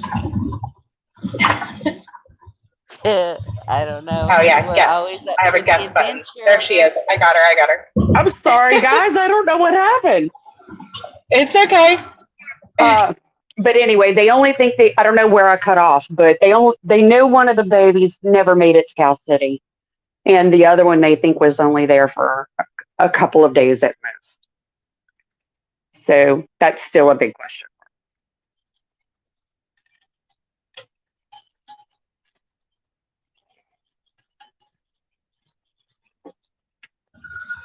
I don't know how everyone who is following all three are doing it. Like criminality is following all three, and I don't know how. I've been trying to read through the tweets of the West. I think we get up to day 5 on this channel, but then after break, it's been kind of hard because there's either been something going on each day, or like yesterday, I figured everyone needed a break, and so because it was rough testimonies yesterday for Gannon's case, and so I had it set up for a game stream in between, just to give everybody kind of like, sometimes you just got to take a deep breath, right? And, absolutely. Although I will say this, Sleuth, I'm entirely too blonde to play that game. Oh my gosh! Listen, I sit there and I watch some of the answers, and I'm like, oh yeah, that is a word. I forgot that's a word. Right? Right. I've got a minor in English, and I was like, wait, that is a word, isn't it? Hello. I apologize to the chat. I do see them saying goodbye to Spudler. Have a nice lunch or dinner. Sorry, it's dinner time and bedtime and everything else coming up in the UK. So have a good day, Jude.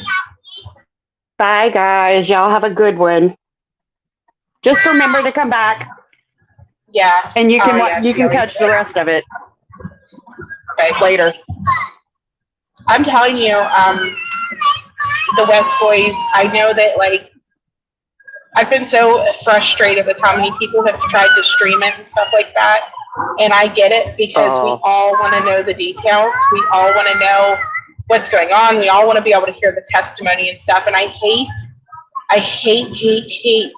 that the judges for these trials have made stuff so exclusive and so difficult, because especially with big trials going on. Like, I am so thankful for Judge Warner. He has been the most gracious, most patient judge ever, and he has just been phenomenal for Gannon's case. And I'm just like thanking God every day that he did the special order to stream WebEx and all this stuff. Like, if you're not going to put Court TV in there, I get it. You don't want the extra news cameras and publicity stuff like that, but thank God he's letting us stream, because the West Boys, it really bothers me that I can't put my focus on T and stream it all day and still be able to listen to the West Boys. And it bothers me so much, because I followed them just as closely. And I feel like I almost had to make a choice between which case was going to be my priority. Sure. And it's a hard choice to make. I mean, thankfully, we've got a lot of really good creators out there that are giving us good recaps of it. Because otherwise, I'd just be, I don't even know what I do. I don't even know what I do, because I'm obviously deeply invested in Gannon.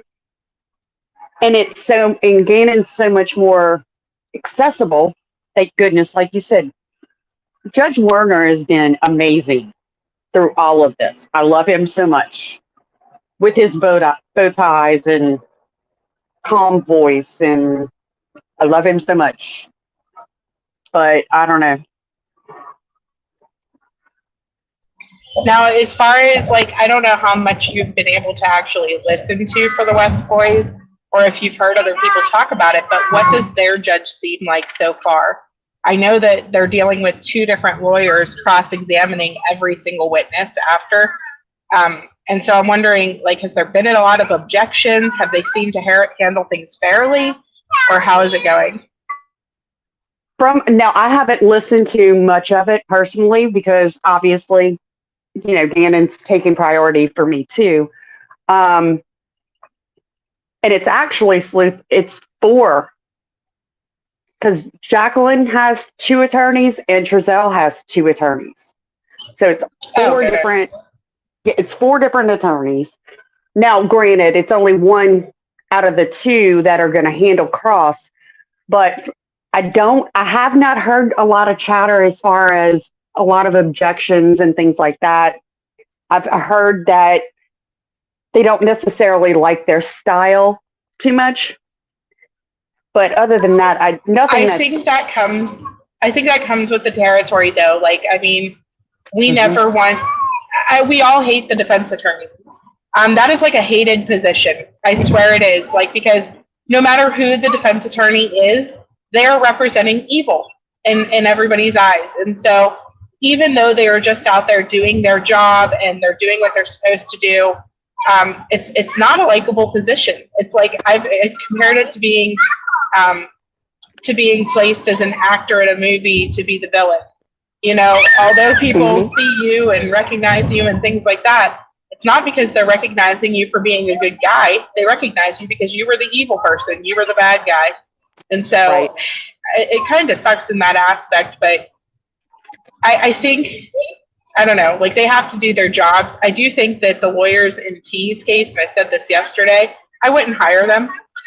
There's not a chance. Like they seem like they're just not doing anything. But Avery pointed out yesterday that, you know, they're doing a lot of sitting back, but probably waiting for the doctors to come out because that's what their defense is. Their defense is the DID.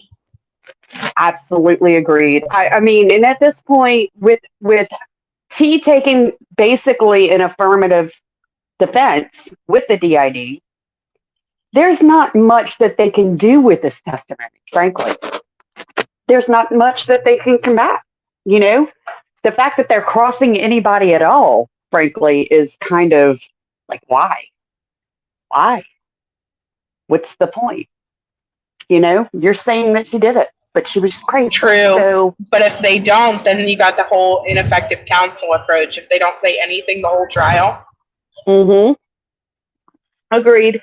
But I will say this for those, and I saw that running through chat yesterday, people worried about it.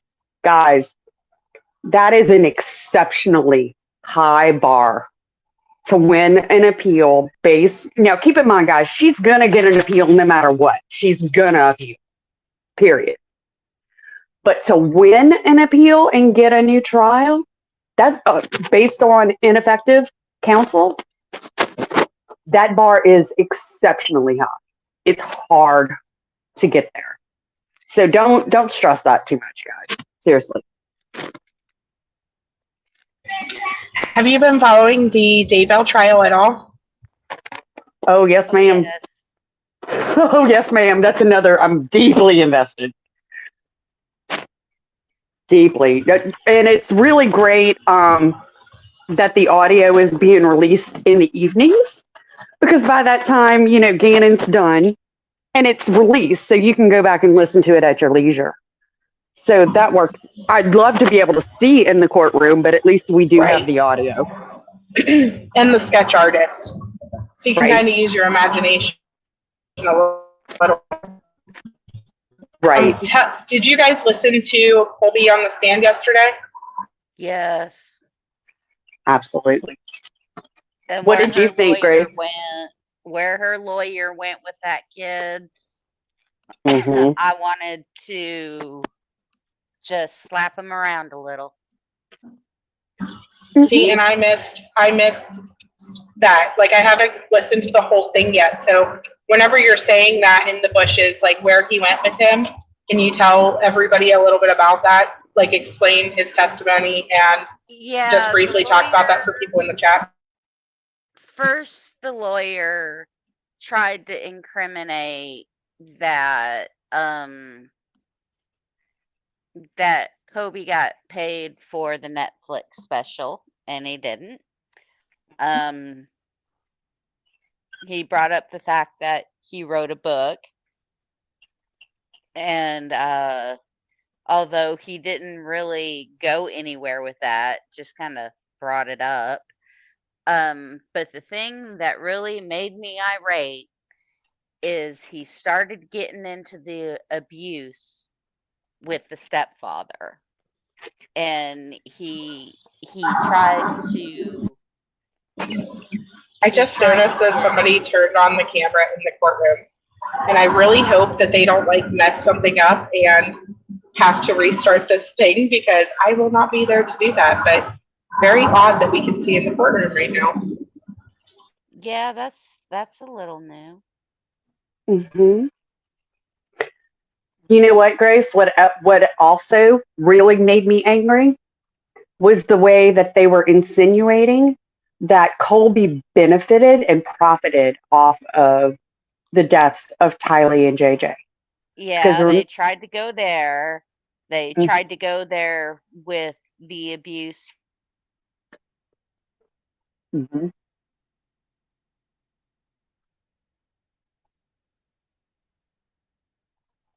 It was terrible. Am I still here?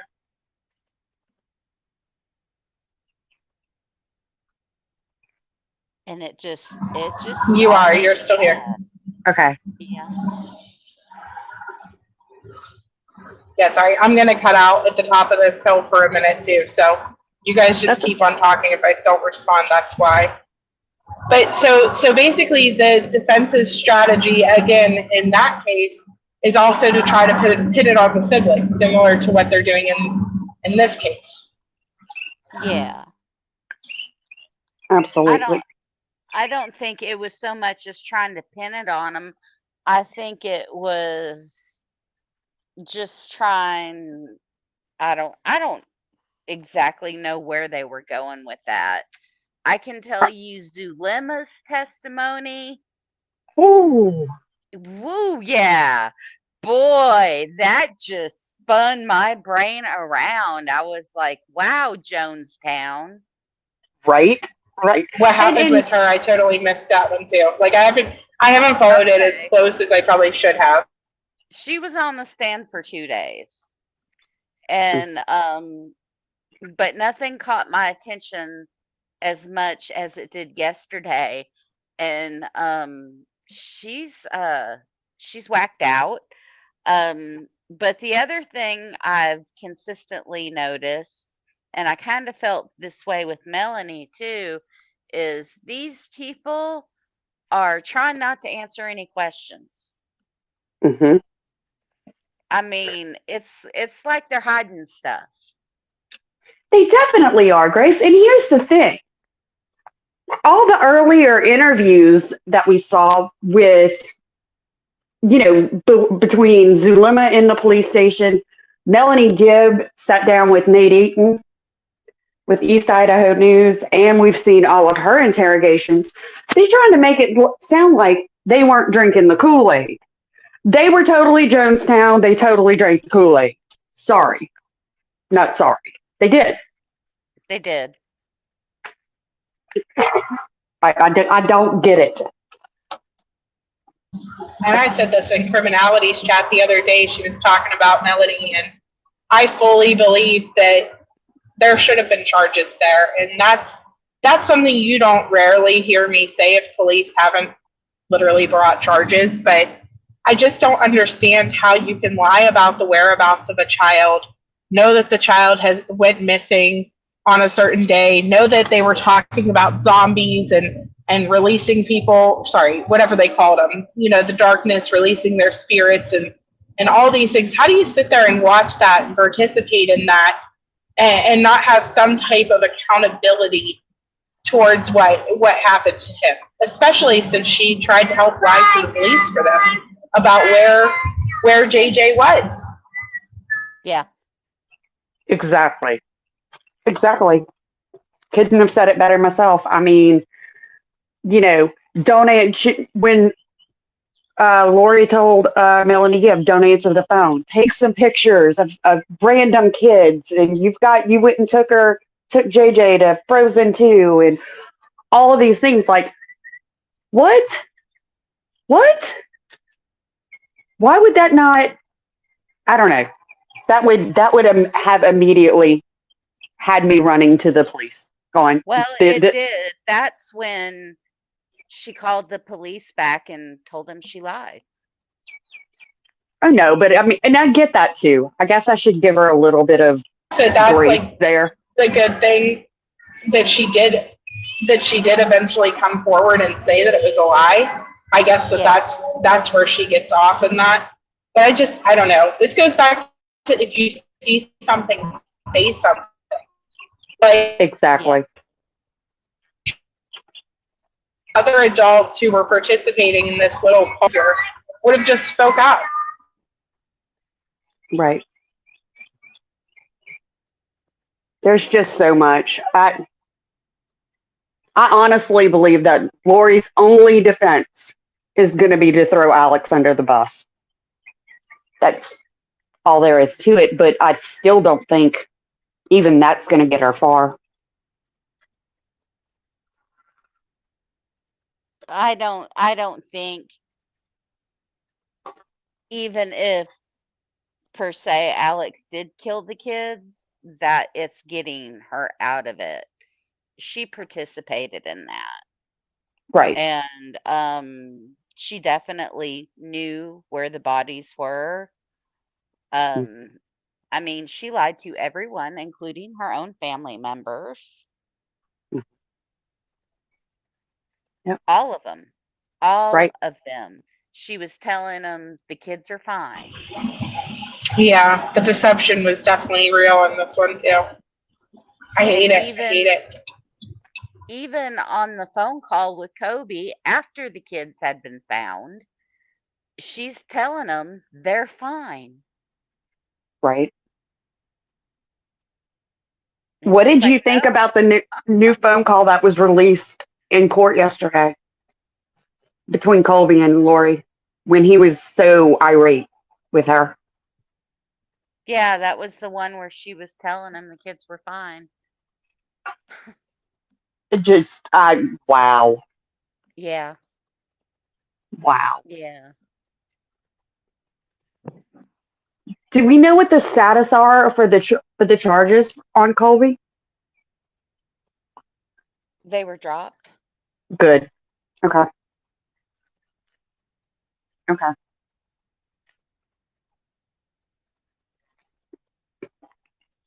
I did find it interesting that apparently they're still married. I don't know if they're in the process of divorcing, and I guess it's really none of our business.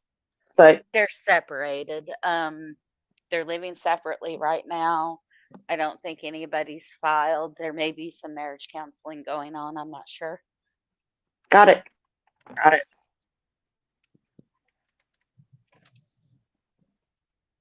Got it. Do we know if Larry and Kay are in the courtroom? Yes. They are. Good. Yes, they are. I thought it was awesome that they fixed the situation with Larry and just decided not to call him so that he could be in the courtroom every day. Yeah, because that first day when they went over the stuff, Kay didn't go, but Larry was there. Mm-hmm. Good.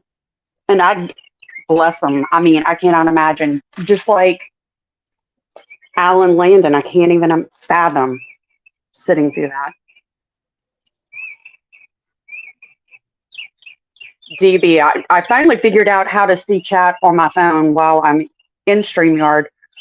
DB, you are absolutely right. Lori's son did her in, especially when she laughed. When she laughed, I about lost my mind. Yeah. She laughed at his testimony? Mm-hmm. I'm sorry. What? Yes, ma'am. At the testimony or on the phone call?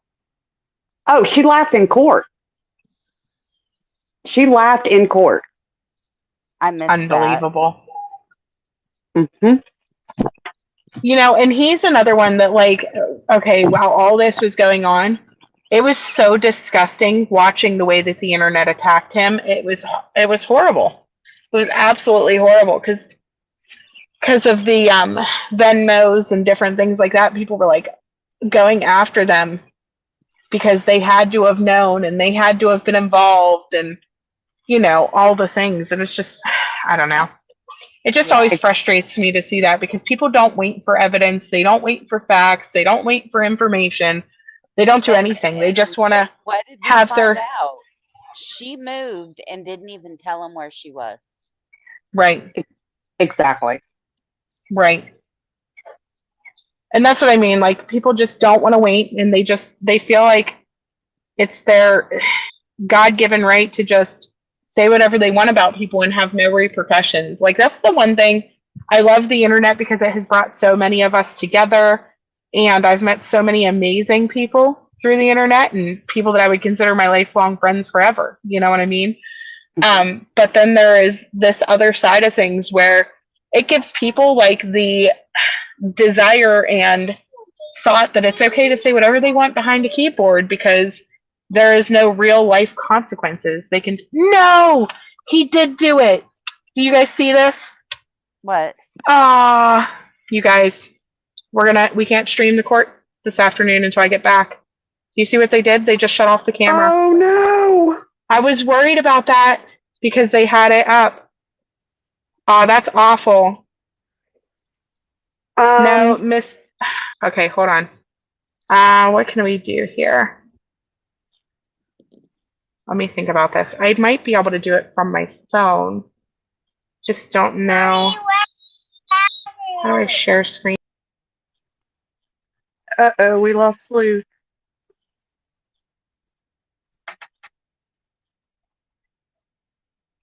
Ah! You have to hold it. I wonder if I could talk my husband through. Hold on. I wonder if I could talk my husband through how to go on and share my screen again.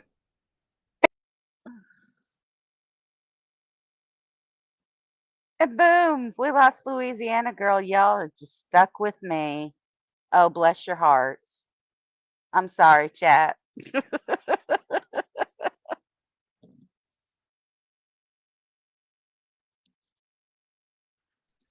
I keep hitting the back button and kicking myself out.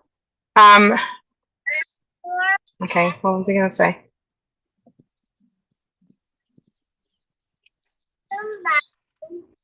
I wonder if I can talk Harry through how to share my screen again. I don't think that I can do this from my phone. That's hilarious, though. I can't believe they did that. I was so worried whenever I was seeing the courtroom that that's what they were going to end up doing to us. Dang. Yep, dropped. Oh, this is so sad. We might have to. Nope, because I'm like 20 minutes from the house, too, so it's not like I can run back and turn it back on. Let me see. What can we do here?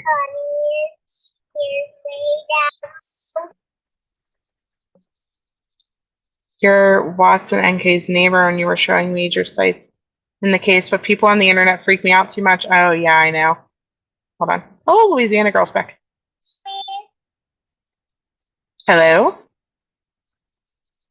Oh, which Louisiana girl is it? We have two. Oh, shoot. Which one's real? This one. This one. That one, we lost Sleuth again. Oh, gosh. I keep getting finger happy. Goodness. It's a wormhole of technical Look, are one of you guys on a computer that you could share your screen and stream the trial until I get back? I can do that. I'm not right now, but I can. Yeah, that would be awesome because I think if I could just add your camera, your thing to the stream, and then that way, let me see. Yeah, hang on. Let me get it up. And then that way we can keep the stream going. And then once I get home, I can pull it back up. Okay, hang on. Getting there.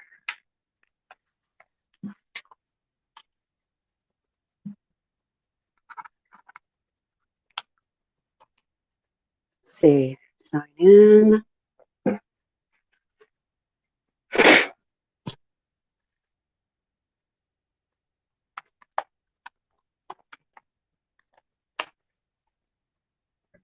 God bless the chat for sticking with us through this because I am like, what's going on? I keep hitting the back button on my phone, which apparently kicks you out, just so you guys know. Right? That's like my favorite button, though. I know. Oh, come on.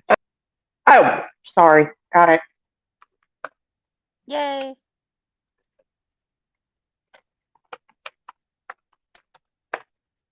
Theoretically. Why are you being so slow? Out again. No, no, I'm glad that our cameras aren't on for our meltdowns and our panic moments right now. Oh my goodness. Thanks, chat. Y'all are bae. You're the best. Who is? Mommy, I'm melting. Who? Lily. I know Lily's asleep. I know. How do I like kick people out? Hold on. I gotta like kick my other screen out, and I'm like trying to figure out how, and I keep kicking myself out trying. Right? Yeah, Tammy, I C-Dub, I know. So they had it up during the lunch break, and I was sitting there thinking to myself, "Ooh, why do they have the camera on in the court?" Oh. And then I literally said, you know, why did they do that? And I was like, oh, I hope they don't change anything whenever they realize. And of course, you know, they came back and they changed it. So Of course they did. Yes, when we get out. So how do I like? Hang on. I'm having to download Discord onto my. Oh no, I don't. Wait, No, onto I your don't. phone? I can send you the link. Wait. Hold on. There's another way to do this. Hang on. Yeah, because all you need is the WebEx link to do it, and then you would just hit share screen on your laptop.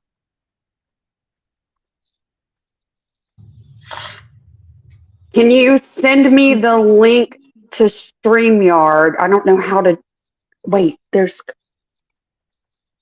hang on. I got it. Okay. Connecting my phone to my laptop. Oh, yeah, okay. I was gonna say, we can, Oh, okay. Hang on. I'm gonna have to. Don't wake her up. probably gonna have to join the stream from your laptop. Hang on. I've got to.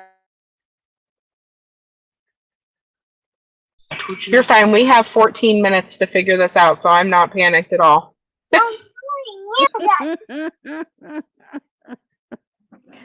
And like I said, if worse comes to worse, you guys will have to go to other places, and then you'll be like, wow, I really loved Sleuth Mom. So No, we'll be fine.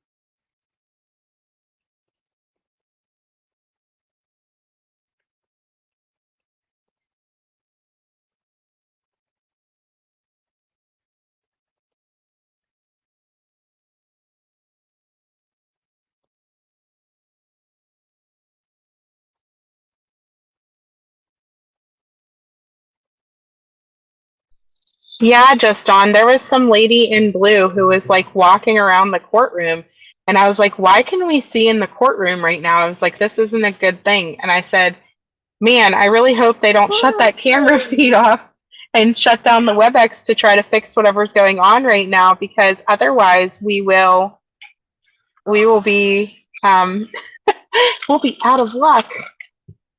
So of course this would happen though on the day that I had to go to an appointment. Yeah. Of course it Okay. would. Can y'all hear me? Yepers. Okay.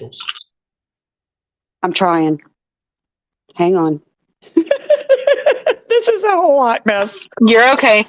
Here's the thing, and if the WebEx link isn't working for you, like if it's opening up and saying not ready, it's probably because they haven't restarted the stream yet. So don't panic if that's not popping up right away. Okay. I don't know why my computer is being so slow to connect to my phone. Do you need it to connect to the phone, or can you just join like the StreamYard link from your phone? Can't find your phone. Or I mean, from your computer, I mean. Well, the problem, you know what I'll do? Sleuth, are you there? Yeah. Okay, I'm gonna put my email address in back chat. Okay. Can you email me the link? Yes. As soon as I figure out how to get the back chat. Yeah, I got it. Okay. Because it's from my phone. I am not skilled with this. This is why. This is why people don't really run this from their phones very often. Okay, I got your email address. Let me send you the links. Okay. Perfect.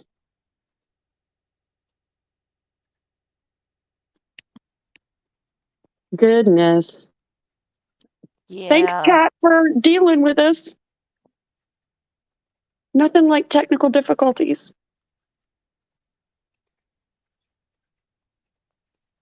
Yeah, we are so not Star Trek around here. Yeah. Yeah, no, not us. Nope. We are not professionals. Oh my gosh.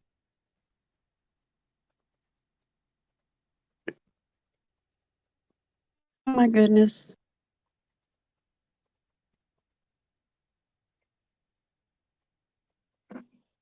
Oh my goodness. At least court typically doesn't come back for another, 20 minutes? And usually like 1:30 Mountain?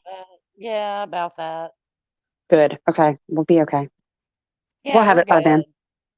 Yeah, we're good.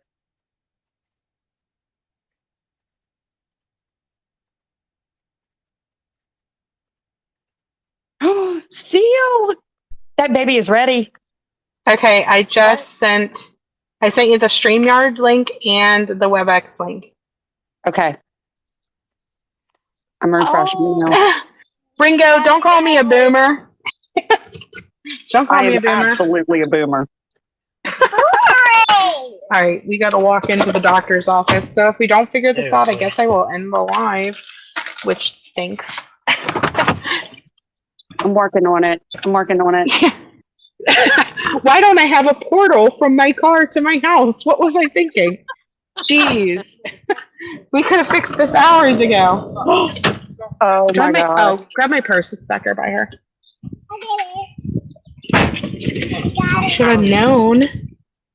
Here comes Sleuth Baby, and we're having a baby? Come on, guys. She dilated. What's going on right She's now? up to 8. She's up to 8 centimeters. Oh, that's awesome. That's so awesome. Keep praying, y'all. Get that baby out. Amanda Page, exactly. WAP. We are professionals. As I'm hitting refresh constantly. Right.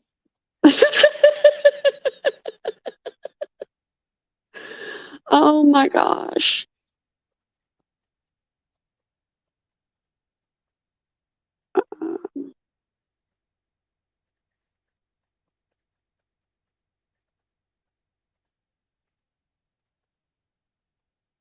It didn't go to junk, did it? Shouldn't have.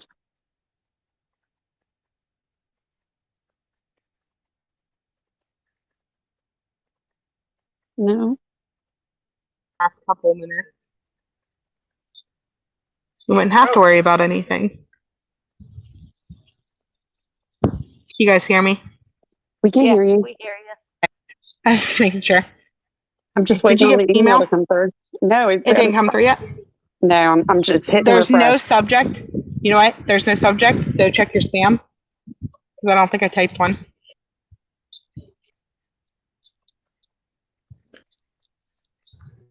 I think I just put the clip or the. Is it there? Got it. Okay, great. Report that is not spam. Thank you very freaking much. Hey, Dom. They're all hating on boomers. Okay, hang on. Let's see. Stop cam. How'd you bring that in? Just in case they needed a drink. Oh, it's a good idea. You're very smart.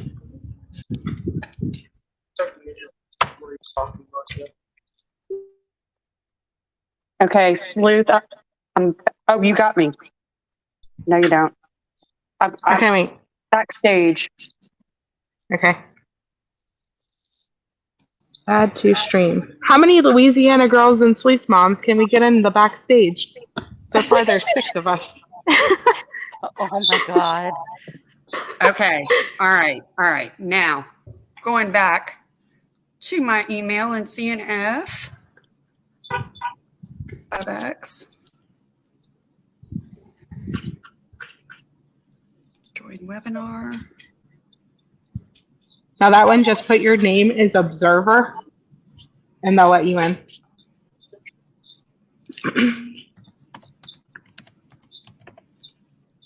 And my email address, or do I yeah. Yeah, you have to put an email. Mm-hmm. It's fine.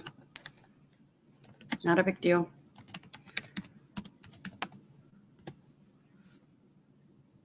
Okay. Well, it's not up yet, which is okay.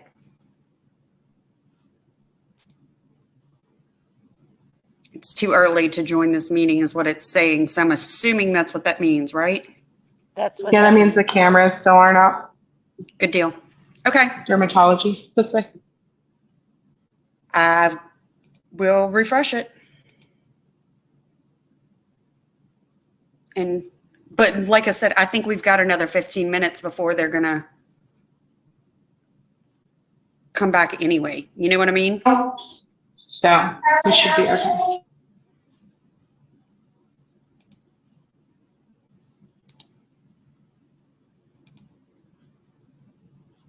Ringo. Are you really making fun of me? You really are. Oh man. It's so funny. It's funny though. It's funny. It just would have, of course, happened today, you know? But yeah, nobody else has it either, so it's not like we're missing anything. Listen, it's just we're just having an adventure with 173 people along for the ride. While we boomer our way through this. No, we're boomering our way through it.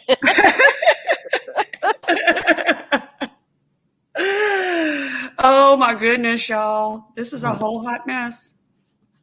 Yeah, it's okay though. We figured it out. It'll be okay. Theoretically. Now my mouse is not working. Why is my mouse not working? What is happening? There. Okay. Don't play with my emotions, LG. Don't do it. I didn't mean to. I'm sorry. Oh my goodness. And why am I just a random icon? Well, we're all kind of random in life. It's okay. Right? See if I can find my normal avatar on this laptop. I don't think I can. Oh well. I'm not. Leave it alone. Leave it alone, LG, because you'll screw something up. Leave it alone. Don't boomer it. You know we're really Xers, right? You know Right. that. We are professionals. We're professionals at, being drugged behind the car. And surviving. Right? Okay, I hit present, share screen there. Okay. Yes. Hey, Jets Mom, I love you.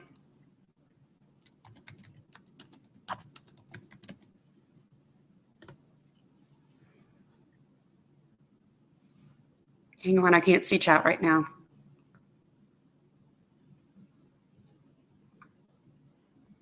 I can see the chat. Seal's in there. I'm so excited. I know. I'm so excited.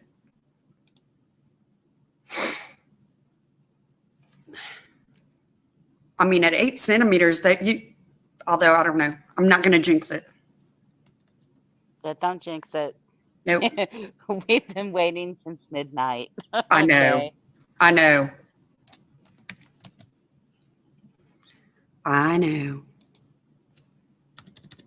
What is happening?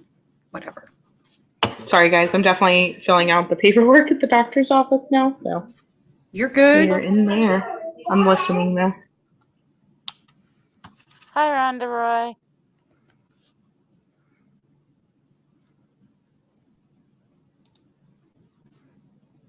Okay, it's not my normal one, but it'll work for now.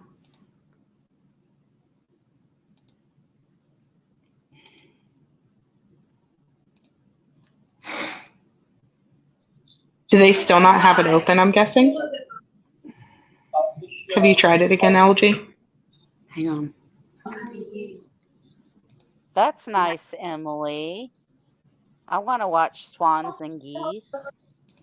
I was gonna say, hey, Louisiana girl, if worse comes to worse, go to Law and Crime. We can stream it from there. Yeah, that's true. But they get to be, they can be cranky. I know, but I'm not worried about it. I'm not worried about a strike. If that makes sense. Like, I'm not worried about if they were to like come after me for 20 minutes or so, because I should be home by 4, so it won't even be that big of a deal. Here we go. Connect audio. Hold on.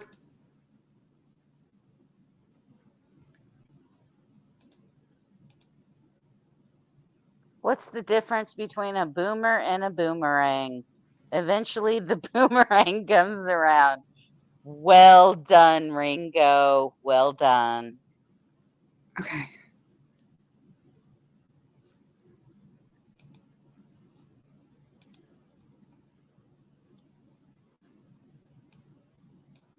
Wait, no. What is happening?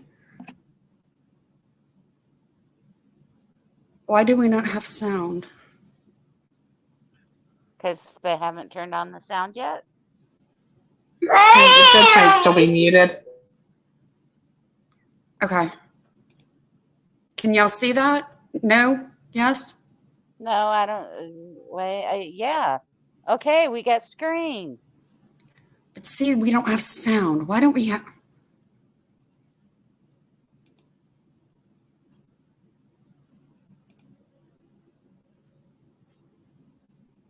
Why don't we have sound? This is not okay. Make sure that you click the little check mark for share audio on your share screen part. Okay, hold on. I'm going to stop. Present. Share screen. Share screen. Share tab audio. Share.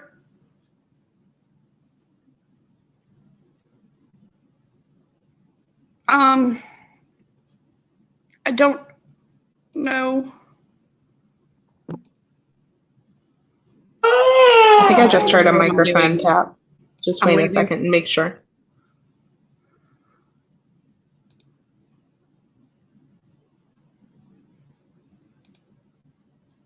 There. Okay, that I figured out. Sharing this tab in StreamYard. It didn't give me a share audio.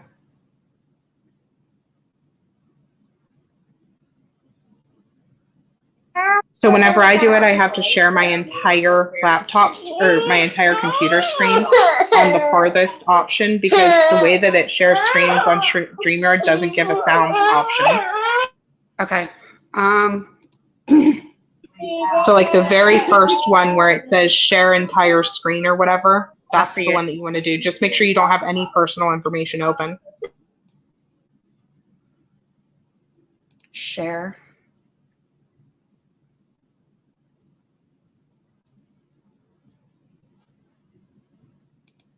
Entire screen. Share. I want to give. Hold on. I'm sorry, guys. I'm trying.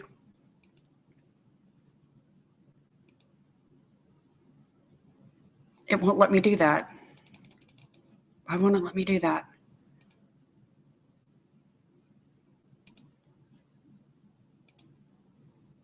I don't know. I'm just thankful that we don't have to transport a human being and have them be whole on the other side. I mean, there's good things. Okay, it's back there, but shoot. Present. They won't have sound until the jury is seated, hun.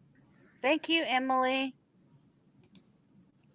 I don't know why it won't let me do what Sleuth is telling me.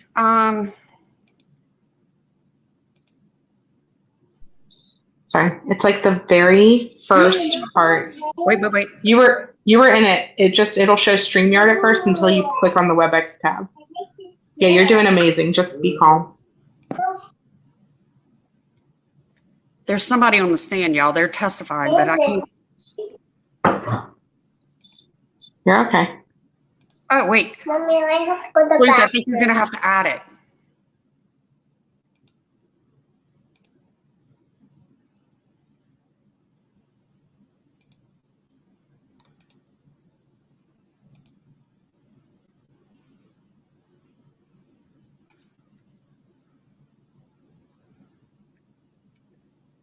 Can y'all?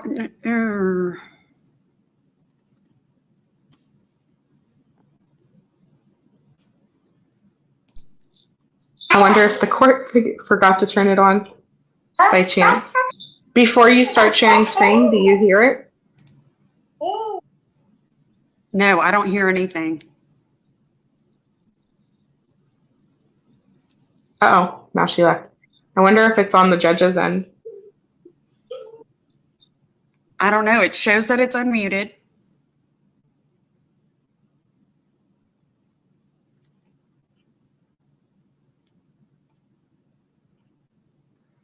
Oh, Chaotic Heathen, they're having a hard time too. Let me try this. Hopefully that didn't mess y'all up. Not that you can see anything or hear anything. Let's do this.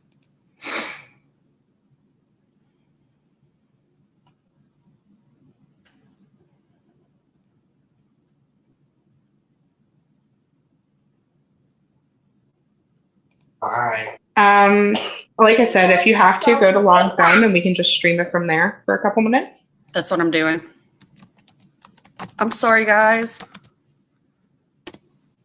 Oh, don't be sorry. It's okay.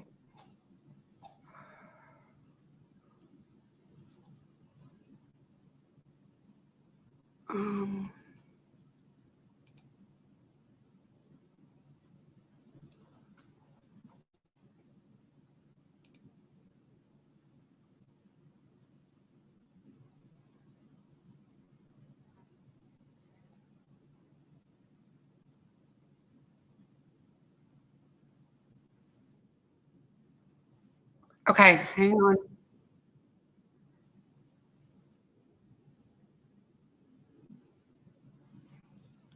Share this time. Defendant appear to have logical reasons for doing what she There we would go. in the pendency of this investigation. Just make it full screen. In your observations of her, did you ever hear her say anything about having severe mental health disorders, No, diseases? no. Hey, guys, do y'all want me to back it up? Thank you so much. You can She until have, they come on the stand and then just put it like 1.5. That way we can catch up. Yeah.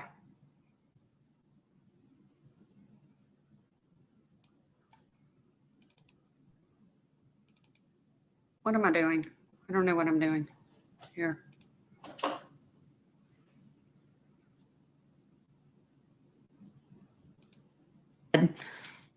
Yeah, Al's going to kill me. So when you talk about the gun, Okay. I'm going to quit messing with it. Okay. No, that's not what I wanted. Settings.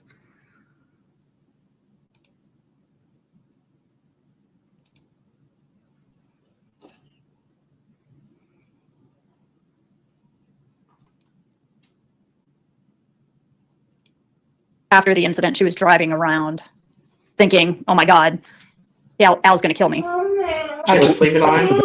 Unless you can. quote, take a gun downstairs and light his. There we go. Right there.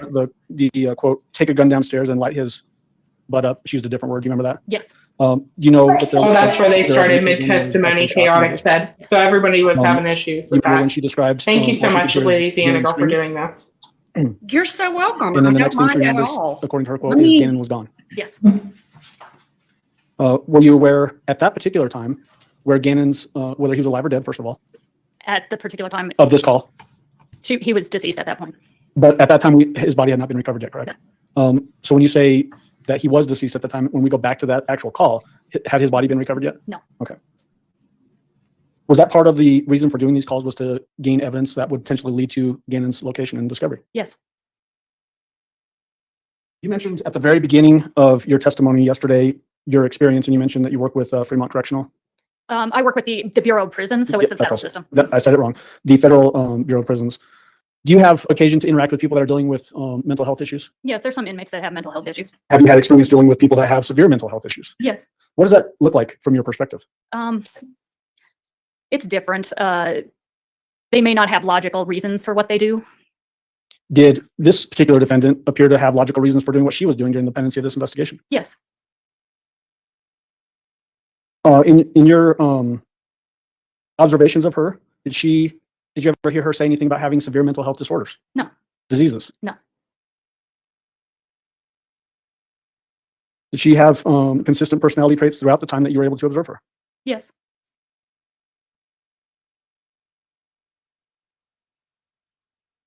During your observation periods with her through these phone calls, you mentioned also going to South Carolina for her arrest. Did you have personal contact with her there? No. Okay.Id you see her though? I did see her. Okay. Yes. Did you ever have occasion to hear her refer to herself by the name Taylor? No. Did you ever hear her refer to herself by the name Maria Sanchez? No. What about Jasmine? No. What about Harmony? No. Christina? No. Little Lucia? No. Did she ever talk with a Spanish accent? No. What was, based on the time that you were with, not necessarily with her, but able to observe her, what is your opinion as to her sanity? Object, Foundation Medina. Well, I'm not going to allow it from this witness unless you can lay more foundation that she has personal interaction with the defendant. My understanding is that most of it was observed through a phone call, and she's not had personal contact with the defendant. Well, I think that would be the basis of it, Judge. She was present for every single one of these individual phone calls, which is, I think, 16 total phone calls, some over an hour long, and then also observing her in South Carolina. I just don't think there's enough foundation laid for that. I'm not going to allow it from this witness. Okay.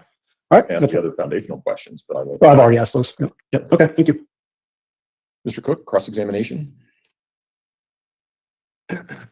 Just a few. Good afternoon. How are you? Good, sir. Should I refer to you as special agent? Is that your working title? Yes, sir. Okay. How long did you get to view Miss Stauch when you were in South Carolina, special agent? With her, I wasn't personally interacting with her. I just saw her after the interview that Mr. Grusing had with her. But just like walking down the hallway Yes, and sir. Just for a few minutes? Yes, sir. Okay. And you were with Gannon's father in the room during these phone calls? Yes, sir. Okay. And Mr. Allen had stated earlier you were sliding him notes back and forth about what to say? Periodically, he did the majority of the phone calls and he would have the conversations with her. It's just periodically, if there was something we wanted to know, we would give him a note and ask him. Did what you were looking for as far as answers go change from the first phone call you recorded to the last one? Is the investigation involved, I guess, so to speak? Our point was to try to find what happened to Gannon and get the straight story from her, because it did keep changing. Okay. When did the warrant for the defendant's arrest go out? I couldn't probably tell you the exact day as to when that happened. How long after the warrant for the defendant's arrest went out was it before she was apprehended and actually taken into custody?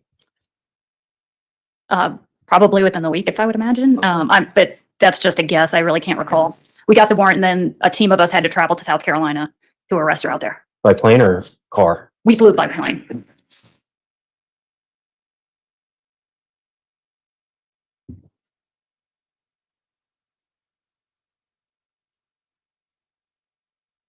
If you had a defendant on all these phone calls by, I guess some of the phone calls we've heard were, I keep pointing there because that's, I'm used to looking at, but my speaker is, but if you had these phone calls from February 15th, 16th, 17th, mid-February 2020, you've got a defendant who's telling a lot of different stories, admitting that she knew there was Gannon's blood, admitting that something happened and Gannon was possibly dead.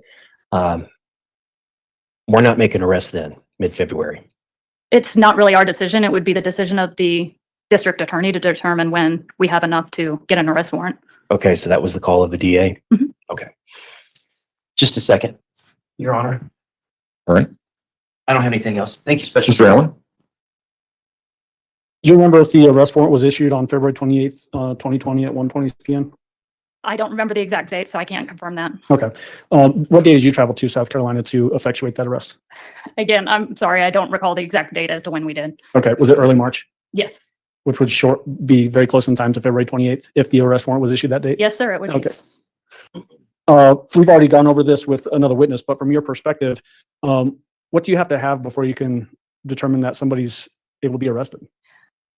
Well, we'd have to have probable cause that the person has been murdered. So without Gannon's body being found, we don't know that he actually was murdered at that time. The lack of a body, can that cause difficulties in both the investigation and then ultimately the prosecution effort? Yes, because if he'd actually been kidnapped, we wouldn't have a homicide investigation, obviously. Have you been involved with other no-body homicide investigations? Yes. Are there inherent difficulties present because there's no body? Yes. That's all I have. Thank you. Do any of the jurors have any questions for Special Agent Cronin? No? All right. Thank you, ma'am. You may step down. Prosecution, call your next witness, please. We call John Grusing.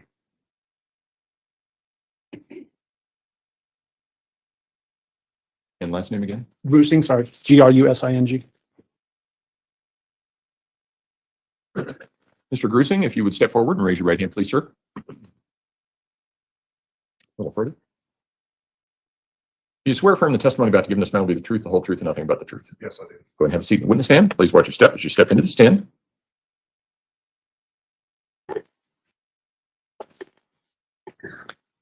Good afternoon, sir. Will you please introduce yourself to our jury and then spell your name for the record? My name is Jonathan Grusing. Last name is Grusing. Mr. Grusing, what do you do currently for work? I am Director of Safety and Security for Douglas County School District. How long have you been doing that?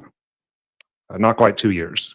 What did you do before that? I was a special agent with the FBI in Denver. How long had you been with the FBI? Almost 25 years. What kind of training and education did you have that allowed you to do that job? I got an undergraduate degree in management, Texas Tech University, got a master's degree there as well in business. I worked in Dallas for 4 years while I was basically biding time to try to get into the FBI. What kind of experience or positions, I should say, or roles did you play with the FBI? So I was a special agent the entire 25 years. For my first 2 years, I worked terrorism matters. And for my last 23, I was primarily violent crime matters. What kind of cases did you work on as far as violent crime investigations? Up until 2006, I primarily worked kidnappings, fugitives, bank robbers, some federal jurisdiction crimes, like if there was a homicide in the prison. It was mainly that until 2006. And in that year, I was assigned a serial killer case. It was an informant of ours who the FBI did not know he was going around killing people and enjoying it. And I spent 15 years working that case. And that got me working closely with the profiling unit, which is called the Behavior Analysis Unit. I worked with them from 2006 until my retirement. What is the Behavioral Analysis Unit? It is a unit of supervisors with the FBI. They've also now incorporated homicide detectives, other federal agencies like ATF, alcohol, tobacco, and firearms. And they are basically a consult of experts in different categories. Like we'll have cybercrime is a new one, terrorism or threats, crimes against children, and crimes against adults. How is, I guess, either that discipline or that unit, how is it used in criminal investigations? So for my serial killer case, since I had never worked anything like that before, they consulted with me of how to approach someone like that, how someone like that functions, and how we might be able to find his victims, because we just had missing people at that time. So they taught me how behavior works. I went to a lot of their in-services. I eventually became the coordinator for Colorado as an arm for the Behavior Analysis Unit to both assist local agencies in some profiling type matters, but also to hook up local departments with the profiling unit. So I was basically an extension of them to Colorado. And following that case in 2006, I kept getting assigned other cases where I could utilize the profiling unit on whether it's missing children, missing adults, strange homicides, serial rapists, those sorts of things. I guess, how do you use that behavior patterns, or however you want to use the term, in trying to determine or help you as you're interviewing people? So, and attending a lot of their in-services, but even more so in working with people who did awful things, took other people's lives, the profiling unit had taught us that people follow a certain pattern of behavior. And knowing that pattern assists us in how to approach them and possibly get them to talk to us. It's not an accusatory manner. It's more of a manner on where we try to think like the offender, someone who's done an awful thing, and try to help that person wrestle with what they've done, and even almost explain to them what they've done and assist them in moving forward. So it's looking at the crime as best we can from the offender's viewpoint and trying to understand that person. Does thinking like the offender work in a generalized sense, or is it better to know something about the investigation itself and things that that person may have been doing or saying while the investigation is unfolding? Yeah, it requires a lot of homework. That's what they taught me, because when we would send a case to the profiling unit, they would digest it completely. It's not some magic formula where they know how people think. They would read the entire case reports. They would ask a lot of questions of the investigator, and then they would just give the investigator some thoughts on how they might move forward. It's not, they would never dictate, this is what you should do. They would say, here are some considerations you might have in dealing with the person like you're dealing with today. The transition for me out of the FBI and really towards the school district was in 2013. This was after the Sandy Hook attack on the first graders. I started getting yearly training, and it was more in depth on pathways of violence, because we as the FBI were trying to prevent school attacks in particular. So every year we would do more in-depth study on behavior patterns, and we as people, how we go down a pathway of violence before we do something. And so that got me talking to a lot of school districts for the next, 8 years or so, which eventually led to the job that I'm doing today. So when you're talking about pattern of behavior, you're not talking, then it doesn't sound like a generalized pattern of behavior. This would be a very specific pattern of behavior for a specific person in case. Yes, they call it the pathway of violence, and both the FBI and the Secret Service have studied that for years and years. What do you mean when you say that phrase, pathway of violence? It means that we as human beings exhibit almost predictors before we do something we're going to regret later. It starts with a grievance. A grievance means something that you perceive is done wrong to you. And so then you have to wrestle with how you're going to deal with that. And you have an idea of how to deal with it. And that sometimes for us is not a healthy idea. If we have stabilizers in our life, we'll go back and figure out a better way to deal with things. From there, we go to planning. And that's if you're going down an unhealthy or a violent pathway, you'll start planning what you're going to do. You take steps of preparation. Then you do what's called a breach. A breach is that you enter into almost a point of no turning back, and then you do an attack. And we studied that for years and years to try to prevent school attacks. And that's what I still do today with the school district. If we see a student or even an adult struggling with that pathway of violence, we try to find out what that grievance is and if they're on a pathway to harm themselves or other people. So in your experience, have you actually seen this pathway of violence go all the way through that pathway where it does lead to some violent act? Absolutely. How did you get involved in the investigation of Gannon Stauch's disappearance? I had been assisting the Colorado Springs FBI resident agency. It's a smaller satellite down here I was stationed up in Denver on numerous cases if they involved missing adults, missing children, just to come in and assist them with whatever help I could give from the profiling unit. And the supervisor, John Cronin, had asked me to come assist with the Gannon Stauch case. What was your role in the investigation? I didn't come in till about a little over 2 weeks later, and the investigators, both FBI and El Paso sheriffs, just asked me to listen to one of Letecia's phone calls to, I believe it was Al, and see if I can assist, because they had no idea where Gannon was, and to see what we could do as far as where do we go from here, because they believed that she was misdirecting the authorities and wasn't assisting in the investigation. So after listening to the phone call, I spoke with Al, the dad, and with the investigative team and said, I do believe if we don't accuse Letecia of killing Gannon, that she would continue to talk with us and maybe give us clues to what happened to him. So did that become a strategy for you as you proceeded to help out with this investigation, to not accuse her directly? Yes. Why did you believe that if you avoided making an accusation that she would continue to speak? She had already shown a propensity to change her story to fit the facts of the case. And I had seen that in prior offenders as well. And I figured that if we could just keep Approach. Just a second.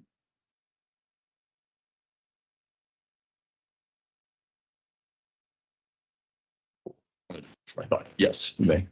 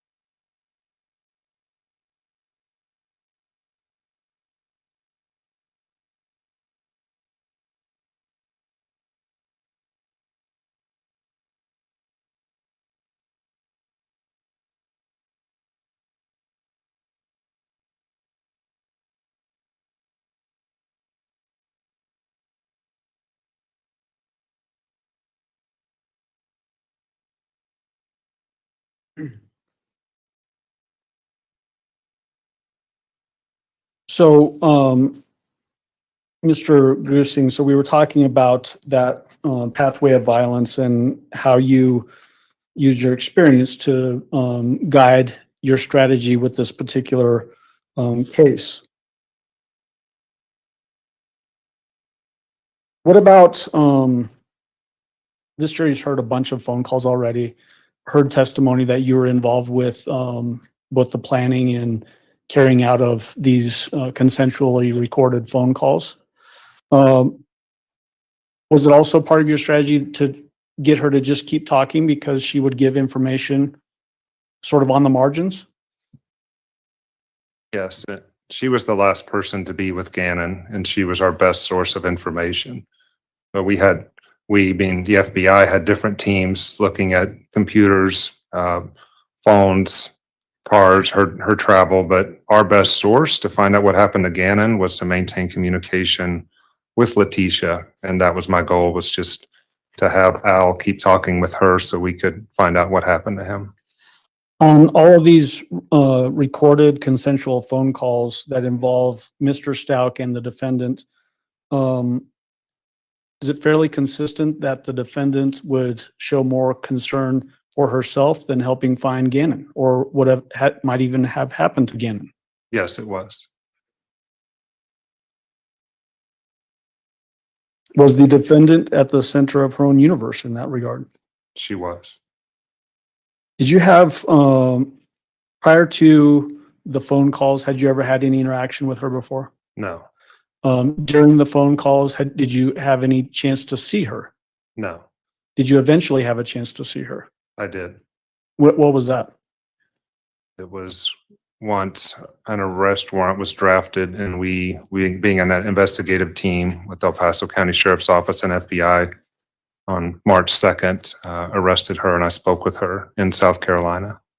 The person that you went there to arrest and then interview, is she here in the courtroom? She is. Will you identify her, please, by pointing to where she's sitting, describing what she's wearing? She's sitting at that table wearing a red shirt. Between the two defense attorneys? Correct. All right, at this time, I'd ask that the record reflects he's identified the defendant. The record will so reflect. Go ahead. Mr. Grusing, was it also consistent that this defendant would mislead the investigation? Yes, that's correct. Give us what you mean by that. Well, in her conversations with Al, she was pretending to be in Colorado Springs when we knew she was in South Carolina. Her stories changed, and it really affected the law enforcement response for her to say Gannon walked away to a friend's house versus being abducted or something that would cause a greater and more intense law enforcement response initially. And then, as I'm sure the jury's aware, the stories kept changing. How does that dynamic where the last person to see an 11-year-old child alive is giving these sometimes very wildly divergent statements as to what happened, how does that affect the investigation? Well, it makes it difficult, but someone like Letecia can't help but giving out facts in the case while she's making up these stories. The stories are to avoid punishment for her possibly being responsible for what happened and being found guilty. And in my experience, that is what, both in my experience as an interviewer with the FBI and what I learned from working with the behavior analysis unit, that's what we as human beings do, is we fabricate and we misdirect to avoid punishment. Was it consistent in this case that different times during these recorded phone calls that she would try to shift blame to other people? Yes, Did that include Al Stauch? it did. Did it include Landon Hyatt, Gannon's mother? It did. Did it include Landon's ex-husband, Mike? Yes. Were there other people that she would try to shift blame to that were known entities, known people that were real? Yes.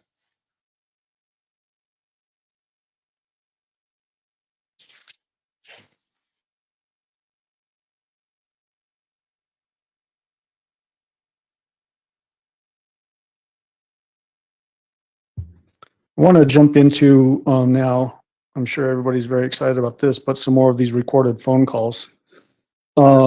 We've previously had admitted and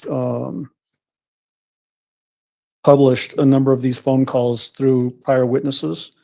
But before we jump into that, how were you involved in this specific process of preparing Mr. Stauch for these calls? So I would meet with Al along with our team in the morning early before we knew the phone calls would happen. First of all, to check on how he's doing, see if he got any texts through the night, and then to prepare him mentally for what would be a very difficult day of getting news stories of what happened to Gannon. And to watch him was difficult on us as investigators because Letecia was describing a lot of trauma happening to Gannon through this. It's forms of blood gushing and injuries to face and knees, and it just would keep coming, and it was difficult for him to take that in as Gannon's father, but he maintained a very even keel, and I think we were able to help him do that. it was very difficult for him not to accuse Letecia, but Al was also able to refrain from doing that as well. Would you see physical reactions in Mr. Stauch as these descriptions are coming out? Yes. Was it important while you're doing this with Mr. Stauch to protect the viability of the investigation, meaning instructing him that he couldn't talk to people outside the investigation about these calls? Yes, he knew that, and as far as I know, he adhered to that. Okay. So I want to jump into People's Exhibit. Hold on just a second.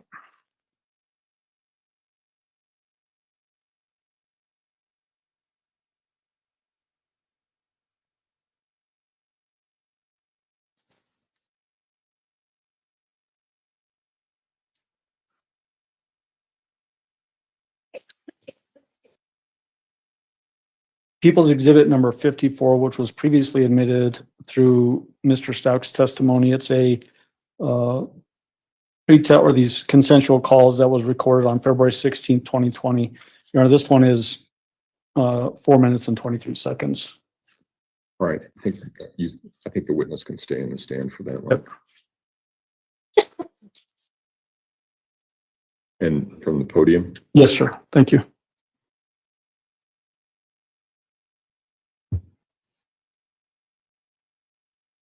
Hello? Yeah. So I just got off the phone with your girl, Nicole, and then I talked to the investigative reporter. Do you know what I found out? What?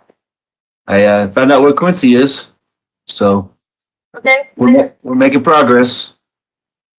His family at the house believes he's been in Mexico for over 2 years and hasn't been back. Yeah, no, that's not true. How do you know? Oh, okay. Okay, what is it? If you're not going to listen to me. I did. I listened to you. And make up these stories. Really? No, I listened to you. I listened to your contact of Nicole. I listened to her, the person she sent, okay, who was the investigative reporter that you were referencing. So all that was true. So thank you for telling the truth on that, okay? The part that's not true is Quincy Brown. He's been in Mexico for 2 years. Quincy Brown is not involved in this. Mexico? You got gone. Mexico. That's what his family said, yeah, that's what his family said. Oh, yeah. Okay, the family said Mexico? Yeah, because they've been looking for him too, believe it or not. Go figure. Uh-huh. Yeah, sure. So why the misinformation? Why are you telling me not true? Okay, the news people said this was misinformation. That's why they're not running your story.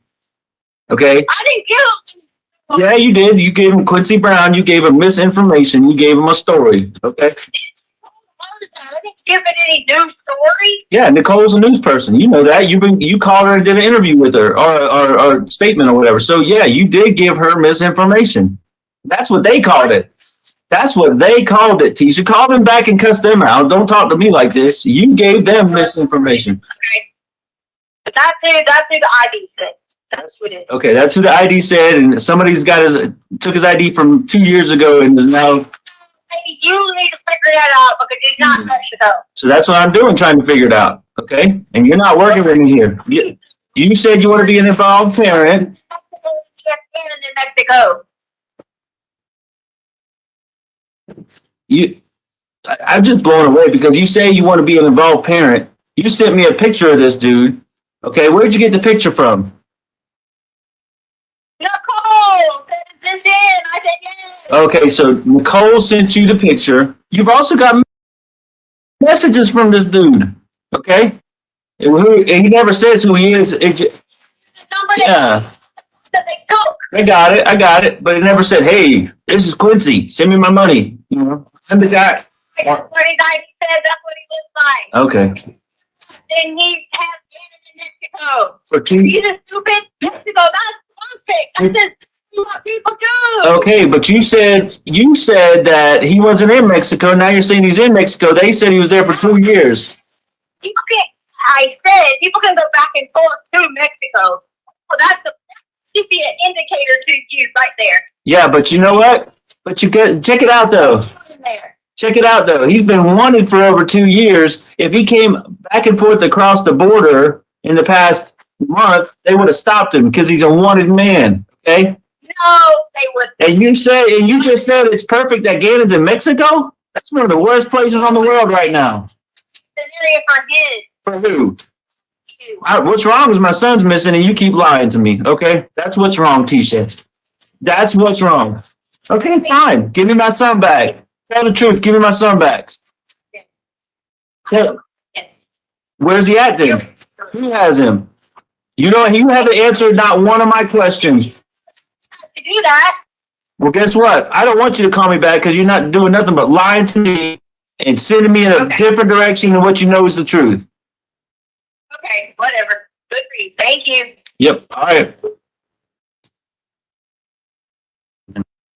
So, Mr. Grusing, just a couple of preliminary things. There was a word of Nicole in this particular call. Were you aware of who Nicole was? Yes. Who is that? She was a local news reporter. Okay. And then Quincy, we've had some prior testimony on this from other folks as well. But this is that Quincy Brown? Correct. Any indication that he was involved in this case? No. What is important from your perspective as an investigator with your years of experience regarding this particular phone call? Again, Letecia is not taking any responsibility for Gannon being missing. She actually, as Al was able to catch, was almost relieved or pleased that he might be in Mexico, that might even be a possibility. And we had already found out by this point that Quincy Brown was a fugitive on a wanted page. And like I think you'd said prior testimony, it had already been vetted that he was in Mexico. Okay. When we talk about misdirection, is this an example of that misdirection as applied to the investigation by the defendant herself? Yes. Next one, we'll jump into People's Exhibit number 55, another one of these recorded phone calls admitted previously under Mr. Stauch's testimony. This is 18 minutes and 42 seconds long, and it's occurred on February 16th, 2020 at 2:34 p.m. And you said 18 minutes? Yes, sir. A little over 18 minutes. Mr. Grusing, you can go ahead and step down and sit in the background. This is are you still playing it from there? February 16th. Are you still playing it from there, Mr. Allen? Yes, sir.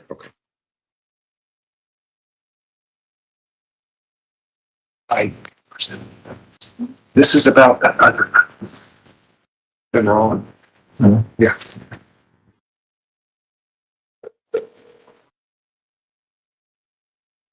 What?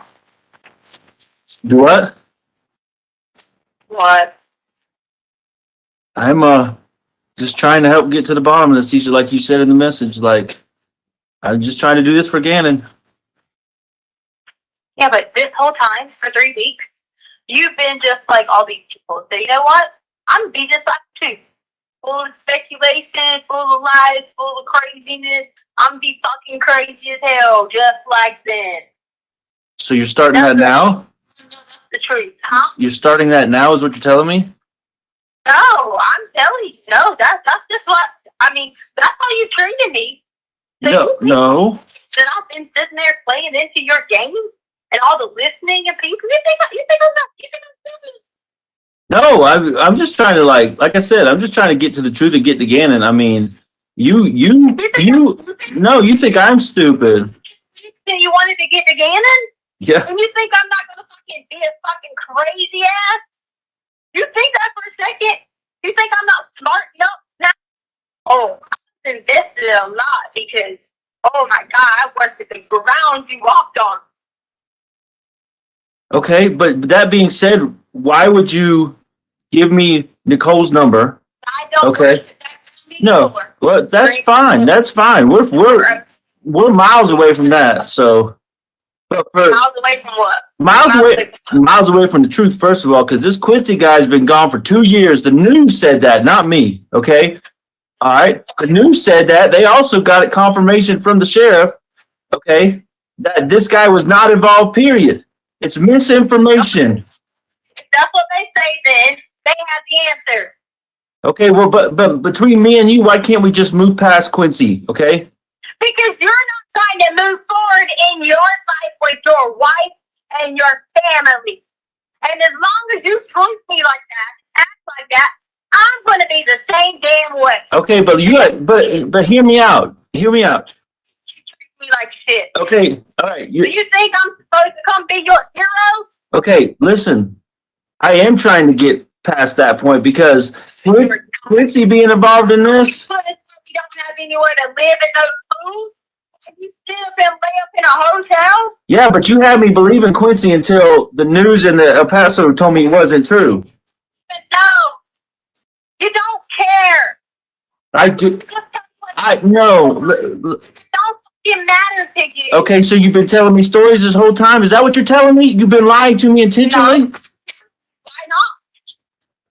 So Because but you got to know. I think you're freaking out because you know. I don't even have to tell you. You know that Quincy being not legit anymore is not good for you, and it's not good for Gannon. Okay. All right. So listen, I want to start over with this. Okay, I want to start over, and no, I got you. And I want you. If you had me, you would have dated me for 2 weeks. Okay, but listen, when I started talking to you on the phone, the most honest you've been to me in this whole freaking process is when you asked me and you showed me that you cared and love for me. You asked me, you said, Albert, do you love me? And then I answered and I said, yes, right? You don't. Albert, you don't. No, but no, listen to me. I said yes, okay? Get on the phone with and tell them all how many. Tell me. I said yes, and what you said, okay, what you said, if this was an accident, will you stand by me? And I said yes. I said I will stand by you if this was an accident. Many people did you start texting and telling them that I'm lying? I just want to know because this is where I know. This is why I know never were trusted through the whole 2 weeks. Who trusted? People did you? I didn't get on the phone and text nobody about this. And I know you're surprised by that. You can be, okay? Whatever. You ain't told a soul about their names or nothing. The only person I've been talking about is the fact that Quincy Brown, with this, whatever Nicole Fiaro told me, okay, that the El Paso County Sheriff, you said, call, I did exactly what you said. I trusted in you. I got in touch with them. So you don't even want to talk about Gannon. You're not talking about Gannon. You're talking about you, okay? No, this is not about It is about you.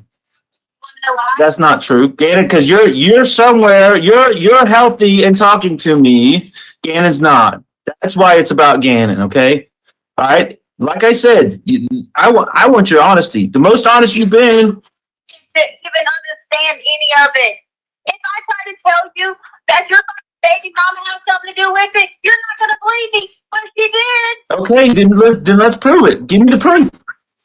You fucking laugh at hotels with her. I haven't once. I've told you that. I don't care. You could accuse me all you want to, like you've done for 5 years. Okay? I don't have nothing to hide. You won't even tell me anything. You haven't had the decency to tell me anything about nothing. You started kicking me off, kicking me out of the curb. But you called her every day, though, didn't you? Not really, actually. No, because she's your children's mother, right? Yeah, yep, absolutely. And you have information that you're not telling me, and you have the chance to show that you're better than her. Okay? If she's involved in this, if she's involved in it, let's take her down. If you go make a statement that you are standing by your locked and then see what you did. Okay, if you sit right here, do that. Okay? If you sit right here. No, absolutely not. I'm not putting you down at all. You told me the closest we've been to the truth, I'm gonna keep saying this, is when you asked me if I loved you, and I said yes, okay? And then you said, if this was an accident, and then you said, stand by me. Okay, so I think that's the closest to the truth we've been, that something happened, it was an accident, and that's the most... Something happened, it was an accident. Where the hell did I put Gannon? What you think, what the rest of the people think? You think it was an accident that I heard and did away with it? Listen, hold on. And I'm going to tell you the truth right now. I'm not worried about Gannon right now, okay? I'm worried about you. I'm worried about standing by you, The only way you're gonna Tell me what I want. I'm not telling you what you want to hear. The only way to move forward with this is that it was an accident, which I think is the truth, and that you freaked out. And I told you that over and over and over again. Accidents happen. People freak out with accidents. They will understand that. Okay, but the fact that you sent me on a 3-day chase of Quincy Brown, which is misinformation and not true, okay, that's not good for you. What is good for you is that we can make it through this going down the road of an accident. No, I'm telling you the truth. 10% of people don't make it through. If I hadn't saved Gannon's life in a fire, you'd still be treating me the same way. You saved his life from a fire? If I didn't, God knows, because I couldn't figure out where the hell the fire was coming from. And I went downstairs, you haven't dumped on you for a second. If that house was on fire, Gannon would not be alive.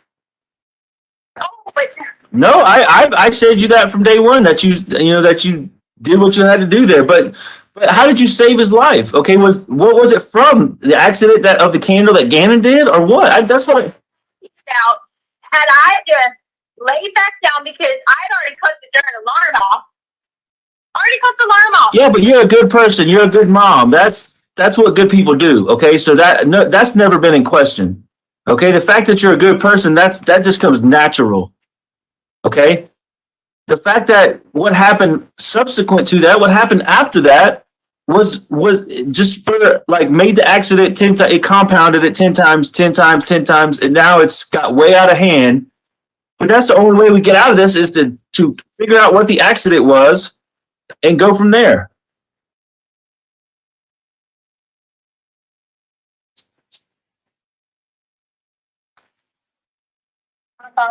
I can't hear you. I'm asking somebody because we don't have any food. Okay, all right. Yeah, I see. All right, thanks. That's really great, right?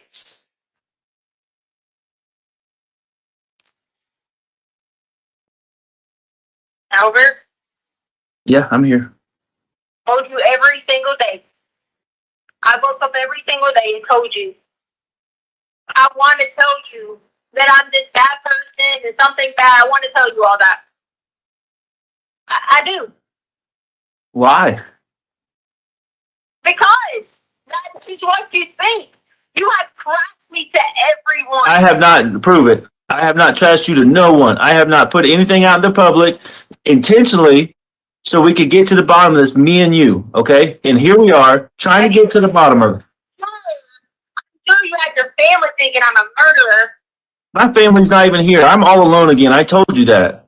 My family just wants to find their nephew, their grandson, their cousin, okay? That's what they want. How about Lena, their brother? Lena's losing her mind because her brother's missing. You think I don't want to see Lena? I didn't say see Lena. I said Lena's freaking out because Gannon's missing. What are you talking about? No, I said I do want to see Lena. I didn't say you didn't want to see her. Why? Where did that come from? I said my mom's worried about her grandson. Okay, my siblings are worried about their nephew. Their children are worried about their cousin. And then I said Lena's worried about her brother, and you said you want to see Lena. Well, everybody wants to see Gannon. Everybody. I know that, Albert. Okay, everybody wants to see Gannon. And if it was, and I'm trying to get you to understand that if this was just an accident and it got out of hand and you panicked or whoever panicked, okay, that's something we can make it through. Okay, you can make it through that. You're not going to believe that because you're going to think. No, fine. Gannon panicked. No, I'm not blaming you. I said it was an accident. Accidents really have no one to blame. If an accident happens. Okay, I was trying to be a cool parent. I already told you that. We pushed the bed together. You talk about having to sleep over. Okay. We were just acting crazy. Okay, I already told you that NFL busted his lip in his nose. That's where the blood came from. Don't you think that there's some crime scene to kick everybody out of the home? When that's not even, nothing happened to Gannon, deadly, hurtful, anything like that in the home. I'm sick of it. I'm supposed to help people when people won't even move past that.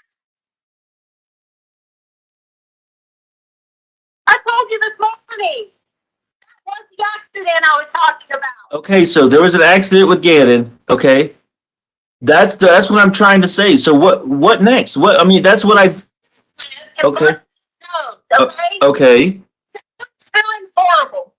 He's absolutely feeling horrible because we had a fire. We had to run out. He's thinking, and whatever you're going to say, you're going to be like, oh, whatever.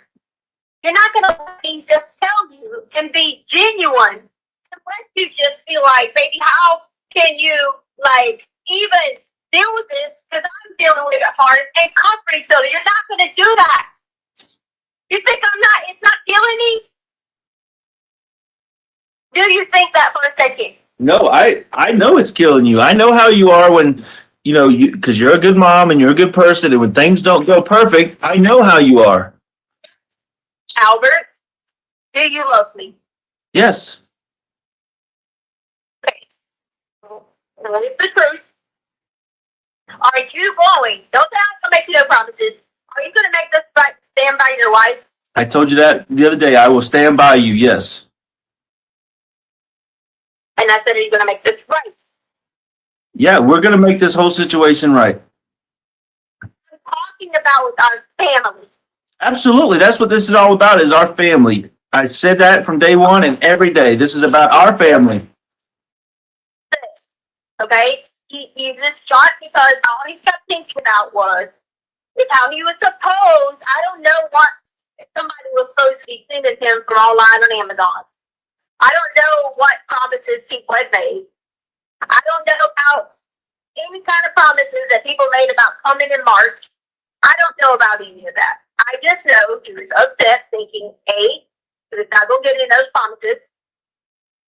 He was upset about the whole camera thing. And he kept saying to me that he messes up everything. Saying that to me. And I kept saying, no, you didn't. That's why I didn't let Gannon go to school. He felt horrible with himself. He felt really bad with himself. He was very upset. So we go on our same trip. We went on everything about the bike. We did all that. All that's true. We did all that. We go to Petco. We did all that. Okay. Then we leave. We're going to go meet somebody about the fire. Then end up and I realized that I didn't think somebody was following us. That's the God's honest truth. Because when I got on stage, I got a turn, they got, swear to God, I thought somebody was following us all the time. Anyway, so I realized that I didn't have phone for directions, so I turned around. Come back up to Petco. Go back into Petco again, and still playing the glitch. He's still whatever. So back to stuff for a second. If you think for a second on some video, it might have been whatever, he had busted his nose in his mouth. Did you think I want to send him to school like that? Honestly. Did you? I mean, obviously not. Okay. I did. And then I was sitting there feeling so sorry. He didn't have that first. It was therapy. They were a little bit bumpy, but I was able to jump on it and put it out. So then we go back to Petco and I said again, hey, we are gonna have to get back and get Lena. Albert, when I got back, Gannon was not in the car. At all. I didn't even did he Echo? feel horrible because I feel like one of those people that didn't realize that they left their baby in the car.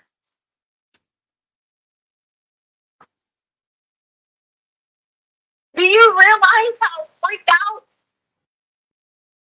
People want to know why I drove around everywhere, why my GPS went everywhere for days, because I tried looking.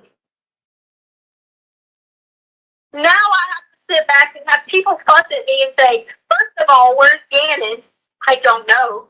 I told you this from the beginning. I don't know. I don't. You think it's not driving me insane? I don't know.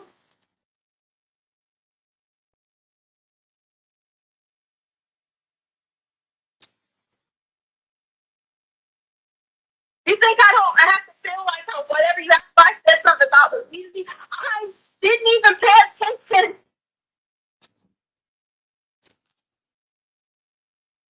He's always just so quiet. I wasn't even thinking. And then I go in the pantry, thinking surely he's gonna be home. Surely, because he was talking about a friend with a car. They had a car. I said, surely, maybe he thinks he feels horrible. Yeah. He's gonna call this person or do whatever, and he'll be back home. That's it. And you think I don't have to live with this every single day?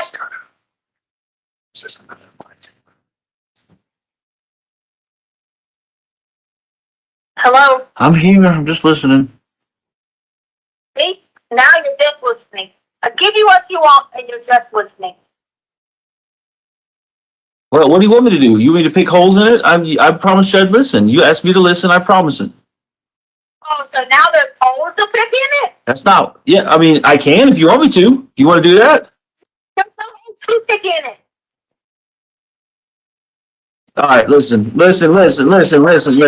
I'm done. Okay, because we started off talking about an accident. Okay, now basically we got another Quincy Brown. So what's this guy's name? Okay, when you come up with that, when you come up with the next person's name, you call me back. All right.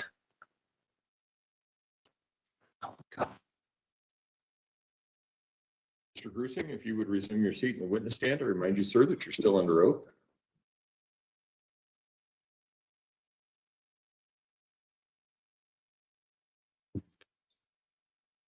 One of the benefits of doing it this way is you get your steps in while you're still testifying. Appreciate that. The whispering that we hear in the background, is that you and Al just conversing and you giving him tips on how to go forward? Yeah, one of us on the team. Okay. The accident suggestion, do you remember that at the very beginning of this where Al suggests, was there some accident kind of thing? I do. What was the strategy behind suggesting an accident? By now, we as a team had been able to shoot down the Eduardo story, and now the Quincy Brown story, because we had put him in Mexico. Letecia knew that that story wasn't going to be able to move forward with Al, and as you can see, she wants a relationship with Al, and we decided to do both the accident scenario and remind Letecia that she's a good person and a good parent, and see if she would give us something else as far as a clue we could move forward with. Is that essentially building an escape hatch for her to take that gives her potentially some less exposure? Yes, Did she take advantage of that? she did. Okay, in what way? Well, she described again more injuries to Gannon about, I believe it was busting a lip, and I couldn't hear if it was a nose or something else that happened in the house. And then that's why she would call him out of school. She also continued to blame him, though, as a victim, of saying he was scared, he wasn't acting rightly, and a lot of those sorts of responsibilities landed on Gannon. And then she calls him out of school, but now she has him being abducted, it sounds like, from the Petco, and now we don't have a new suspect to chase. Is this a new development in her evolution of stories that now an abduction, kidnapping has occurred outside of the home? Yes. At Petco, I should say. Yes. Because there had been the previous one of Quincy Brown up northern El Paso County, correct? Correct. All right. At this time, I would like to jump into the next phone call previously admitted during Al Stauch's testimony. This is People's Exhibit 56. It's from February 17th, 2020 at 11:49 p.m. And it's 43 minutes long, so that may get us to a good break point after that one's done. It will. And Mr. Grunson, you can go ahead and step down.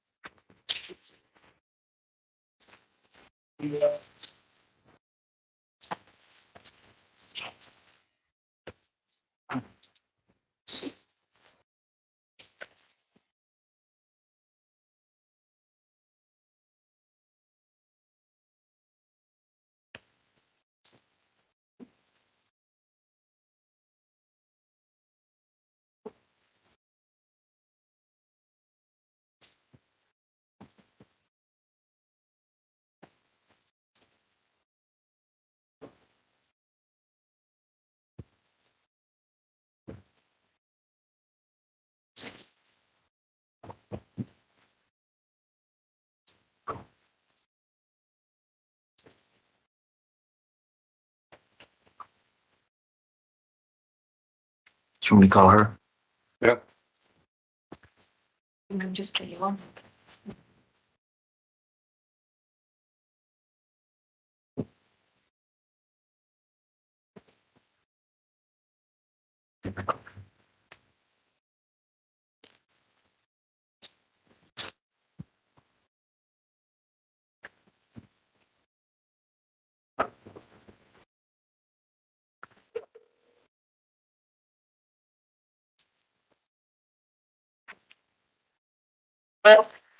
Hello. What's up?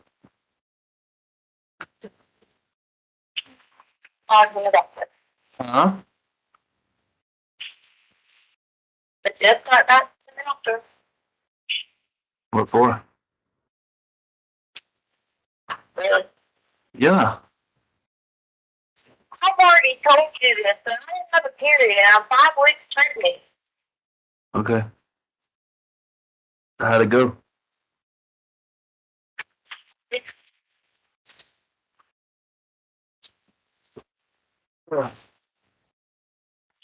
Was that you messaging me this morning from another number?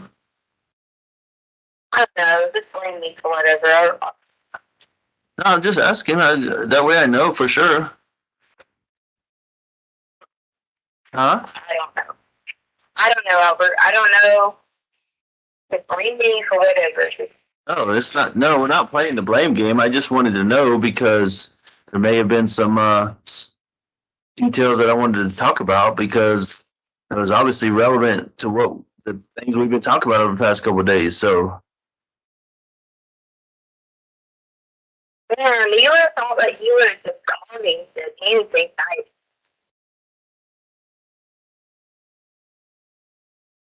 Tisha, you know what my mind's on. My mind's on Gannon, okay? And I told you I'd stand by you if we got to the truth. So, I mean, that's what my mind's on. My mind's on the truth about Gannon. I've given you the truth. I've given it to you, and then I've given you 15 different things that were not true, just to prove a point. Call it what you want. Call it crazy or making up stories or lying or whatever you want to call it. And go text people and tell them how horrible person I am, and I'm just lying, and you're backing me in a corner. So that when you say something to people, I hope you know they're posting your stuff online. When I say something to who? Anybody. Unless it's probably like legitimately people that you are blood related to. If they send it to anybody or anyone says anything, send it to their best friends in kindergarten, they're posting it online. Well, I mean, I haven't said nothing to nobody, so I don't even know what you're talking about. Well, I'm just telling you, that's probably you would send some people calling you or something. That's probably how they got your number. Your number's online everywhere. I know it is, and I mean, people are posting messages that she supposedly sent people. Just saying. So, I mean,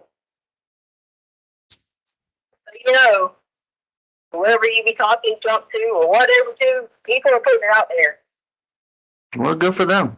I mean, I'm just telling you that to let you know that, not to talk bad to you or talk about you or nothing. I'm just telling you that. Trust me, Claire and I are getting accused of being with Mike, messages made up on being with Mike, all kinds of stuff. Like anything you can name it. I'm just telling you that these people are nut jobs. yeah. So back to what you said a second ago. You told me that you made up all these stories to prove a point. Why would you tell me all these different stories? That doesn't make any sense. Well, I mean, what point is there to prove other than the point of finding Gannon? Because I cannot give you, no matter what I give you of how Gannon is missing, I can't give you the answer of how to get him. Why? But you told me. If you guys are there to question me, check all Jose Baez law firm. I just want to know why you told me all these different stories, but you told me to you're telling me that you've given me the truth so many times, but then you say it's a bunch of different stories. So I don't understand what you're trying to say. I mean, the only thing okay, go ahead. Not walking you through any more stories or truths. I'm not doing that. Because it does nothing for me but make me unhealthy, make me stressed, and I'm not in the position because I'm not eating to be like this. I'm just not healthy.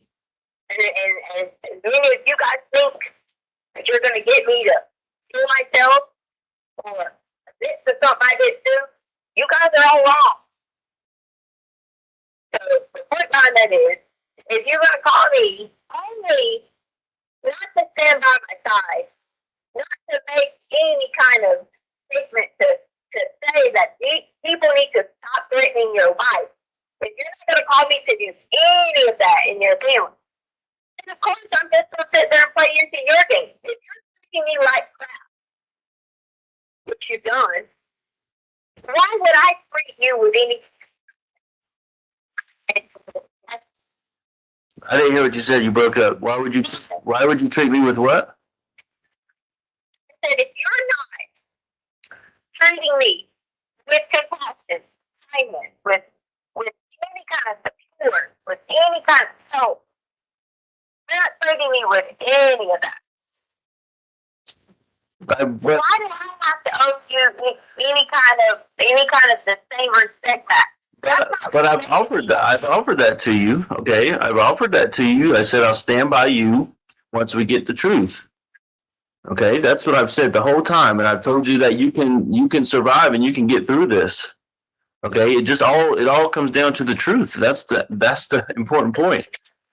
To get through something, for y'all to think that I'm gonna make up something and get charged with something that I didn't even do. I'm not doing that. If you just think that. I mean, You call me with things like, "Oh, you're a teacher." You never even said a kind word to me about anything like that. Do you think that I didn't think that was all a played up thing? you can listen. You're welcome to think whatever you want. I mean, you said you've loved me numerous times over the past couple of days, and I've replied with the same thing. Yes. If you called me to say that to me, if you called me, I woke up in the morning and said, "Be kind to me. I love you. I miss nothing." Have you said anything to me? I have, but the problem is what you're telling me is finding Gannon is conditional on what you want and what you need. That is what you're saying. The truth is conditional on that. Do you not think if I knew for a second how to get Gannon, it would not be sitting there waiting on you like weeks ago? Well, I don't know. I don't know the truth on that because I know what you've said, that an accident happened and that you panicked. And when you panic and bad things and things get out of control or whatever you said, they go downhill. You didn't accept the accident about jumping on the bed. You didn't accept it. I accepted that there was an accident that happened. You're absolutely right. I accepted that an accident happened and you panicked. That's not what you see. That's not what you accepted. I told you the truth. You asked me about the bedroom, and I've already told you this. But okay. Let's accept that accident happened, okay, for a moment. Okay, but you keep putting somebody else into the picture, okay, and that is absolutely bad for you. In the context of an accident or in context of anything, if somebody else comes into the picture and you keep going down that road, if I'm sitting here and poking holes in it, okay, which I don't want to do, but it just doesn't jive with me. What do you think law enforcement is going to do? Okay, because I don't think about what law enforcement is going to do. Because Jose Baez is going to whistle discourage. I'm not worried about that. But I'm not worried about law enforcement because I didn't do anything wrong. right, because it was an accident. We've established that. So why would Jose Baez have to rip anybody apart if you were involved in an accident? That is, I never told you that anything was an accident other than what you asked me about the word. And I'm going to keep telling you that 14 times, and then you're going to get mad. You don't need to scream at me, hang up the phone. No, it's not a good enough answer. But you did tell me there was an accident. You told me there was a fire, there was burns, there was a candle spill. You told me he accidentally stepped on a piece of wood. You already knew all this. Right, but those are the accidents that you said happened, that he got injured somehow from these accidents. That's what you said. I'm not putting words in your mouth. You about him. I've already told you about this. He had a hard time just being basically a boy, barefooted. Yeah, I know it, and he freaked out. I got it. He freaked out after the accidents happened. There was a couple different accidents that happened. He freaked out, got overwhelmed. Then what happened? He's never had that many accidents. I agree. Okay, I agree. That's a lot in like 12 hours. That's a lot of accidents in 12 hours on one little field. Okay, whatever. I'm just using that as a random guess. Okay, I don't know the exact time frame. Me explaining anything to you, if your people want more statements or whatever, they know. I've listened to you who I have as my representation in a pre-investigation. I listen that to you. I'm not going to sit here and walk down 15 more trails again with you for you to hang up, yell at me, scream, and I'm your husband. I'm not the sheriff. I'm your husband, and it's my son that's missing. Yes, he does. A father does. A father does. Okay. And once again, I'm trying to do this because I'm feeling the guilt of not being there to help him through all these accidents. Okay. So I'm trying to do what I can outside of the law enforcement. Okay. Because you don't freaking trust them anyways. And they've screwed a lot of this up. So I'm sitting here trying. Do I trust him? Not based on what I've seen.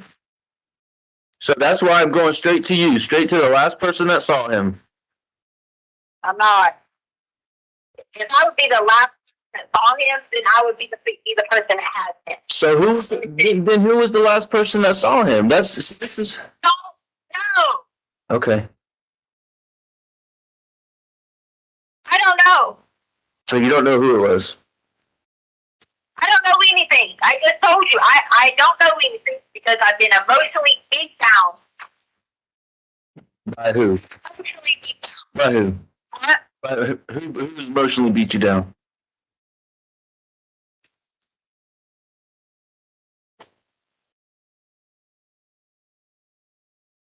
Hello? Albert,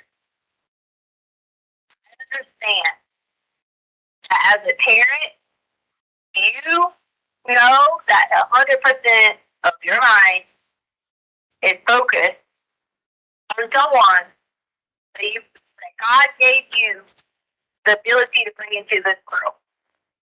Okay? If anybody knows that, I understand that. Well, but you're contradicting yourself because you told me. Okay. No. I'm not even okay. Yeah, I'm sorry to interrupt. Go ahead. I'm sorry. I don't have anything to say because as soon as I couldn't even finish the second part. I sent it without you attaching me. Okay. And I also know that you should be, under no circumstances, be warned with me. Because that's what God intended you to be. Be warned. And that's what? That's what you're supposed to be doing. And that doesn't include, I haven't even spoke to my husband in weeks. Been there to comfort him, even there to comfort me in this situation. So, no. I know that God says we put him first. He put everything in the order that was supposed to be. That happened, and I'm not going to apologize for that. When I've given you information, I've given you a set of information, actual truth, and it's still not good enough. Tell me what that is, because I'm not doing it. You don't care. You're not going to be as a parent and accept Hey, no, sometimes our kids are gonna make choices that we don't like. They're not gonna accept that. But who am I gonna be a parent? I'm trying to tell you to accept something. How?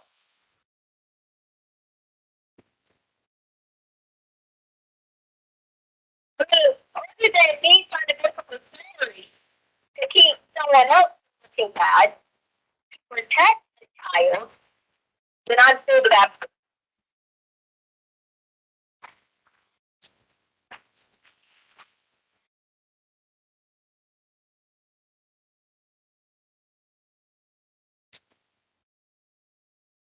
You should have my back no matter what. You should have my back to the point where we together were talking to these people and demanding a better answer, but you have not. I don't know what you do every day. I mean, I don't know. I don't even know where you're at. I mean, as far as I'm concerned, you may not even be here. I mean, it's on mine to 0 Texas.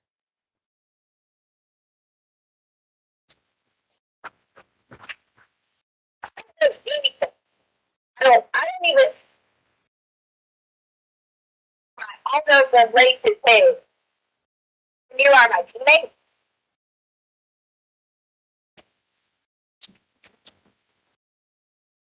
And then you're going to go up to me. I'm not favoring on any of it. I'm not. This is the you tell me exactly where standing is right now. I'm never going to vote for my family again. That's the that you basically put on me. I don't know where he's at. This ain't going to be on.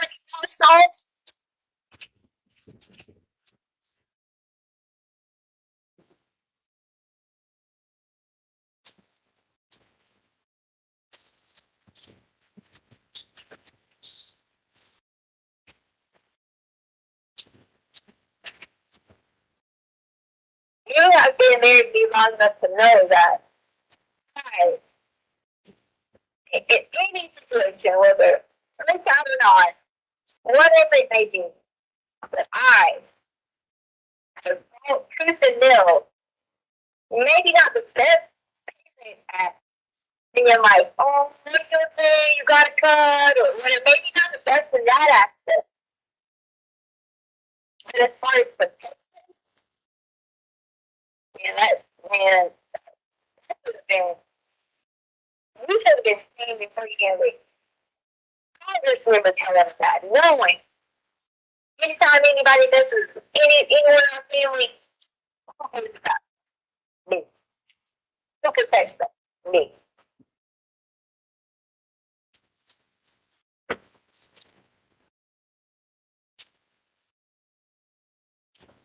I could give you minutes out. I would. All right, can I talk now? Huh? Sure, thank you. All right, so I'm gonna. I know you don't want to hear this, but I'm gonna walk you back through where I'm at, and then I'm gonna let you know how I feel. Okay? All right. I fully believe that something happened. It was an accident, and that you panicked. Okay. And that you keep putting somebody else into it, and as long as you do that, it just doesn't look good for you. And I'm trying to be by your side when I say that. Okay. And I've said this over and over again that you can get through this, and if you give me the truth, okay, I'll stand by you. Okay, but here's where I'm at. Here's my feelings on it. Okay, you just need to hear me out, please. Okay, all right. I know that you did something. I know that you're responsible. Okay, and I hope there was a good reason for it. But the problem is, it's clear to me that I can't get him back through you. Okay, I had serious hope that we could stand by each other through this. But you know what? I'm past that point now. After all these lies, and you just admitted that you lied to me for a reason to prove a point, I don't have hope for us. And you know what I'm worried to death about? I'm going to have to testify eventually about this, and I don't know what I should say. I have no clue what to say about this because now I'm put in a position of the truth of my wife, and I don't know what to say. I don't know what to say when I get called up there to testify eventually. What? You just start your conversation. You please write it. I absolutely said that, and I want you to know what you think I should say when I get to have to testify because I'm gonna get called up there to testify in this situation. I don't know. I'm hoping it doesn't come down to murder. I haven't seen my son in 3 weeks, and nobody can find him. Okay, or maybe it was an accident and somebody just panicked. But I don't have it. I'm farther away from the truth than I was when I started talking to you after 2 weeks. You were the last one to see him, and I just don't know what I'm going to say when I have to sit on that stand and freaking cry in front of the world about my son. I don't know what the hell I'm going to say. Other than that, you freaking lied over and over and over and over, and then never told me any element of the truth. So what should I say? I mean,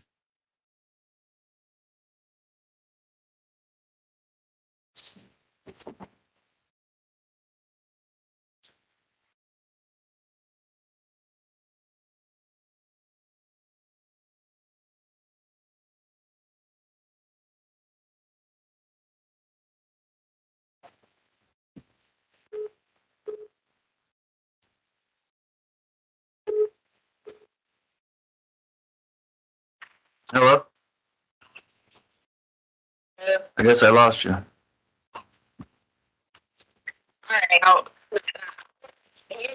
You're saying, so basically now you're saying someone's been proven. What you're saying. No, I said that could be the worst case. I don't know for sure because there's no body, there's no evidence, there's no nothing. I mean, what else do you want me to think in this case?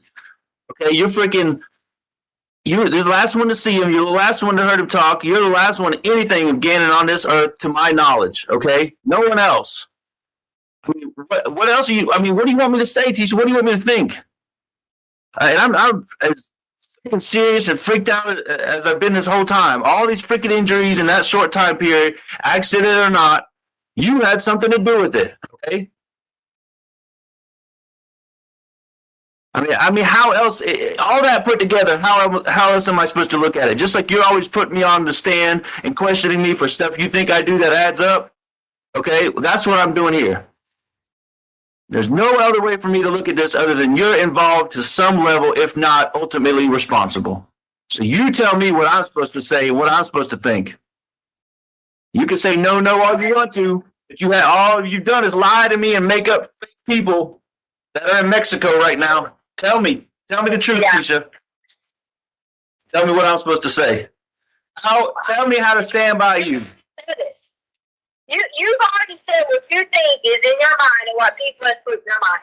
Yeah, it's not about what I think, though. Okay, I'm asking you how I can stand by you, what the truth is, so I can stand by you through this.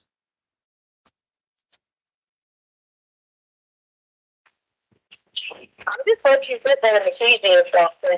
Because my own husband has just said I would murder someone. Listen to what you said. That's not what I said.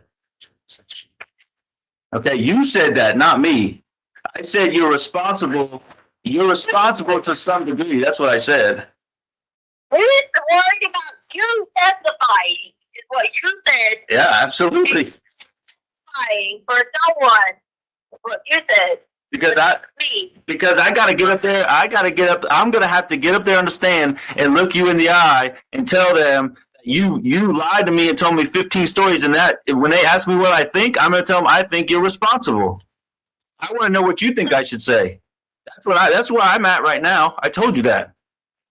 If that's what you feel in your heart, then go with it. That's all I can do. No, that's not. I'm asking you to convince me. Tell me otherwise, Tisha. No. Convince me otherwise. I'm begging you. I'm on my knees begging you to prove me wrong again.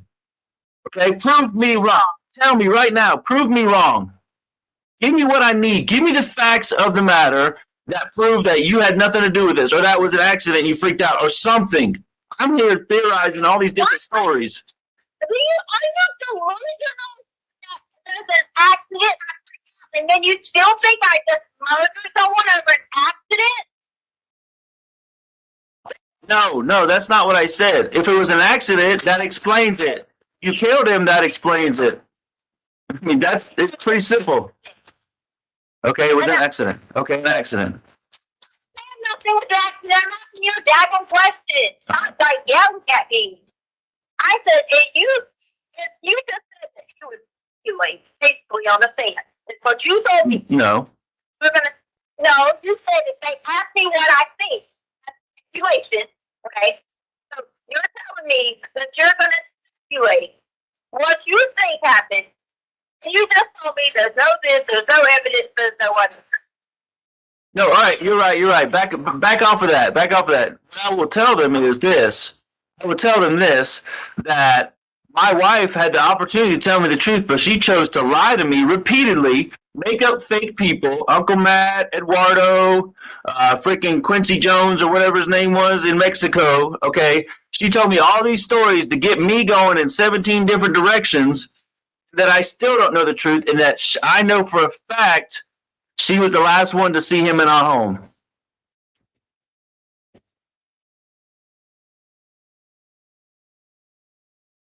I'm going to let you just be like, I'm going to let you just have that opinion because that's... No, stop. No, that's not an opinion, okay? I stated all the facts, I dropped the mic, and I'm out, okay? That's what that is. I got nothing else to say about it other than you lied to me, and you're the last one to hear my little boy cry and little boy say I'm bleeding and to see him live and well. Oh my God, they edited that video. You're an idiot. The hackers edited that video like that. Oh my God. Okay, then tell me something that's truth. You didn't deny it. You didn't deny.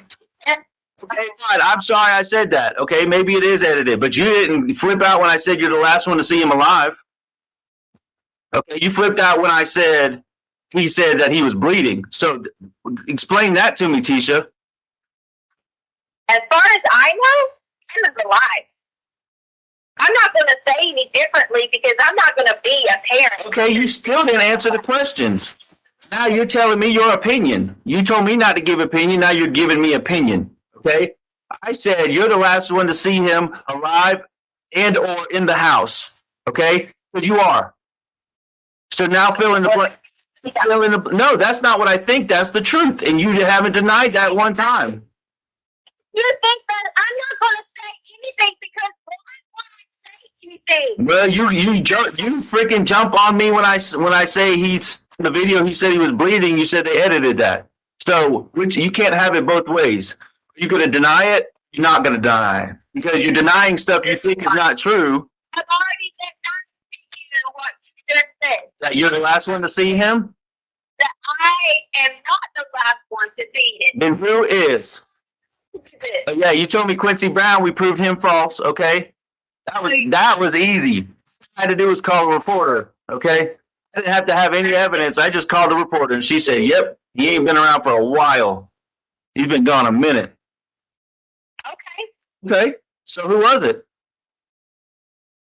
You've already said that it was no one else. So why does it matter? But you just said it was, so I'm asking who it was.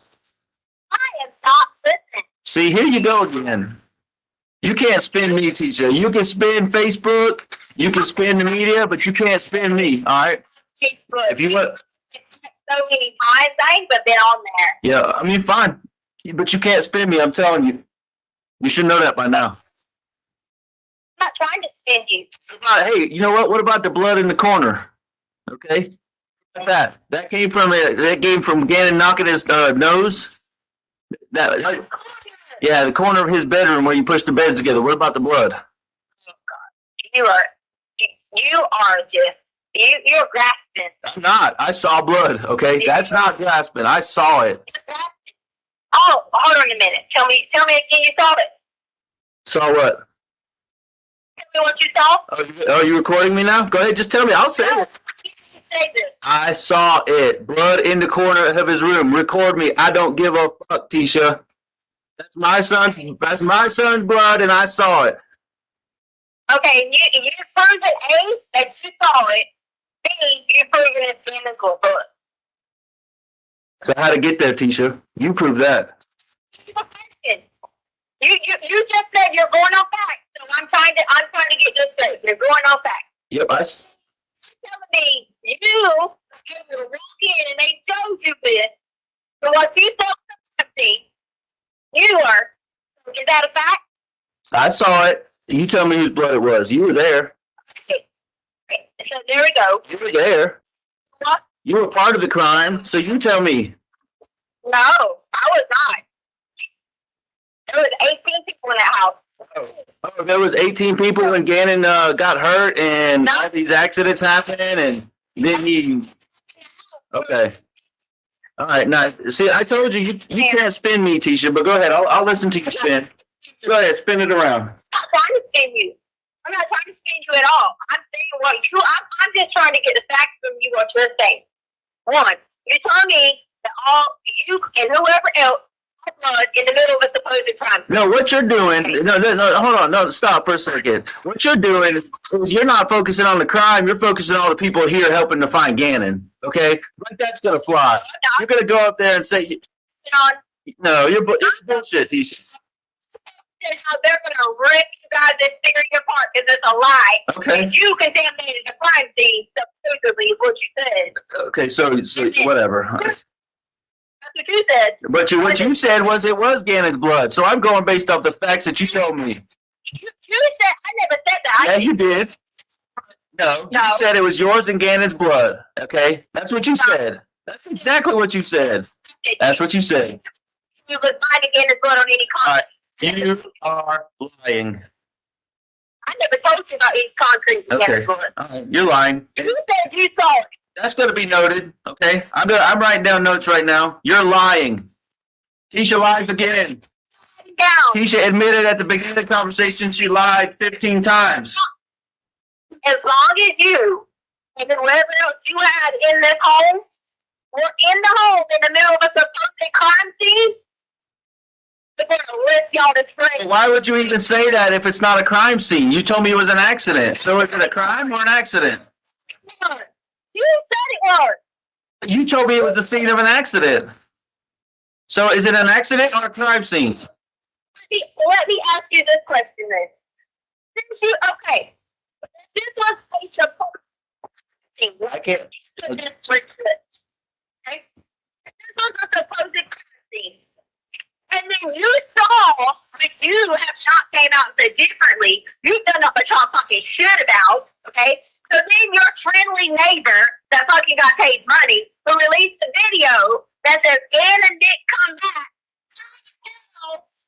is the house of crime scene. You're the one telling me it's a crime scene. You told me it was. You told me it was an accident, and now you're telling me it's a crime scene. So that question. What question? How in the hell our home, a supposed crime scene, when you guys have done nothing but portray the world? Hey, do you want me to tell you what I think or what I know? You want me to tell you what I think or what I know? I am. Do you want the what I think or what I feel or what I know for sure?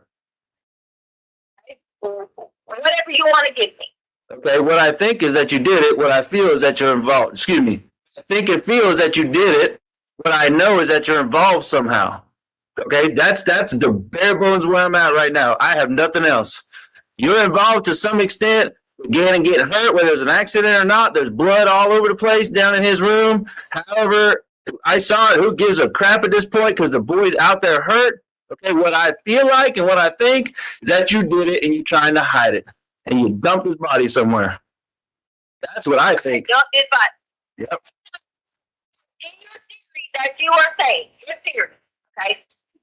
You were telling me that supposedly you think that there was some accident that someone got hurt really bad. Yep. Inside of Gannon's room. Gannon walked outside to the car, okay? I didn't say you killed him in his room, okay? Why would, I mean, I already told you, and you told me I was stupid for saying this.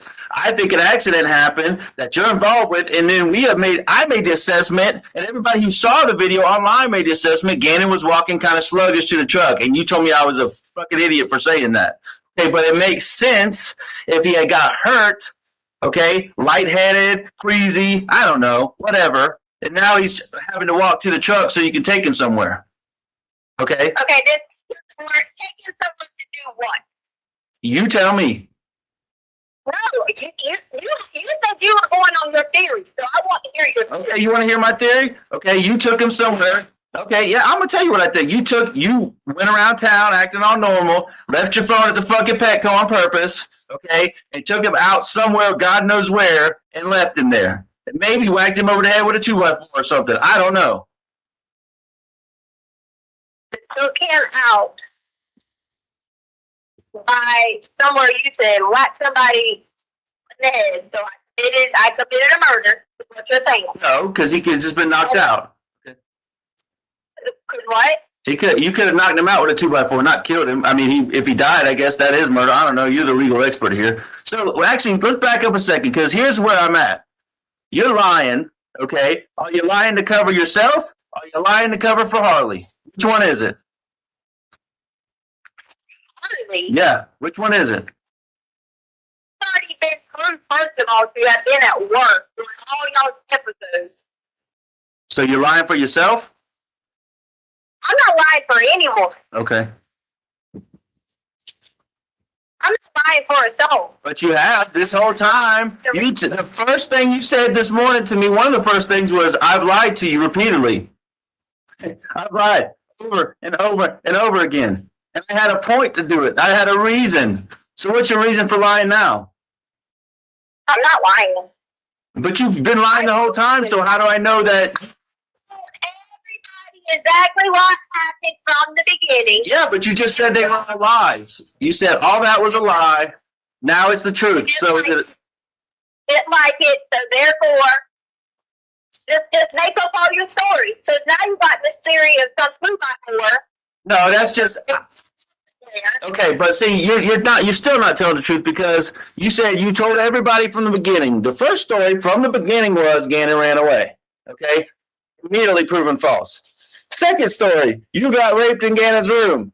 So proven false. So you've been lying from the beginning, not telling the truth, and you're still lying. So I mean, what's the next lie, Tisha?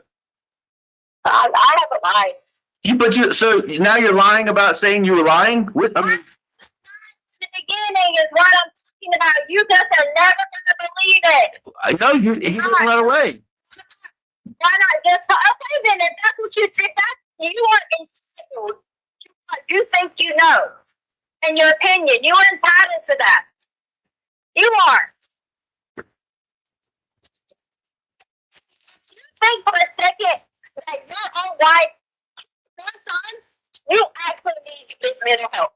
I probably will need to get some after this. You're right. My son's out there missing. My wife just admitted to me today that she's lied to me for 3 weeks now. Okay, and you did lie you lied to me from the beginning. All these stories, you said you had a point. Okay, you still haven't told me what the point is. So now you're lying again. And we've narrowed it down to the other person. It's either you by yourself, you and Harley, or Harley had some involvement. Who are you lying for? Really? You're Yeah. gonna try to Yeah, really. So that's what you think? You think that that's what you're going to do when somebody was at work? Look at you. So you're defending your 17-year-old, and all I'm trying to do is defend and find my 11-year-old. Please. You said you're defending your work. Oh, don't even start with me on that, because I begged you to let me adopt that child for 5 years. So you can shove that one up your ass right now. Okay, you can go ahead and shove that one wherever you want to shove it. But you're just disrespecting me. Why don't you just respect me and tell me what happened to Gannon? He's a freaking 11-year-old child out there all by himself somewhere. He's with somebody that he don't need to be with, and you're the only one that has the truth. You. And you admittedly, yes, you did. You said you lied over and over and over again. With somebody you don't need to be with. You just said that, but then you told me that no one else is involved. So which one is it? You tell me. You keep. You. You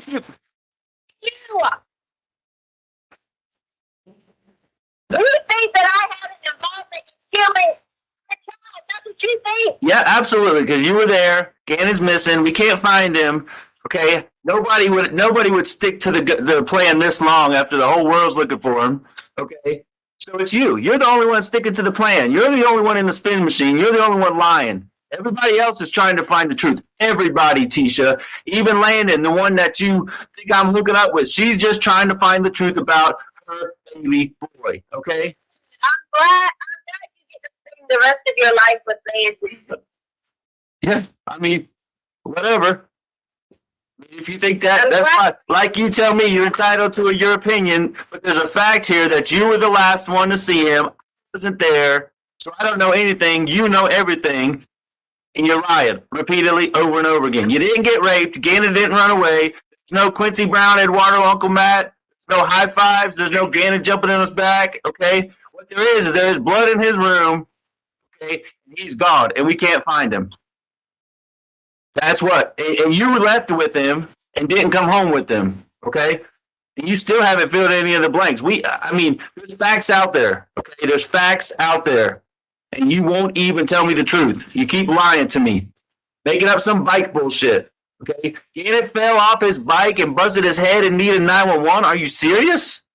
And then as soon as I say that, we go back to the house. I mean, I don't even want to do this. Okay. You're just going to continue to lie to me. Why am I even wasting my time? So when I testify on the stand, that's what I'm going to say. My wife had all the information. She chose to lie about it. I have nothing else to say. Okay? That's where I'm at. Hey. All right. Have a good day.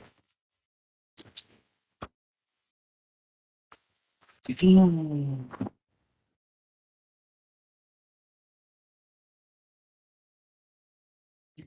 we good for a break.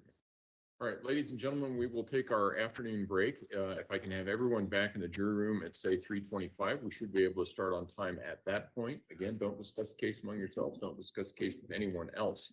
With that, all rise for the jury, please.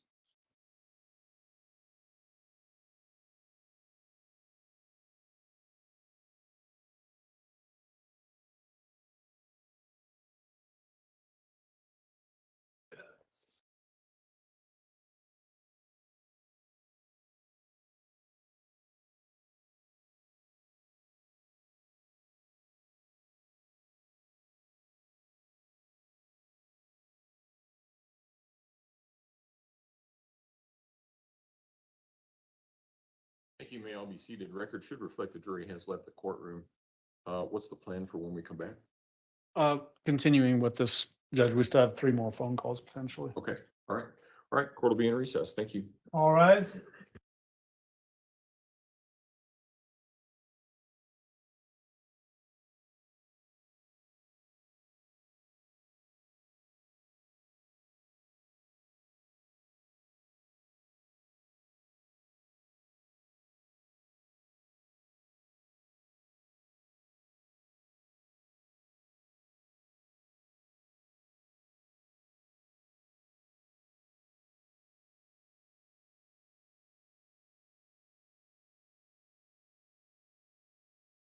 No baby news yet.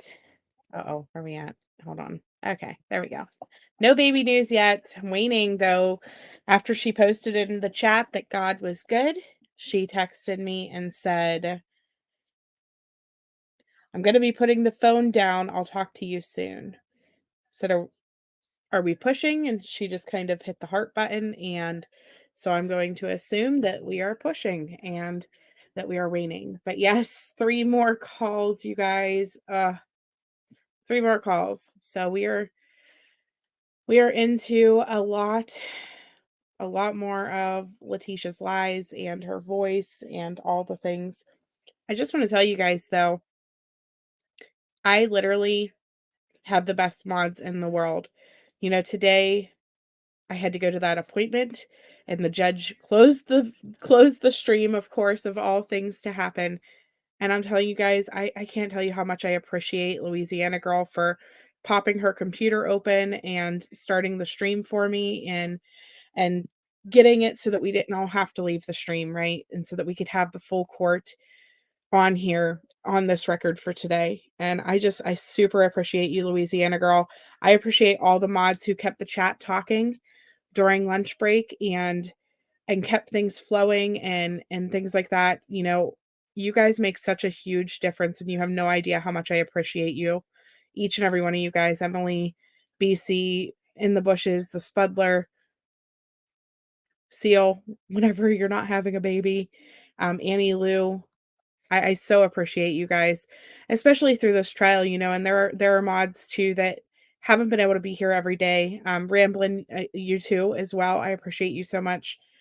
There are mods that aren't able to be here full time and all the time through this. We've been doing this trial now for 5 weeks because we aired jury selection as well. And so this has been 8 hours a day for going on 5 weeks, and they have just been amazing troopers, you guys. And I so appreciate it. So appreciate it. But even today, like I went into my mod chat and I was like, hey, can anybody like do panels today? So I have somebody to talk to while I'm driving down the road, because I don't want to try to read chat while driving, obviously.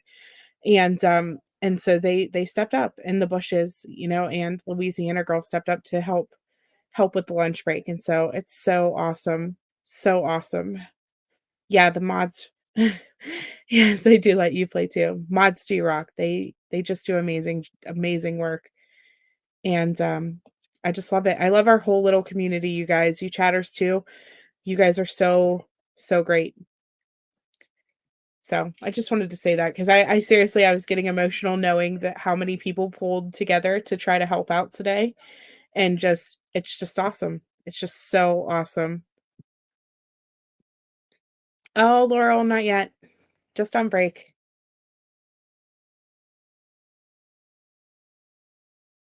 Yeah, I can't believe it's been 5 weeks. Been keeping me distracted from obsessing over your vacation. Oh, that's exciting, Christina. I hope you have a great vacation coming up. So, these calls, you guys, these calls. Woo. So many things. I don't even know where to start unpacking it all. Yeah, CDT. Thank you so much for coming here and choosing to listen here.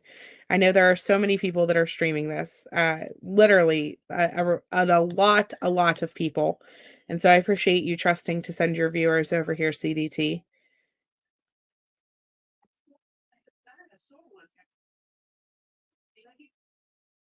Nope, not over for the day, guys. We still have an hour and a half left. 3 more calls, Ramblin'. 3 more calls. I don't even remember what time he said they were coming back, but you love it here. We live here now. That's so funny. You're really interested in the FBI guy and what he has to say. Me too. You missed the majority of today. Any quick cliff notes? Letecia told Albert probably 4 different news stories on the phone calls.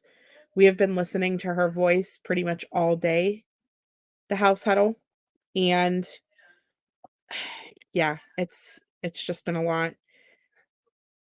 But really, it's just a whole lot more of her lies.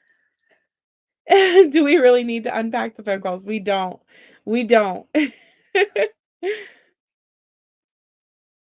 3:25. Thank you so much, Vicky G. I'm so glad somebody's listening.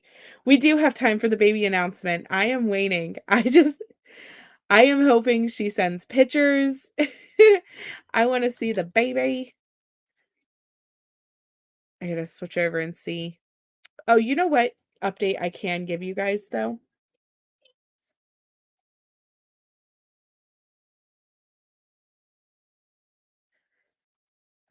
There is an update to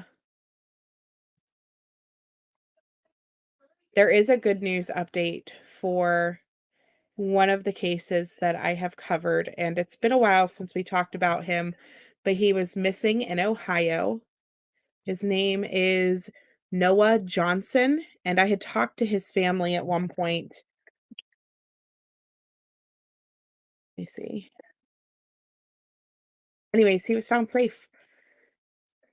He was found safe. So let me pull this up so that I can show you guys. because I think we could all use good news after listening to her all day. So this is 22-year-old Ryan, Ohio man, missing since November, returns home. And I don't know how many of you guys remember this case or if you were even here for this case, but essentially he went missing before Thanksgiving. He went missing on November 18th. And the last they heard from him, basically there was a note of some sort with suicidal ideations that had been left, or text messages. I can't remember which one it was, but something that made it sound as if self-harm may have been imminent. And he vanished. And so his wife had an open relationship on her end and was with another man, basically. And there was a lot of suspicions surrounding her and the boyfriend and all the things. And so they drained an entire lake looking for him. His vehicle was last found with a flat tire, and then they drained an entire lake looking for him, and they didn't find him. Well, he apparently walked into a police station and is found now. Like, he just kind of showed up. And so it says that according to the police department's Facebook page, 22-year-old Noah Johnson walked into the police station a little after 2 a.m. Wednesday after disappearing from 5 months ago. That's all the information I have. That's really all they've put out. So we don't know where he has been. We don't know what was going on. But I am so happy for his family's sake that he is home safe and that he is okay. I really don't understand exactly everything that happened, but I am glad that there is a happy resolution to that. Yeah, exactly, Ramblin' Roan. Glad he got his mind right not to hurt himself. Exactly. Yes, he was gone for a while. So, really good news.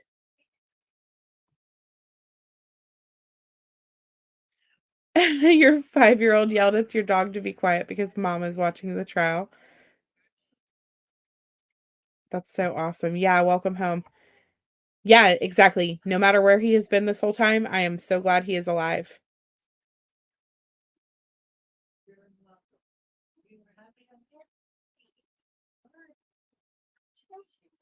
You were reading a statement dad made after his divorce was finalized, and the dad said this was a financial burden for the attorneys. Okay, so what he was describing was the financial burden that he was going through via the divorce and the custody battles and everything else. So Albert had, many people don't realize this, but Albert had been paying for a storage unit that housed Harley's items for a long period of time. He also was still paying for all 3 vehicles that were actually in the police compound. And so he was making car payments on those every month so that they didn't, harm his credit and things like that. But he also wasn't able to drive those vehicles, so he had to get a different vehicle as well. And so there was a lot of different things that were going on in the background that, he needed financial help for. But the DA is representing Gannon, but there were things that was going on with that. Yeah, he had to move. He had to do all the things. I know, Emily. I bet his family is relieved. But again, this is one of those things where, like, Albert, he's not the one on trial, and so we just don't want to, I don't know. Okay, so let me look too, because somebody from Harmony's case messaged me. She has been on my mind so much. I kept trying to talk to someone yesterday about Harley, and I kept saying Harmony because literally thing after thing has been going through my head right now about Harmony Montgomery. I don't know why she is weighing so heavy into my mind right now. But Jonathan Miller messaged me earlier, and oh, they're going to be on the news tonight at 7. So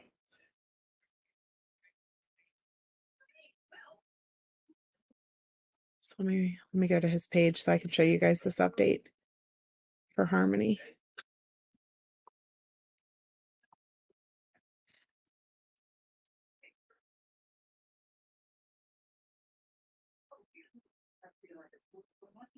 Here it is.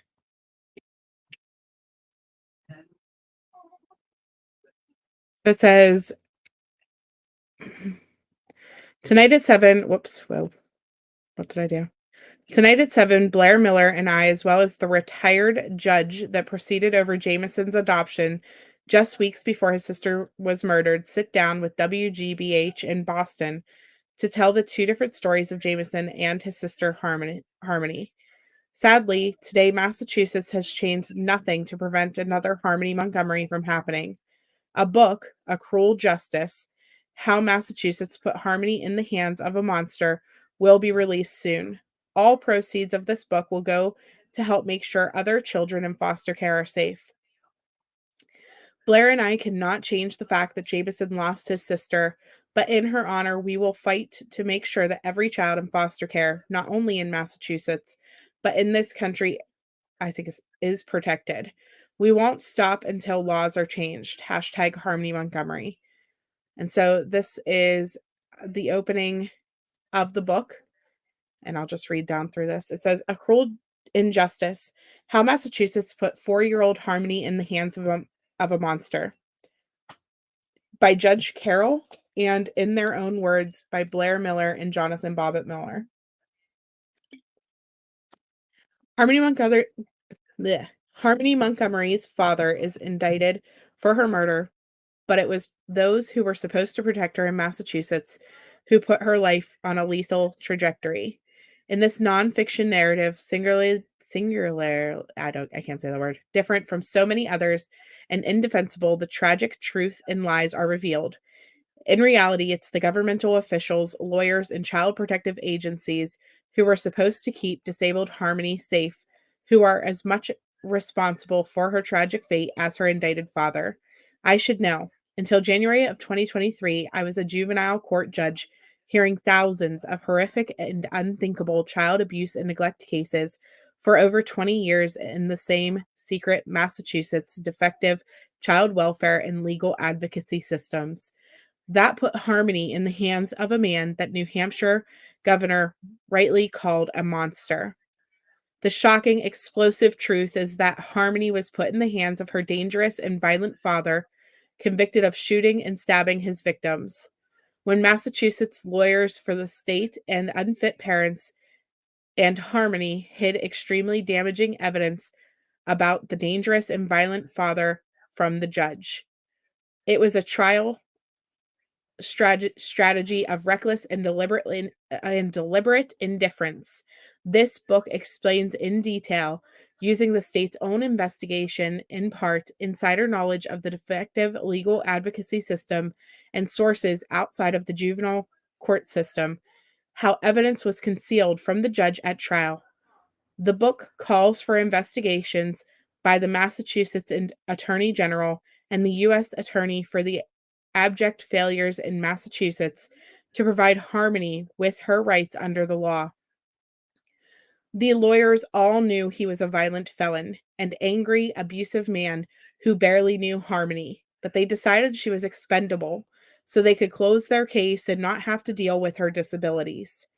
After the OCA criticized the dangerous policies of the Committee for Public Counsel Services, CPCS, attorneys who represented the parents and Harmony, the agency's chief lawyers blamed Harmony for her own disappearance, stating 4-year-old Harmony went to her lawyer to achieve her goal of being with her father, the man now indicted for repeatedly striking her in the head until she died. I tell this story not only as the judge who finalized the adoption of Harmony's half-brother Jameson in my court on a separate county just weeks before Harmony allegedly died, but with his two loving adoptive dads, journalist Blair Miller and emergency department nurse Jonathan Bobbitt Miller. Blair and Jonathan express their deep frustration in the book over the fact that nothing in Massachusetts has changed, despite their public advocacy to prevent another child fatality in the foster care system. Oops. I gotta zoom out so I can get to the bottom. The two dads, in their own words, tell their compelling. Oh, what are we doing here? I think it's all it has there. I'm gonna guess it says compelling story though. I don't have the rest of it.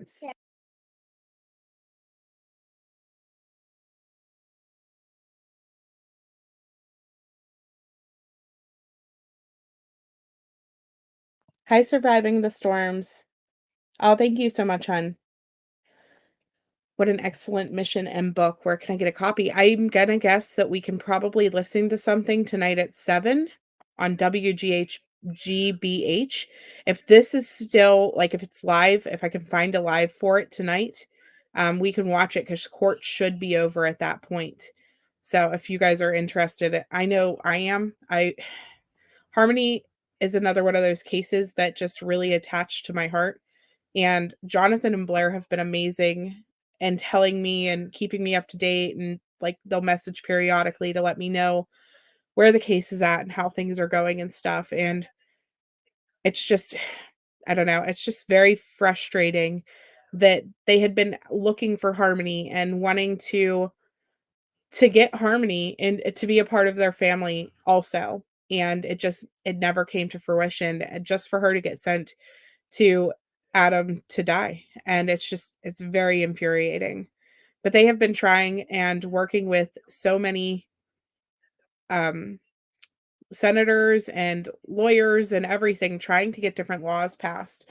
And similar to what's happening in Ariel Sellers, aka Isabella Kaluuya's case, similar to that, they're hitting walls where the stuff will go all the way to court or look like it's going to pass and look like it's going to go through and look like they're going to have enough votes, and then it eventually gets sent back out and doesn't pass. Like the bills never pass. And so it's extremely frustrating how the red tape keeps our systems from being successful, because we all know that the foster care, the child services, it's damaged. It's a broken program and it needs fixed. And we have to make baby steps into fixing it. And the only way to do it is to correct the issues as we see them. And unfortunately, that takes a bipartisan approach and it doesn't always happen. I'm back. People versus Stauch corrected sugar Wait, I'm not ready, Judge. is not present in the courtroom. Do we need Mr. Brunsing? He's here in the back. One thing I would just wanted to give the court an update on. We've got 3 of these phone calls left. I'd like to get these done before the end of today. Okay. And so I'm not going to necessarily call Mr. Grusing back up to the stand between each phone call.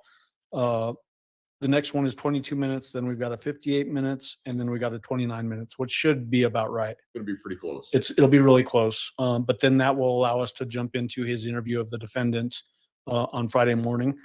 And again, about 5 hours, that one. That one is. Yeah. Okay. Yep. Is this 58, 59? So 57, 58, and 59 are the last 3. Okay, and they've already been admitted, so you can go ahead and play them. They have been. Yeah.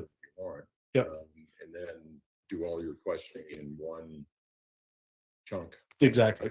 Yep. Exactly. Yep. All right. All right. Let's go ahead and bring the jury in then.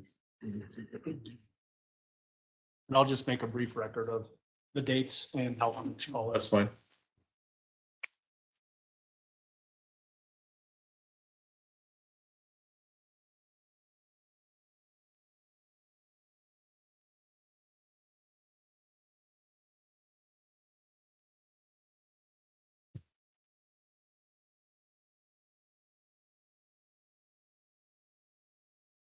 I think if Shane knew about 31,000, he would. I think it would. Terribly absent. Yeah, let's keep that. Yes, it is. Let's keep that between us. Wow. I can take it anymore. Maybe he's one of them. Yes, it will. Not Kane, for sure. I don't know about shit. Oh. Is WebEx on, Your Honor?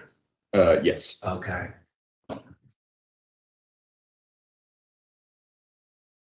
I was wondering if he was going to come in wearing a Hawaiian flower shirt today under his robe.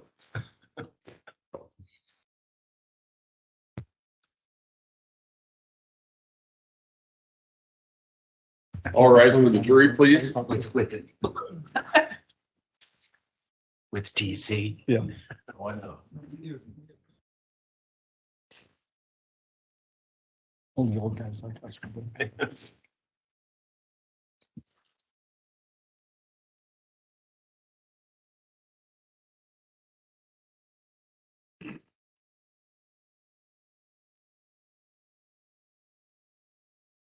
Thank you. May all be seated. Court will recall 20 CR 1358 versus Letecia Stauch. Records should reflect the jury has returned to the courtroom. Mr. Allen. Thank you, Your Honor. Good news is we have more phone calls to listen to. Bad news is only 3 left. Okay. So at this particular point, Judge, we'd like to publish People's Exhibit 57, All right. which is a recorded phone call February 17, 2020 at 2:24 p.m. previously admitted during Al Stauch's testimony. All right. And can we let the jury know how long that one is? It is 22 minutes and 18 seconds.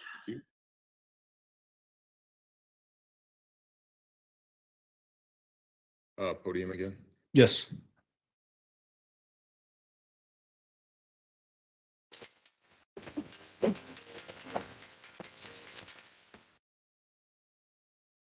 Hello? I didn't get anything question mark. Oh, I said, did you want to talk about, like, did you set up an appointment for this? How much is it going to cost? No, here's my approach on it. My approach is, if you don't, in my opinion, and this is how I want it to be, so there's no question or anything. If you don't control the aspect of it as far as validity, checking out, like I feel like you will try to take it and say that it's someone you do, or I want to prove 100% to you. Because I know you're hurt, I know you're upset, but those things are not true what you said. They're just not true. And I don't care about a court of law because you know why? My attorney was shredded apart. I'm worried about my husband knowing that I did not do such a thing. All right, well. Because I care about you, and I feel like if you know that that's the truth, that I did not, then everything could be okay. Yeah, right? If you know for 100% that I did not hurt a child, kill a child, kill a 2x4, whatever you may say, would it not make you feel a lot different right now? Yeah, I told you I'd stand by you with the truth, And I pulled up that link and they got 5 stars, so that it looks legit on the surface.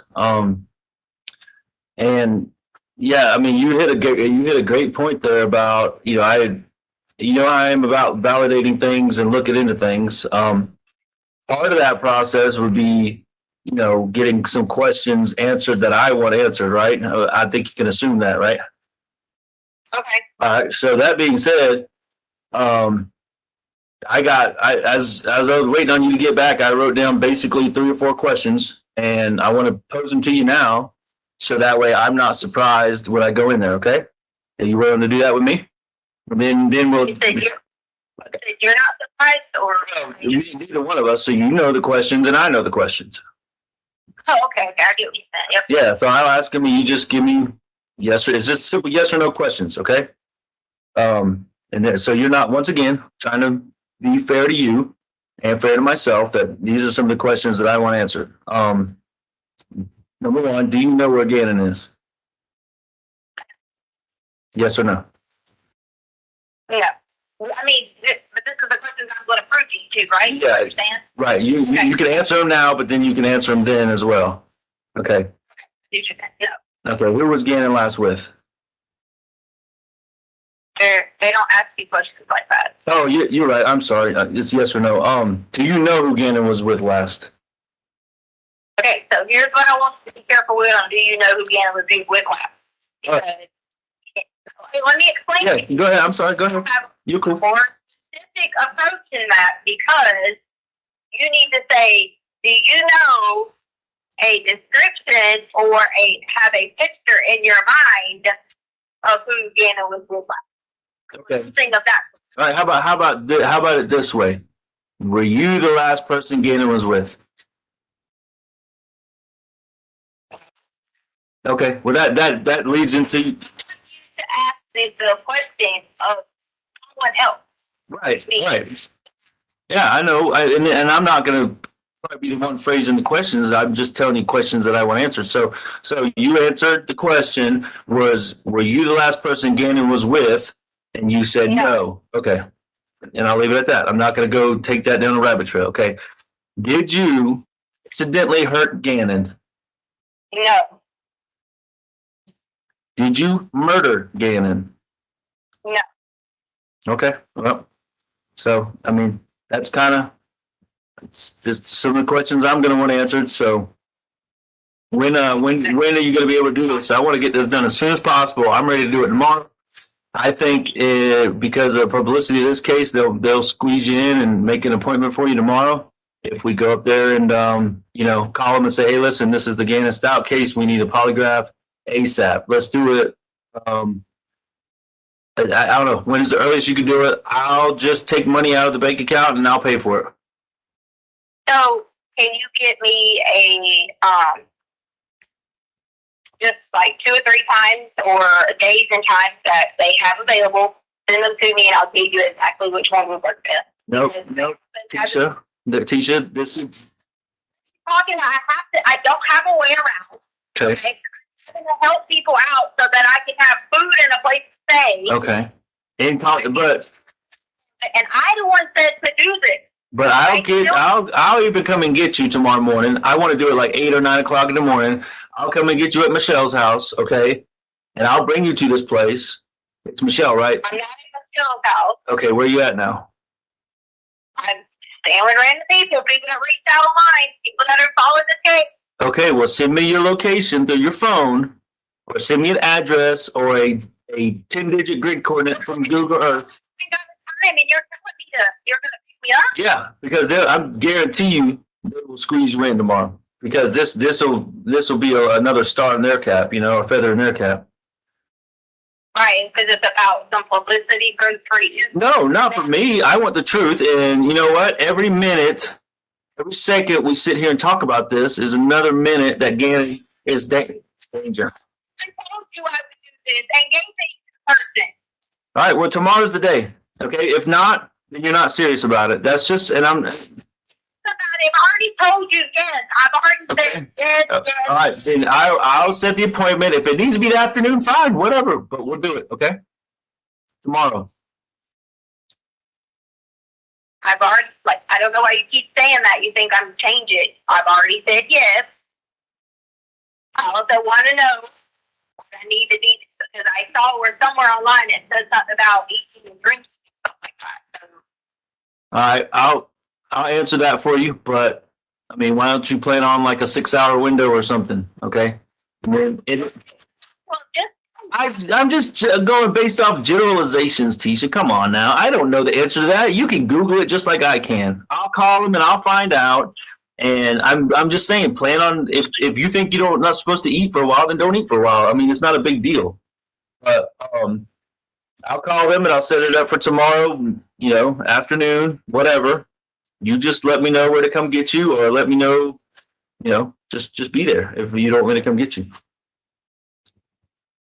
okay, and so now you had your questions that you wanted, and so now I have questions. So now I'm taking a polygraph? No, you're not taking a polygraph. No, okay. I'm asking you 4 questions. All right, go ahead with them. When you get the results that say I have passed this polygraph test, Okay. what is your course of action? These are yes or no questions, please. Okay? Is your course of action to be with your wife in marriage and your daughter and the rest of our family back to normal and figuring out who has Gannon? No. If that's not your approach. You said once you answer some polygraph questions, once we find Gannon, okay. No.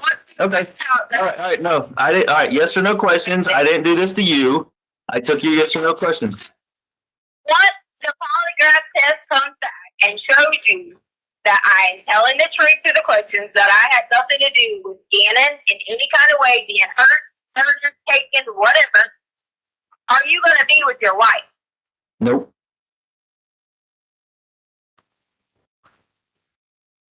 Really? So why? Yes or no questions, please. Still going to do it. I just want you to tell me why. Because the key to standing by you is the truth and Gannon. So, If I pass a polygraph test and you know I didn't have anything to do with it, I'm trying to understand here. Why would you say no to being with your wife if it's proven on the test that I didn't have anything to do with it? I just want to know the truth on that. I'm still going to do it so it can clear my name. I just want to know the truth from you. I'm waiting for the next yes or no questions. Come on, man. Just be real with me. This is not a time to play games. I'm not, Tisha. You got to understand. There's two. Listen. There's a lot of repair. The truth. I'm trying to. I'm going to bend here again. G's the most important thing, but there's a lot of emotions. There's a lot of damage.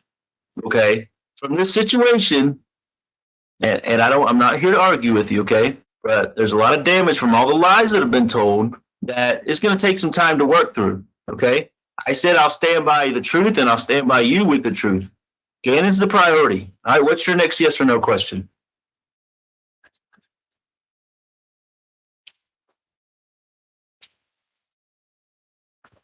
Do you have any intention of being back with your wife and family?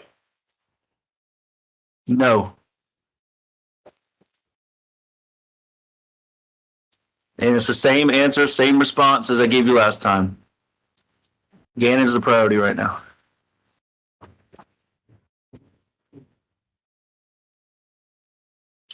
All right, here's what we're going to do. I respected you and answered you. No. Hold on. I respected you. I didn't put you through the Inquisition. I gave you 4 yes or no questions and I left it at that. You're not respecting me in that way. So I'm going to go back to question 2. You said you were not the last person Gannon was with, so who was? Okay. I answered your questions. Inquisition question. No, you got 2 or 3. All right. Okay. Well, see, this is why I don't believe you. I'm going to be straight up with you. I want to do this polygraph thing. I'm willing to do it, and we're going to take it at face value. But you're not respecting me. You're expecting respect in return. You're expecting to play by the rules. You're not playing by the rules. Your wife? No, I said there's damage. The truth? I said there's damage, and we got to repair it. That's all I said. I haven't said anything about anybody to anyone in the media, social media, nothing. And if you got something else, then it's false. So. Okay, the next question. Have you filed for divorce? Nope. Let's see, here you go again, not playing by the rules. You said yes or no. That's what I said. Yeah, but you got to put me through the Inquisition, but you're not answering my question. Who was the last person Gannon was with if it wasn't you? Because these are going to be the questions you're going to have to answer. I mean, I'm just going to be straight up with you, whether you answer them to me or not. Yeah. Well, Mr. Hotshot Baez will. Okay. If you don't. So, I mean, we might as well do this peacefully between me and you and figure out where Gannon's at. I've already agreed to this. If I'm agreeing to do this, I am going to have to still pass it. And I have no idea where Gannon's at. Why are you still being adamant that you? That's my point. I said it for you controlling me because you're still flipping down. No, but listen. No, but I this is pre-polygraph. Polygraph, I won't even be in the room. Probably not even in the building. I'll be somewhere else, so you're not under any pressure. Okay, that's how those things go. It's all you and the guy asking the questions. That's you won't even be there either because they interview me myself. Right, that's what I'm saying. I won't be there. Okay, I'll pick you up, take you, drop you off, pay for it, but then I'll bounce. Okay, but you need to answer me this: as your husband and as the father of the missing child. I don't intend to be my husband. But I still am I not? Okay. Point is, who was the last person that had Gannon? You said you weren't, so who was?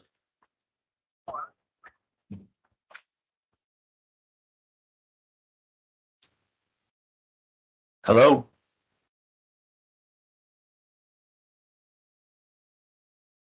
I'm going to tell that to the person. There you go. Let them rephrase that in a yes or no question. I'm going to do because no matter what I say to you, you're going to yell and scream at me, hang up, act crazy. You legit told me all in one day, I'm a murderer, killer, told me Harley had involvement, then told me this, told me that, then told me you don't have chances. When you find out the truth that your wife is not involved to be with her. Okay. She bought this in one day. Okay, but did you murder Gannon? Like, that is what your mind is saying. Hey, did you murder Gannon? Did you kill Gannon? No. Okay, then back to what we said. It had to be an accident. So you accidentally hurt him. It's either or. You said that already. What did you ask? That's one of your questions, ain't it? Right. One of your questions? Well, no, that's two questions, but Here's where I have the problem. okay. I will pass it, and then you're going to come back to square one and still accuse me. Because you're going to say this damage and all this, you're going to accuse me of somehow still being involved. That's what you're going to do. Because right now, you can't accept. You have the nerve to say to me, I have not conceived my wife and family at all. Hardly. Gannon showed up on the doorstep today. You still going to say that to me? Yeah, fair enough. But you know what? Because you're so fucking pissed. No, I'm not pissed. I'm hurt. My son's missing. I'm hurt because my son's missing, and he's hurt. Okay, because I saw his blood, and I know that if you thought I knew who took Harley, and she was missing and hurt and raped and all these things that have been alleged, okay, if you thought I knew that, you'd want me to tell you too. Okay, you admitted you were not the last person that Gannon was with, so that means you know at least a description, at least a name or something, and you're not telling me. And you need to put yourself. Okay, but that description was Quincy Brown and 15 different stories, and you already told me. You already told me. Yeah, it was Eduardo, the Mexican guy, right?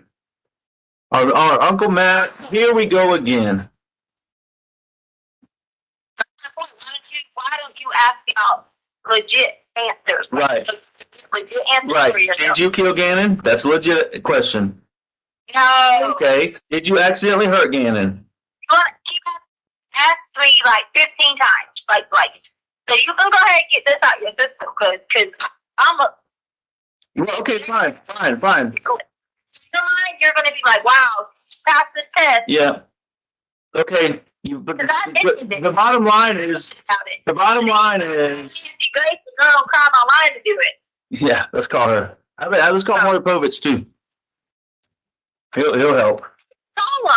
But you've already said tomorrow, or whenever you're calling this thing, you've already said that. You said you wanted to do it between me and you because this is for you. No, you said that. But the truth is you won't tell me who because there is no who, and the who's you. Why? Okay, so here you go again. You are not even trusted, and that's why I said you control who it was because you're not even trusting in a lie detector. No, you sent me a link and you said no to the FBI, which if I had a choice, it'd be the FBI. Join the police department. Okay, then I don't have control. I don't have a say so. This is where we always get to in our relationship. Somebody in Colorado Springs. I did. There's FBI in Colorado Springs, and you got her number. You just told me you were going to call the other people. I'm not doing the FBI because they're police. I'm doing a license. Okay, so listen. Listen, if the who Gannon was last with, if the who is not you, then who is it? The same damn question. Because you never answer it. You never answer it. You already made it clear that I'm not your wife. You already made that clear. No, actually, I actually, and I quote, I said, "You are still my wife." I just said we don't have a relationship right now because of all this. That's what I said. To be clear. But you're telling me I mean absolutely nothing to you. I'm a piece of crap. I want nothing for telling me. Hey, yeah. Hey, guess what? So this whole back to this whole lie detector test bullshit. If you're gonna pass it, who gives a fuck? Who gives you the lie detector test? I don't want the police involved because the police are already involved. What are you talking about? But go ahead. I'm sorry. I'm trying to prevent it from just picking anybody else besides the police. Because I want someone who has no reason at all to be involved or anything so that the validity of the test is complete. Yeah. Okay. You think the police care about you or me or anything? All they care about, whether they're doing right or wrong, To do it, all they care about is gambling. I'm agreeing. Like, I will do it and say, yes, okay, win. Yeah, fine. Let's do it. And I told you to let me pick you up. You won't tell me where you are. I told you all these different things. I tried to do one tomorrow. You said 3 days from now. 9 a.m. 30 different times is what I said. 9, 9:30, and 10. 9, 9:30, and 10. They had available. That's what I'm gonna tell them. Okay. You call me back and tell me what at times they have available. Hey, all right. So listen, when I call you back, while you're waiting on me to call you back, I want you to think about this. All right? Are you ready? Are you ready for this? What happens if you fail this polygraph test? Then what? Okay, but you need to think about what if you fail. I need to think about that. There's no doubt in my mind. Trust me. Okay. I wouldn't be adamant to you, telling you, calling you back after you said those things to me. Do you think I'd be wasting my time to try to prove to a man who is fucking just treating me like this?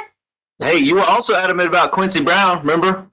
Until the news reporter, not the polygraph, the news reporter shot that full of shit. To the person that I care about, the person that I love with everything in me. You care about Gannon? He knows that. You care about Gannon, or am I the only one you care about?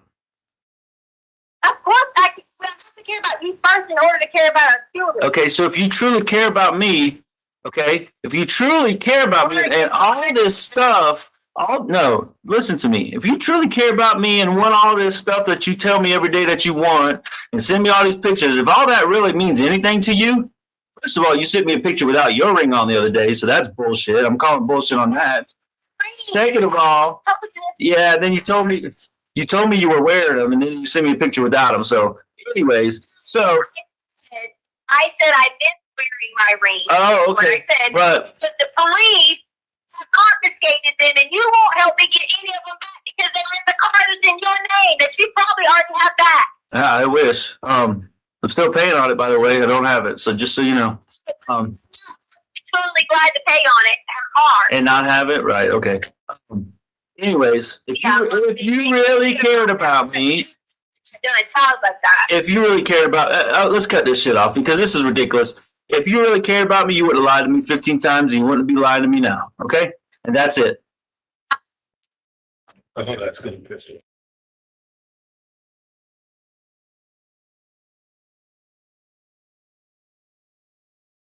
Your Honor, the next one is People's Exhibit 58, which is February 19th, 2020 at 12:11 p.m. This was previously admitted during Al Stauch's testimony, and it's 58 minutes and 41 seconds. All right.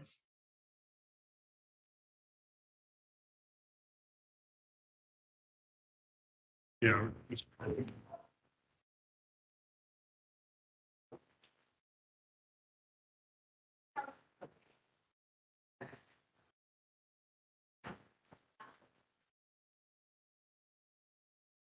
And Your Honor, I wanted to just give the jury just a brief snippet of that. The first 6 minutes is that same sort of, you can't really tell what's happening. So I'm just going to move it forward to the point where you can hear it. Is there any objection from the defense? Okay.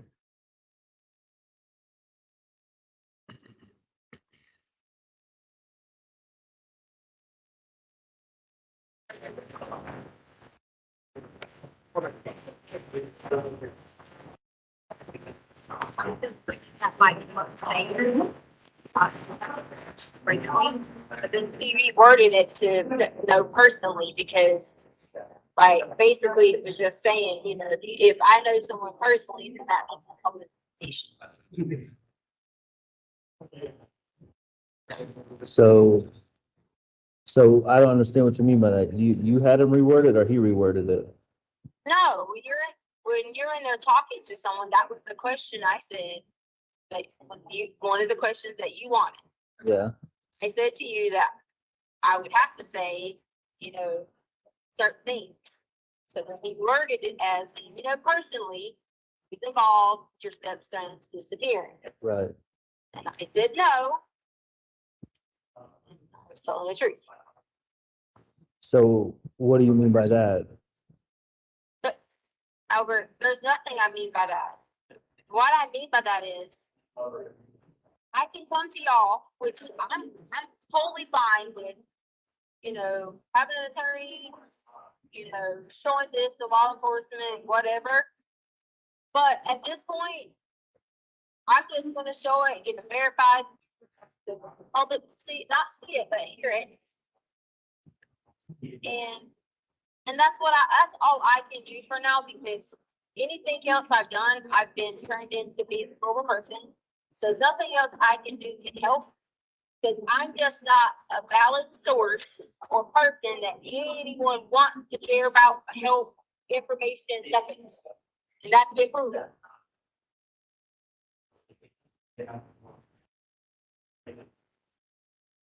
What do you mean by that's been proven? I thought you gave them information that they're using in the search. Okay, I did.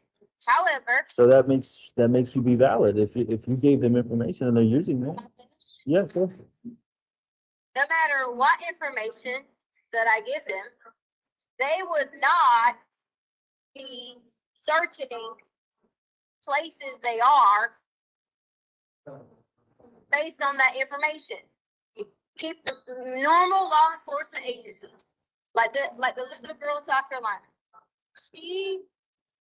They took those steps immediately. They shut off the neighborhood. They shut off any crossing intersections. They even went as far as, because it was an easy section of crossing over, they shut off the state line. Okay, but where did you say for them to look if they're not looking where you said? They don't care what I say, Albert. I care. They want to hate me. I care what you say because I don't. I don't want to hang anybody. I just want Gannon back. So I absolutely care what you said. It's been a hard month for everybody, right? Right. Right. I mean, this time last month, we were getting ready to get off a cruise boat, having the time of our lives, right? Right. But yes, and Tisha, I know that we were on a cruise and we had a good time, but that you totally skipped past my question. Like, what did you say? Where did you say for them to look?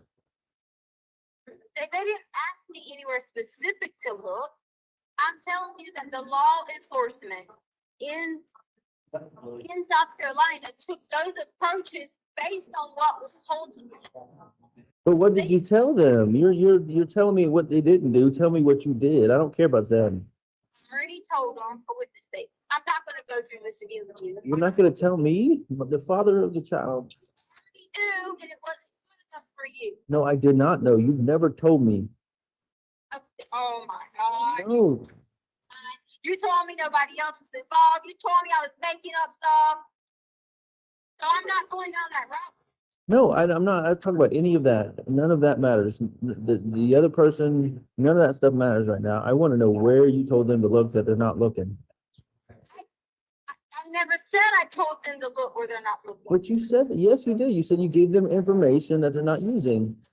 Albert, based upon my statement, they would have took the same methods that the police department took in South Carolina in that situation.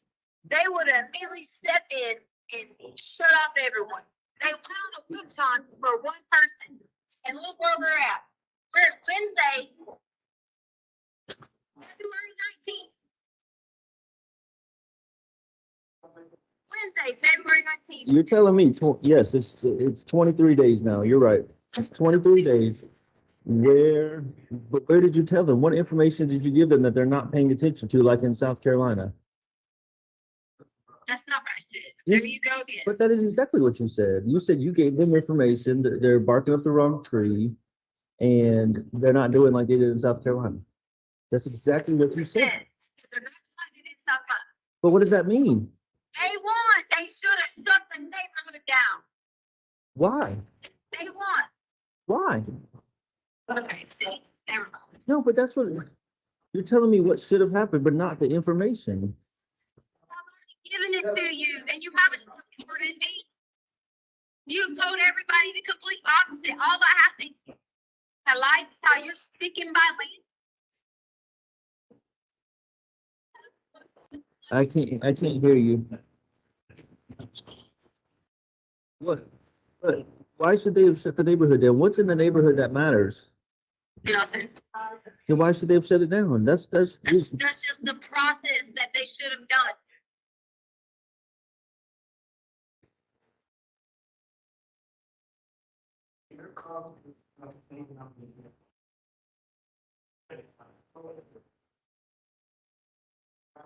What about all this stuff they keep finding and asking me about is from the house? What stuff? Like just all this random bullshit. I mean, I don't know. I mean, you keep saying the same thing. You keep saying random bullshit, but you won't tell me. yeah, but you know what? Ask me a question, I'll tell you if I know what it is. How do I know somebody's not taping you right now? Because I've seen all these pictures and all these things that they're asking me, is this Gannon's? Is this from the house? And that if that gets out, then I mean, we might never find Gannon. Albert, I never put people. All right. I can't hear you. People told my Facebook. This guy, they even found one of them. The FBI found one person who did it already. And they're probably going to get in trouble for obstruction. But the lady that Amy Bolton has been talking to has already been on this and got one person doing it. Oh, and they're going to come after a lot more. So I haven't went and posted any of this stuff. Well, listen, I'll tell you one thing that I've seen that is almost absolutely from my house. Remember that board that I was making those those shoe compartments out of? Board? Yeah, that particle board, that big sheets of it that I was gonna make that thing for Harley for her shoes, remember? That I made the one in painted gray. You know what board I'm talking about? You know that big sheet of board? Like, yeah. Yeah, so they got a piece of that from the house they found somewhere. Piece of particle board? I mean, what does that mean? That's what I'm asking you, what that means. Why a piece of wood from my house is found out in the middle of nowhere? And I see a picture, and I see a picture of it, okay? I mean, they didn't tell me where they found it. They just said, does this look like it's from your house? Does this look like it might be Gannon's? And I'm like, yeah, it looks like it's from my house. I got all kinds of stuff like that at my house. Albert, I haven't even been there, so I don't know anything about any wood. Okay, so you know all the wood at the house, all that stuff. I understand. I know the wood. But you guys watched me leave. I didn't leave with any wood. Well, there was wood in the back of the truck. A whole pile of wood in the back of the truck. But was there big particle boards that you were talking about? No, it wasn't a sheet. It was a piece of it that they showed me a picture of, just a piece. Then I mean, I don't know. I didn't get rid of any of your board or anything like that. Well, what did you get rid of anything? No, I didn't get rid of anything. Nothing. If someone has took something from your house that you've been there, then someone took it when all those people were there. I haven't even been there and touched board, nothing. So, okay, if you didn't take anything like that, board, wood, anything, and get rid of it in that area, why were you in that area? In what area? The area where the truck was seen at, the area where they're searching. I'm guessing, I'm assuming this picture that he showed me came from that area. That they're searching? Right, the area you talked about, that bike accident or whatever, that area that you went to and you told me you went to, and you also told me you told them you went to. You gotta say the names of the area. So you're talking about County Line Road? Yes, County Line Road and wherever they're searching at. I don't know the exact areas. County Line Road. Yes, why were you there? What purpose did you have to go to Petco and then to go to County Line Road and then back to Petco? Because I was gonna go. Gannon was asking about the castles. Because remember the time we went riding and there was castles and his grandma who had just left was talking about the castles? Castles? Remember that like we took the back road and she was with us one time and it was like these old little castles. No, my mom was never with us when we did that. Well, Never. you said something about grandma would like these or something like that. Okay, all right. Okay, so that's what we were talking about. I said I was taking the back road because you could take that road and drop off. Because if you go back and look at the traffic cameras, 25 was pretty busy. So I took that road. On that back road, I said something. I was like, hey, I was like, remember through here one day? He's like, oh yeah, about the castles. And I couldn't find the road for the castles.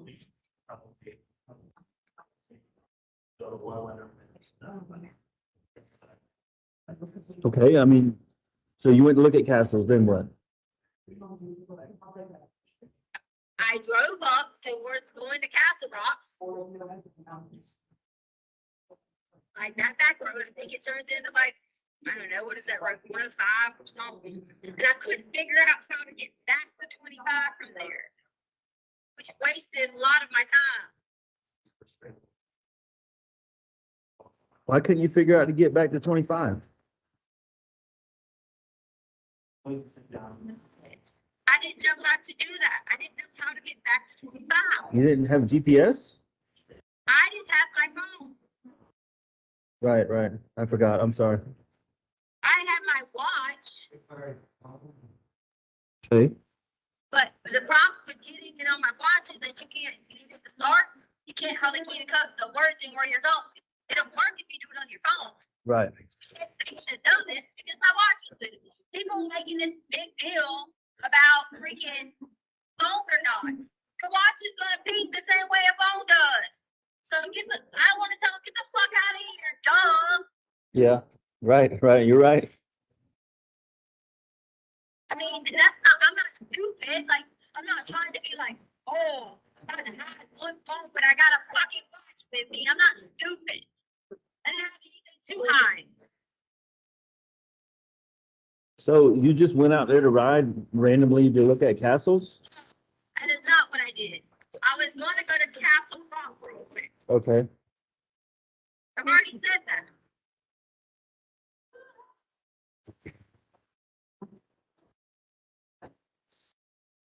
So if anybody put any kind of boards or something out there, whatever the hell it was, maybe it was somebody who was housed everything. So somebody was in the house and they took the board and took it out there where you were at? Because Unless someone did that, I didn't take any boards unless something fell off the truck. okay. Why would something fall off the truck if it was all down in the truck? I'm just saying to you. I'm just saying to you. I mean, I don't know. So did y'all make it to Castle Rock? I just told you that I didn't know how to get back to 25. Okay, but you had to at some point, right? Some point I did. Yeah, I don't remember when because it's been freaking how many weeks. Right. Okay, so no. Hold on. One more question. True. Curse me out. You're not gonna do No, that. you're right. I'm not. I just want to know where Gannon got out the truck. Because Where did he get out the truck? yeah, it was not at the house, so don't say that. So where did he get out the truck? Can I tell you something? Yeah, tell me. If you think Gannon got out the truck, wherever you think over there, and y'all are over there doing all your searches. Keep searching. Okay? Keep searching. Because once again, you've done nothing but making a witch hunt. You've been in all these areas. Okay. All right, you're right. So you're saying he never got out the truck. So I need to call them back and tell them to look for him in the truck. That Gannon, what do you mean look for him in the truck? Well, you said he never got out the truck. Gannon was laying playing the switch in the truck. So, I mean, I don't know what the question is. I haven't done anything to Gannon. Did Gannon throw out that board, or how that, you said it may have flew out. Did Gannon throw it out, you think? Albert, if there's a board or something, it could have been, I don't remember, to be honest. You don't remember how it got out of the truck? The board, I mean, I don't know. Maybe it got thrown out. I don't know. I really don't remember. Okay. Well, I don't remember. I don't understand what is the board got to do with anything. What? I don't know. I don't think they would show me a board if it wasn't relevant. I don't know. Then you just said they showed you a board that just come from your house. So this is what I don't. You talk about you don't. I'm recording you or something you said or listening, whatever. But then supposedly this is what blows my mind. This is like what blows my mind. Okay. Police in this country and departments do not call people and give them videos and give them evidence. They don't. Because if they do, they know the stuff can be thrown out for that. So I don't believe for a second that police are calling people, telling them. I don't believe that. Unless they're just ignorant. But how would police know if it's relevant, or if it's my wood, or if it's my Gannon's sock, or whatever? They got to ask questions. Okay. So they have to with the socks. Now the sock been thrown out. I mean, yeah. So, how did the sock get thrown out? That's another question. Okay. Well, I mean, how do you know it's in a sock? I mean, socks are socks. I mean, I don't know. Unless they got DNA off of it. Okay. Then if they got, then they should say to you that this is in a sock unless they knew for 100% it's a sock. What about maybe or maybe not, I saw a picture of carpet from the house. Carpet. Yeah. You saw carpet. Yeah, the same. So carpet. Maybe. Yeah. I saw a picture of it. Yeah, I mean, I didn't say it's in the woods. I'm just saying maybe I saw a picture of the same carpet that's from the house. So Same carpet that's from the house in the woods. I didn't say in the woods. I said I saw a picture that looked maybe not is the carpet from our house. Okay. So what was it? Was it like a big piece of carpet? What? I mean, I don't know. I mean, come on. I mean, I saw a picture. I mean, there wasn't a ruler next to it or anything. Okay. I mean, I've seen 20 to 30 pictures. I mean,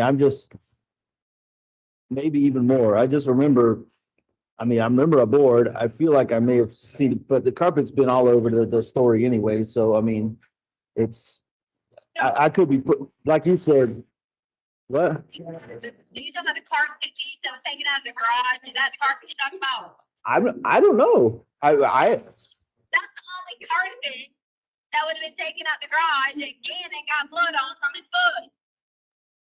And I already told you this. And you said he cut his foot on the wood, or your Facebook also said he cut his foot on a tool. I don't know. I don't know if it was a tool or what. He was looking, but you're looking for that daggone thing that you have. What thing? The thing that has the little holes in it or whatever, and you can like slice stuff. You were looking for something to slice stuff? What do you mean by that? Cut the wood with stuff. Cut the wood with stuff with something that has holes in it. Is that what? Like bridges. Bridges. Like to make the wood smooth? It has a handle on it. We were looking for that because we thought that has a little handle on it or whatever. You know what I'm talking about? I think so. That. Cause you know the dogs eat the piece of carpet, the piece of wood on the side of the thing? Yeah. I'm just trying to like shake that down, so we were looking for that piece. Oh, yeah, the little, like hand plane or whatever that I make the wood smooth with. The dogs have eaten the side in the kitchen. So I was trying to get the two. I asked him, you know, where these tools are at. We're both trying to figure them out, and we were trying to get the Yeti down. Did you ever find it? The piece? The wood. I mean, not the wood. The plane. The thing with the handle on it. No, But I thought you just said that's what he cut his foot on. I did not. I said he was going to get that and stepped on something in there. I don't know what he stepped on while he was helping me because I was trying to get a Yeti. We were unloading stuff out of the car. I was going to go sell stuff online. I already said this. I was going to sell the Yeti online because we never use it. I was going to finish selling her clothes and stuff online. I mean, Did you? So, are you going to send me the results of this, Polly, or not? I'm not going to send them to anyone. I would like to meet you and let you see them. You'll meet me. Will let me see them. I'm glad to let you go. So when I have this thing with Nancy Grace people, because they're going to be verifying the validity of it, they are going to have all that ready so that the public can hear it. So I tried to talk to you first about it. You didn't want to talk to me. You didn't want to say anything.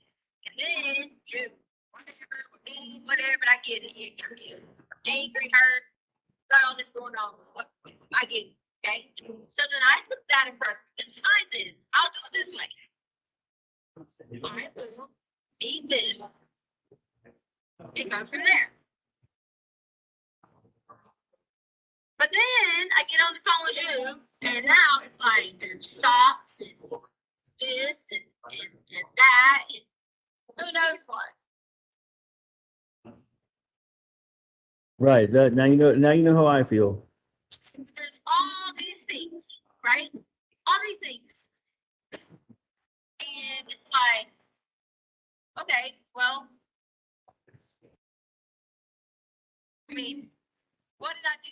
What did I do wrong? I didn't never say you did anything wrong. The only thing I've ever come to the conclusion was that it was an accident. But All the way blatantly the other day. no, I asked you. I asked you. Okay, no, listen. You guys are still, we're still on the time for the wrong person. Still on the time. And they're not gonna find me putting it somewhere. For what you guys think. Where's this thing? You're not gonna find that. Because I didn't do that. Well, what did you do?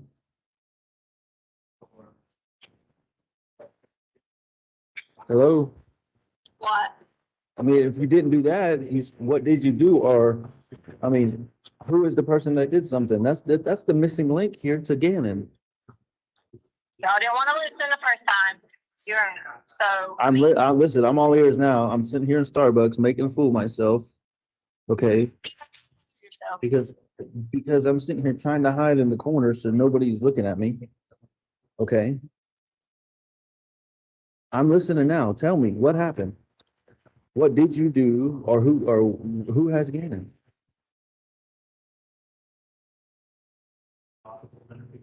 I mean, if you love me like you say, you'll help me stop having to look at all these pictures and hear all the stories and watch the news every night. Okay, that's love. Love is also when I tell you that you listen instead of just being like, oh yeah, that really happened. Okay. I'm listening right now. No. You got my attention right now. You might not. Start cursing me out. No, I won't. Not in Starbucks. I'm not doing this. 95%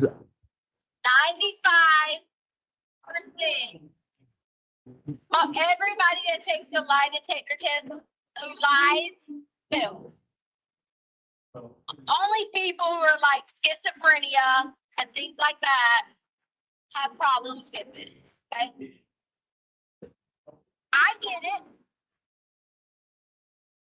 I clearly answered the truth. And again, I know you said I haven't seen this, but you're about to because Nancy Grace, okay, is having someone verify so that it can be done.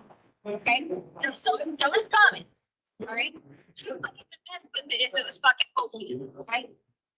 All right. So, with that being said, the questions were asked. Am I going to tell the truth? Yes. The truth. Did I accidentally hurt him in any physical way? Told the truth. Told the truth. I mean, did you inflict any harm on him in any way? No. Told the truth. So, Did they ask you if this was an accident? if what did you accidentally? That was the first thing I just said to you. Hurt him in any physical way? Did they ask you, did he accidentally hurt himself? No, because they only give you a certain control group. But then you got to go into that and being like, are you involved in your stepson's disability? They ask you, was he injured? Albert. Not if you did it, but was he injured? Did they ask you that? Okay, so this is why you're going to always have a problem with everything. No, I'm just asking you the questions because you won't show me the results. If you To you. I begged you. I begged you to meet me. I begged you to just spend one night with your wife and you could see everything. I begged you. You're darny like I'm a piece of crap.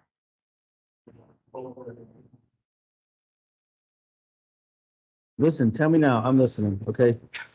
Just tell me now. Just tell me everything. You're talking about Nancy Grace and lie detector test. All that doesn't matter to me. Okay. You came up with the idea for a lie detector test, and I said yes, do it. Okay, but now you won't show me the results, but you said it was for me. So listen. No, you did. You did. You said it was for me. You won't. Hey, you lied to me and told me you were going to meet me, and then I get dressed and everything, and then you ignore my emails that night. You think it's not hard on me that I got to know my husband is fucking another bitch? You think that's hard?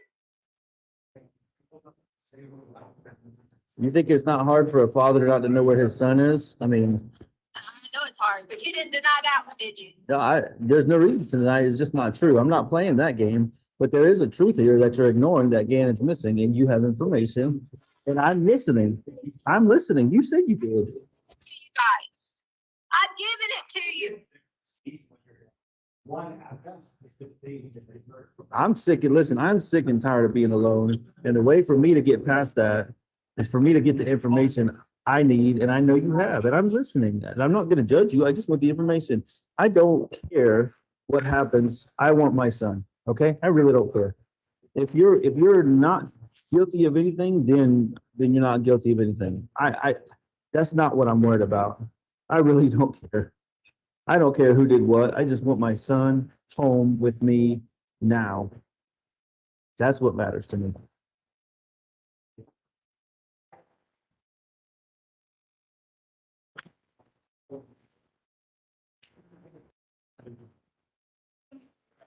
And I've even offered to help you, to stand by you.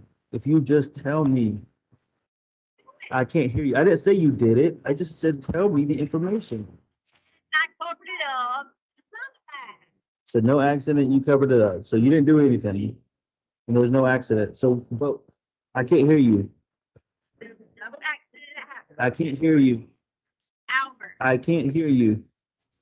Hear me. I cannot hear you. I hear you in the background. I said, can you hear me now? Yes, I can hear you now. He said, there's no accident. Do you think in your mind that I'm going to tell you an accident happened and I panicked, didn't know what to do, and just threw him side the road?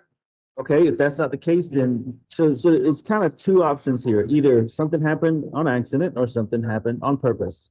Okay, either he hurt himself or you hurt him. I mean, you kind of got to paint the picture for me here. Either you killed him or it was an accident how he got hurt. I mean, those are the things that you got to decide and how you approach this. Okay. Either of those. Do you see what I'm saying?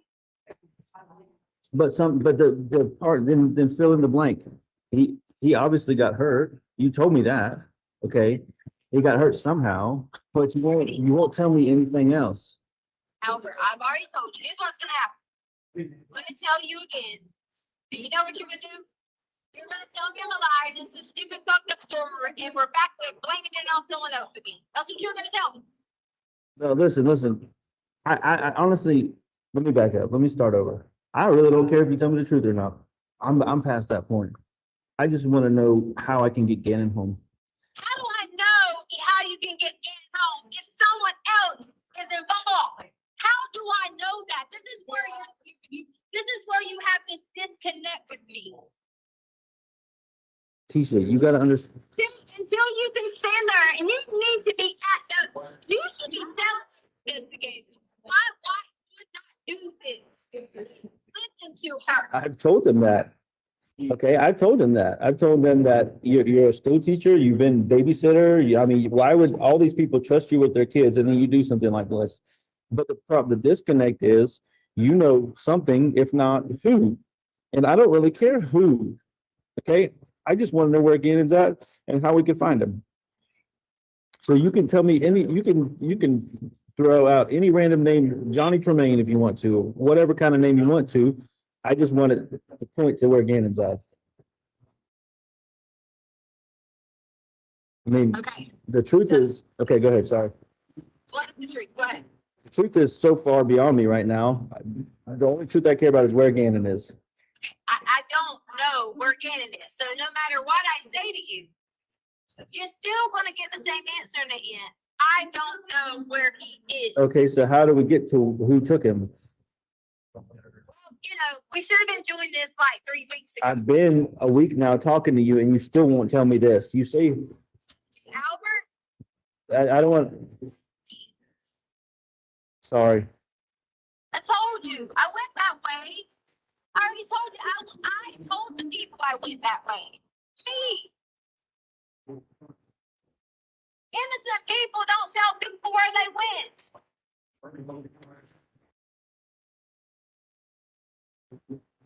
They just don't.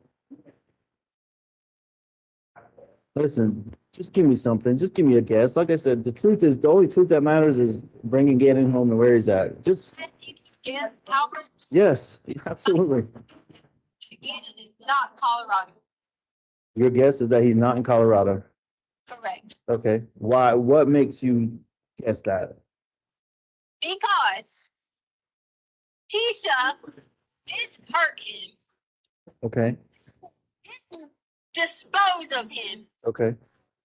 anything like that, okay? So Tisha was in Colorado with nothing, and you guys have ran up all these places where y'all think I've been or whatever, and you haven't found Gannon. So where's the connect to put those two together? So if you had a guess, where would he be at? Like if you said you guessed he's not in Colorado, I don't disagree with that because they've looked and searched for 3 weeks and not found a damn thing other than some random pictures of some bullshit. Okay, they haven't found Gannon. So if you had to guess where he's at, where do you think he's at?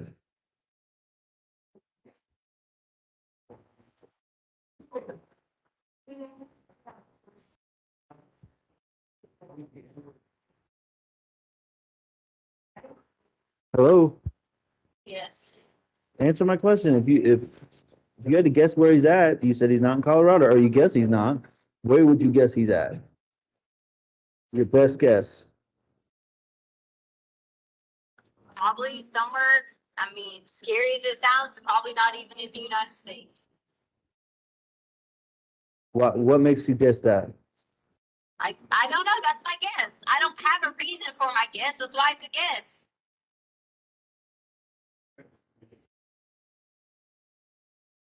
I just don't. That doesn't make any sense, especially because I'm talking to myself really. I mean, if that's your guess, then that's your guess. I mean, do you think Landon took him to Mexico because you keep saying, or out of the United States? Because you keep saying she's involved?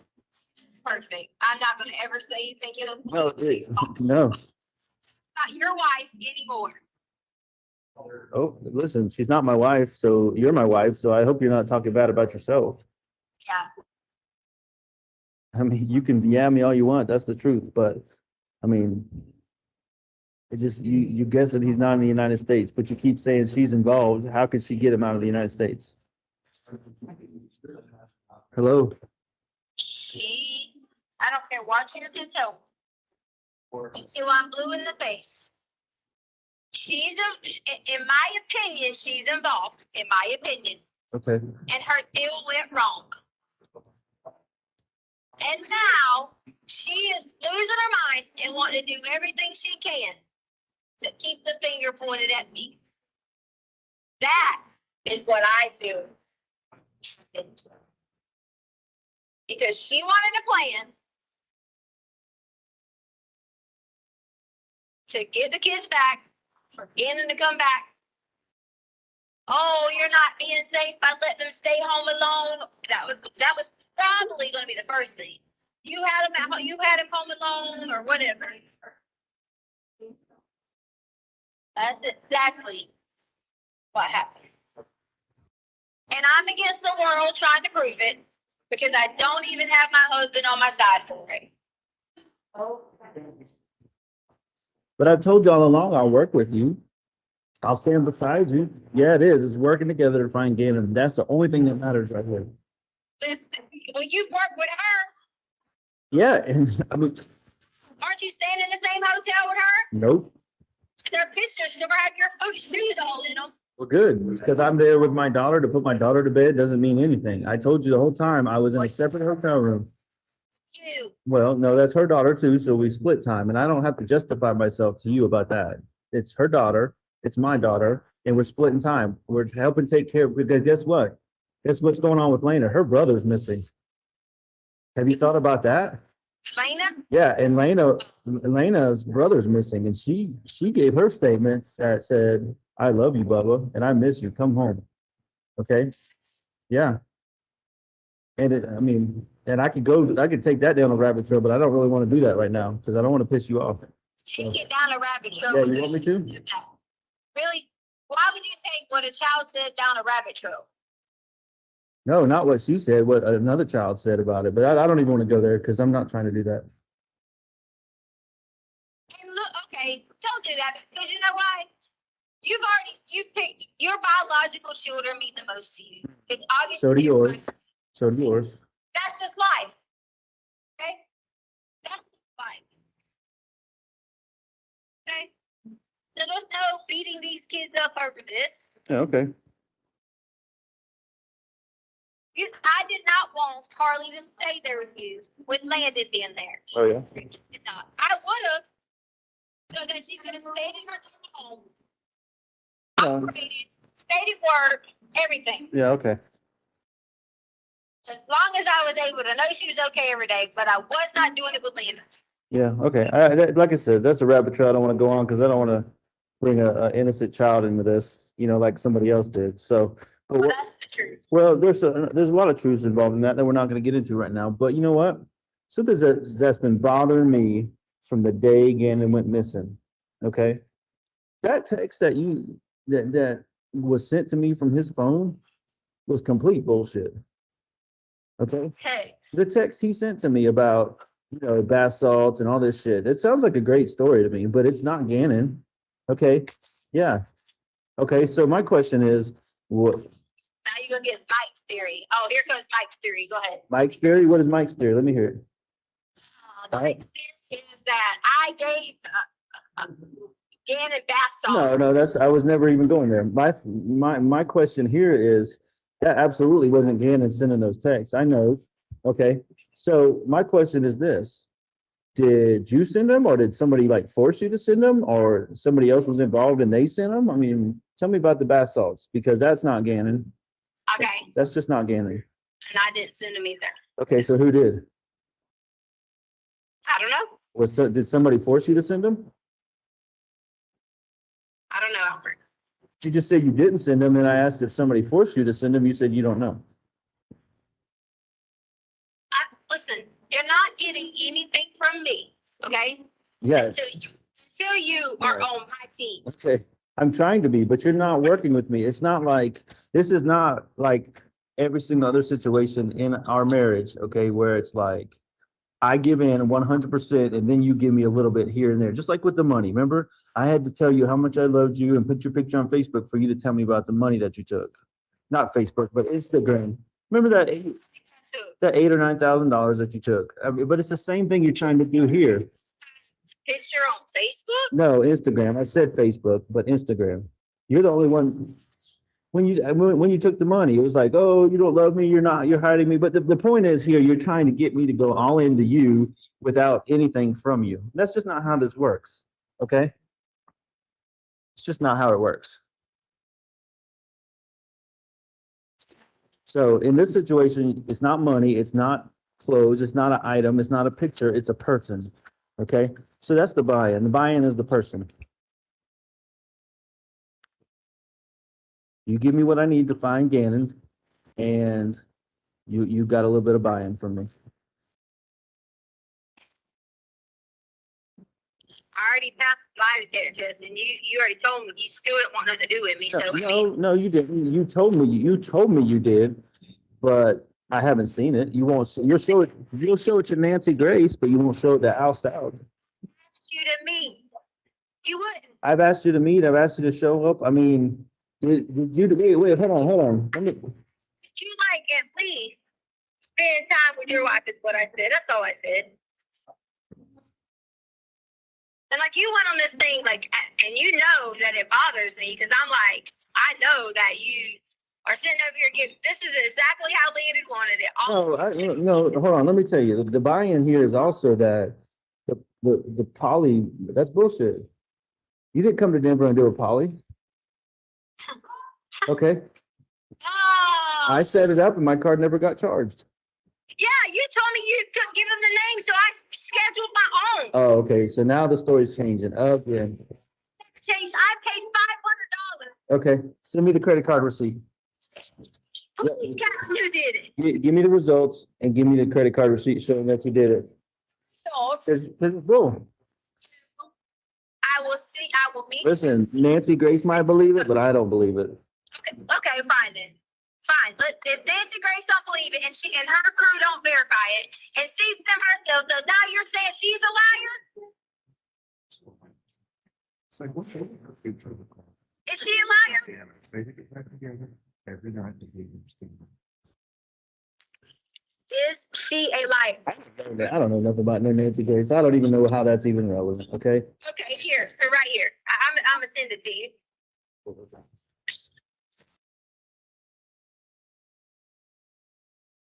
Let me ask you this. While you're sending that to me, you want a future with me? Yes. What is our future going to look like without Gannon? Answer that for me. And think, before you give me some bullshit, think long and hard about what our future looks like without Gannon.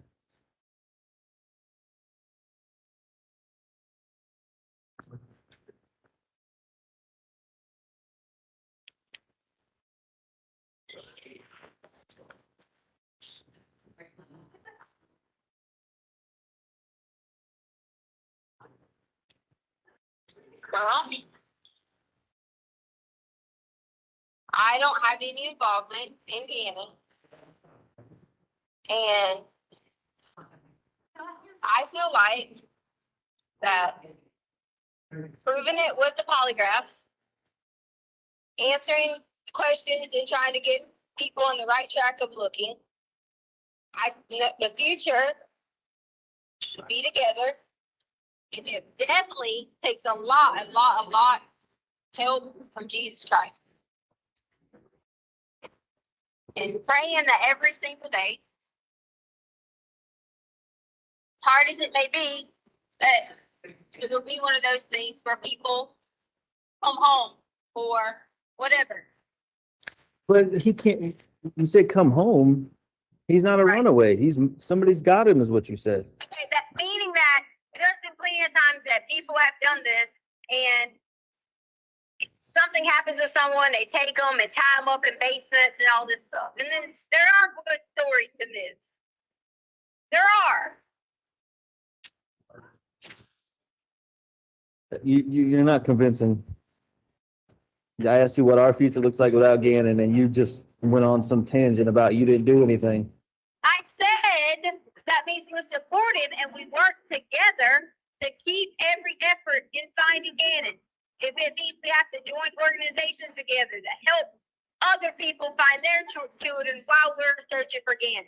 If it means that everything we do, from building stuff or setting up monuments or things like that, for people to come and be like, hey, can you help?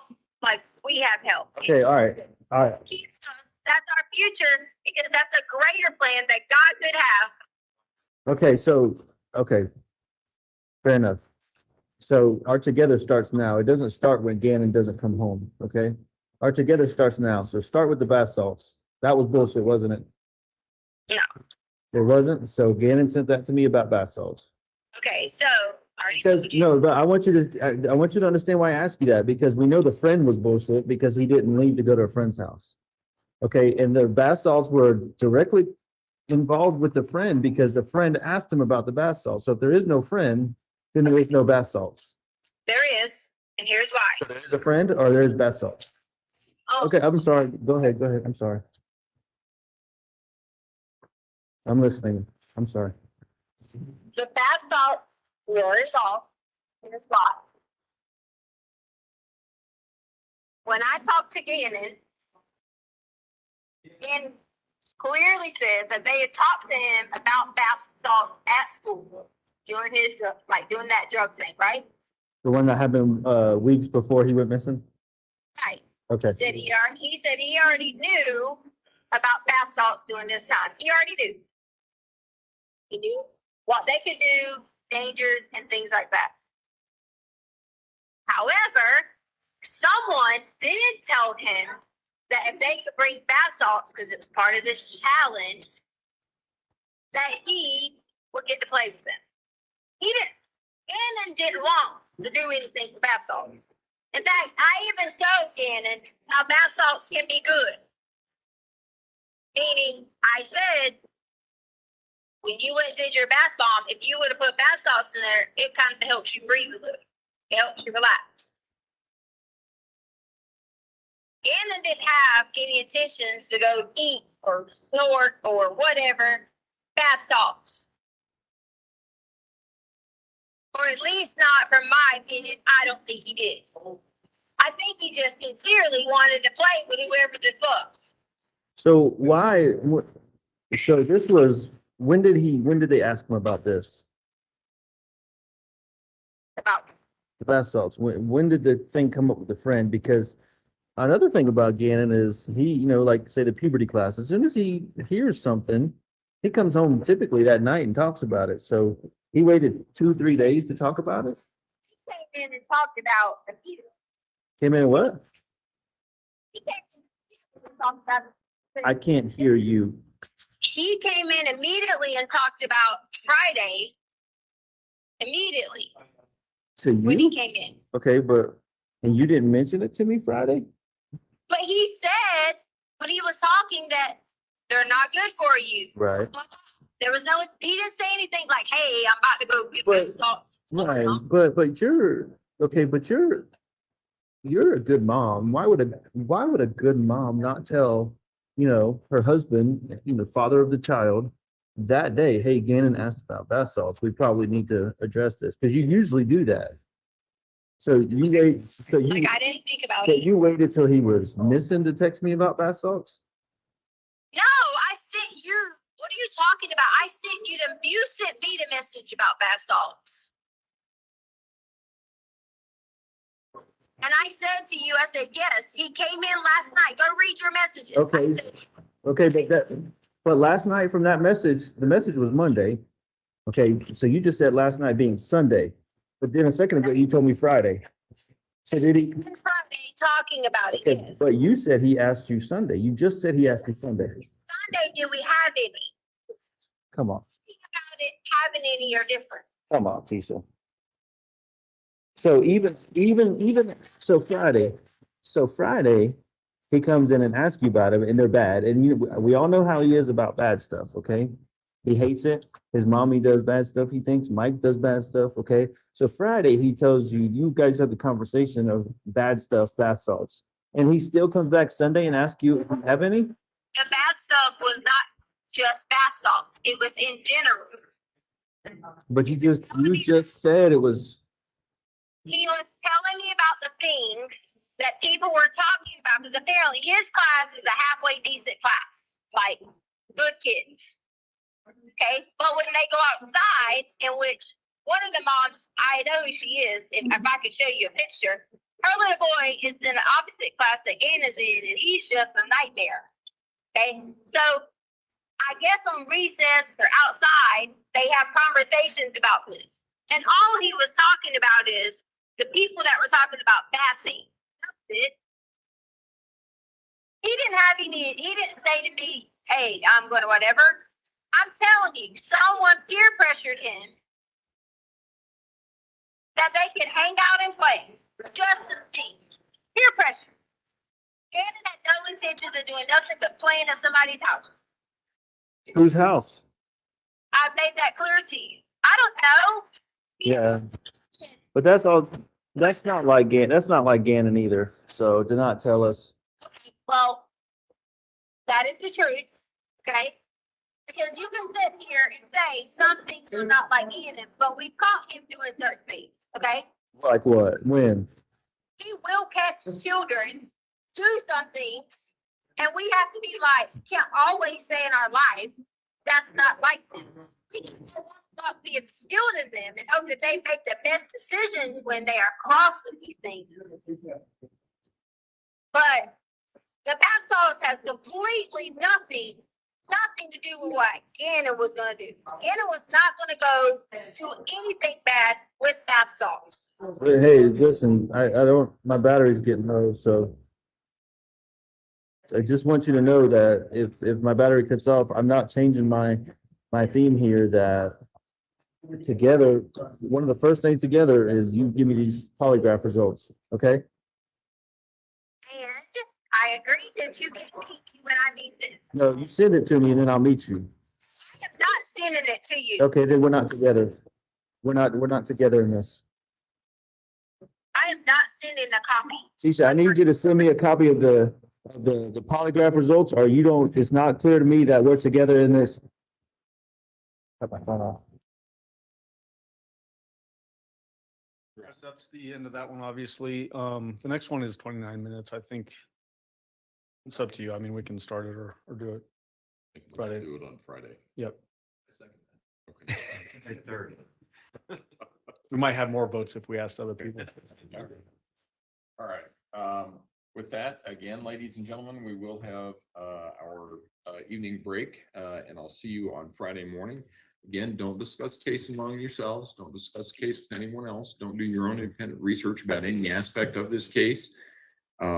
Stay offline regarding this case. You can still go do your Amazon shopping. Just don't start looking for anything about this case. Let people help you avoid any exposure of opinions or anything like that. And we will see you back on Friday morning at 9 o'clock. All right, the jury, please.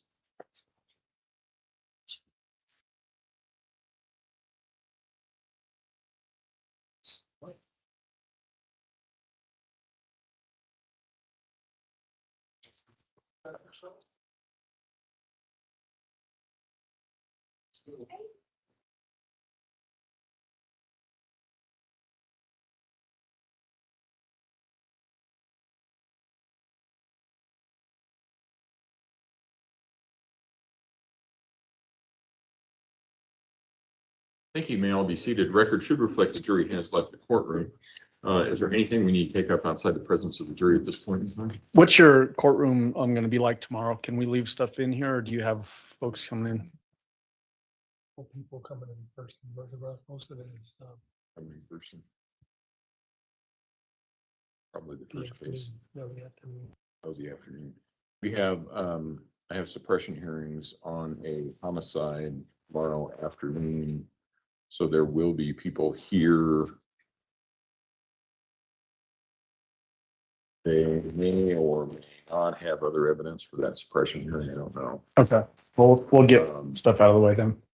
Yeah, I think if you push it more to one side, I think it'll be okay. Okay. We're gonna put all of ours on that back That's table. fine. You think that'll be fine? Yeah, should be. It's the Haas case. Dennis Haas. I don't know if you. Okay. Okay. Yeah. Okay. So it Just move all of our stuff up. Yeah. Yeah. It's somebody from your office. So if something happens to your stuff, you'll know who. Know who to go after. That's right. There you go. So, and let's see, it's everybody else's, let's see Yeah, it's just WebEx. everybody else's WebEx. Yeah. So it's just people from your office. Okay. Okay. So everybody on, Friday morning. Yeah. All right. All rise.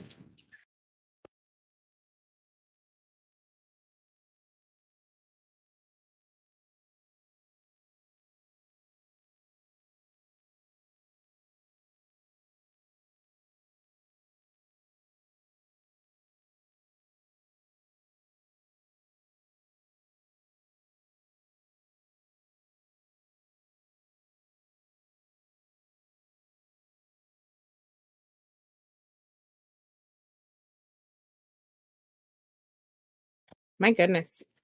Her hair. What is going on with her hair, guys? Yeah, justice for Gannon, justice for Gannon. Absolutely. Exactly. Remember to be kind and spread some love in this world that's already filled with enough evil and hate. Absolutely. Honestly, you were back for a little bit and all you missed was the same thing. They were just doing the calls the whole day, pretty much. The only thing I would say is, yeah, but with her hair poof, I know. The only thing that was any different is the phone call that she actually had with the Amber, which was the FBI. Yes, we could see Al at the end there.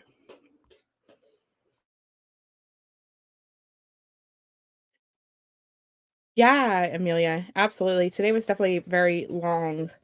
It's I feel like it's more taxing on us to listen to her all day. All day. Like I can listen to the court and I can listen to the other witnesses and testify and then get up and run a mile and have no issues with that. But to listen to her voice all day is just that much more exhausting. It's awful. It's literally awful. Let me see if I can find the Miller's press conference that they're doing.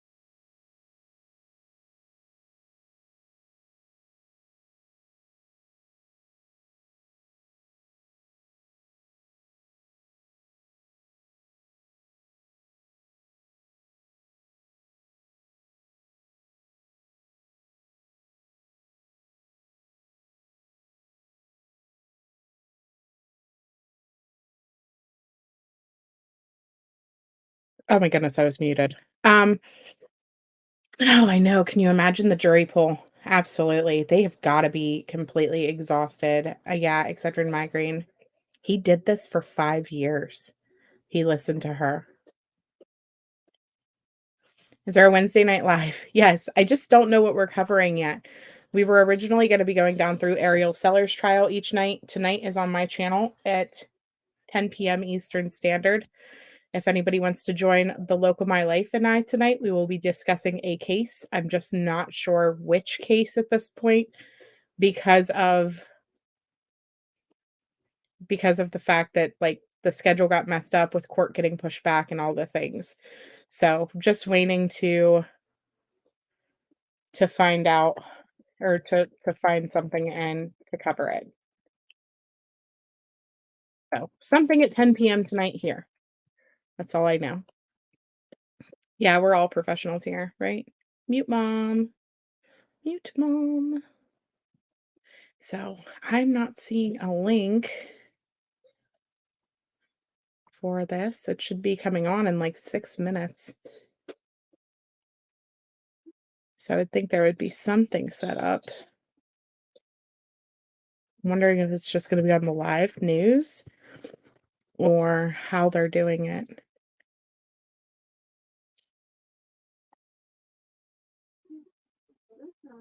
Yes, congratulations to our dear Mod Seal and the new grandbaby boy. Mom and baby are doing extremely well. So well.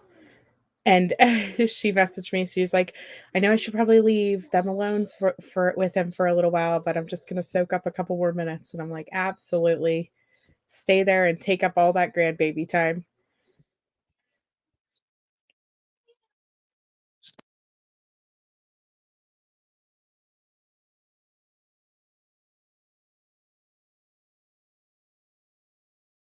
Yes, he lived with her for 5 years. On and off though, like he was stationed different places, so they were together, but they weren't together the entire time. Like they weren't in the same location, I guess I should say. I am looking for Jonathan and Blair Miller are doing a thing on Boston News today about Harmony and I can't find it. It's supposed to be on WGBH in Boston at 7 p.m. And you would think that they would have it set up already, but it's not. So that's what I'm looking for. You love being a GG. I just think it's hilarious too, how worried she was about him being with Landon. And then they literally stood together in that one news interview. And they stood together during that one news interview, and Landon says, "We're together now, Gannon, just like you always want, or we're together again, Gannon, just like you always wanted us to be. Please come home."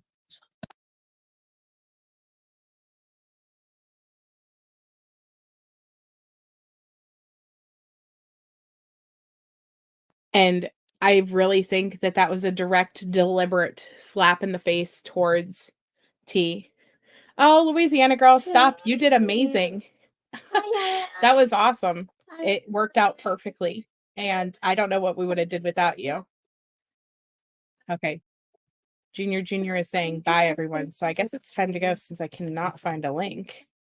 And they don't see anything set up on their page. If anything, we can show it tonight whenever we first come back with our evening live. And so, like I said, I'll be back on at 10 p.m. Eastern Standard if anyone wants to jump up or jump in and listen.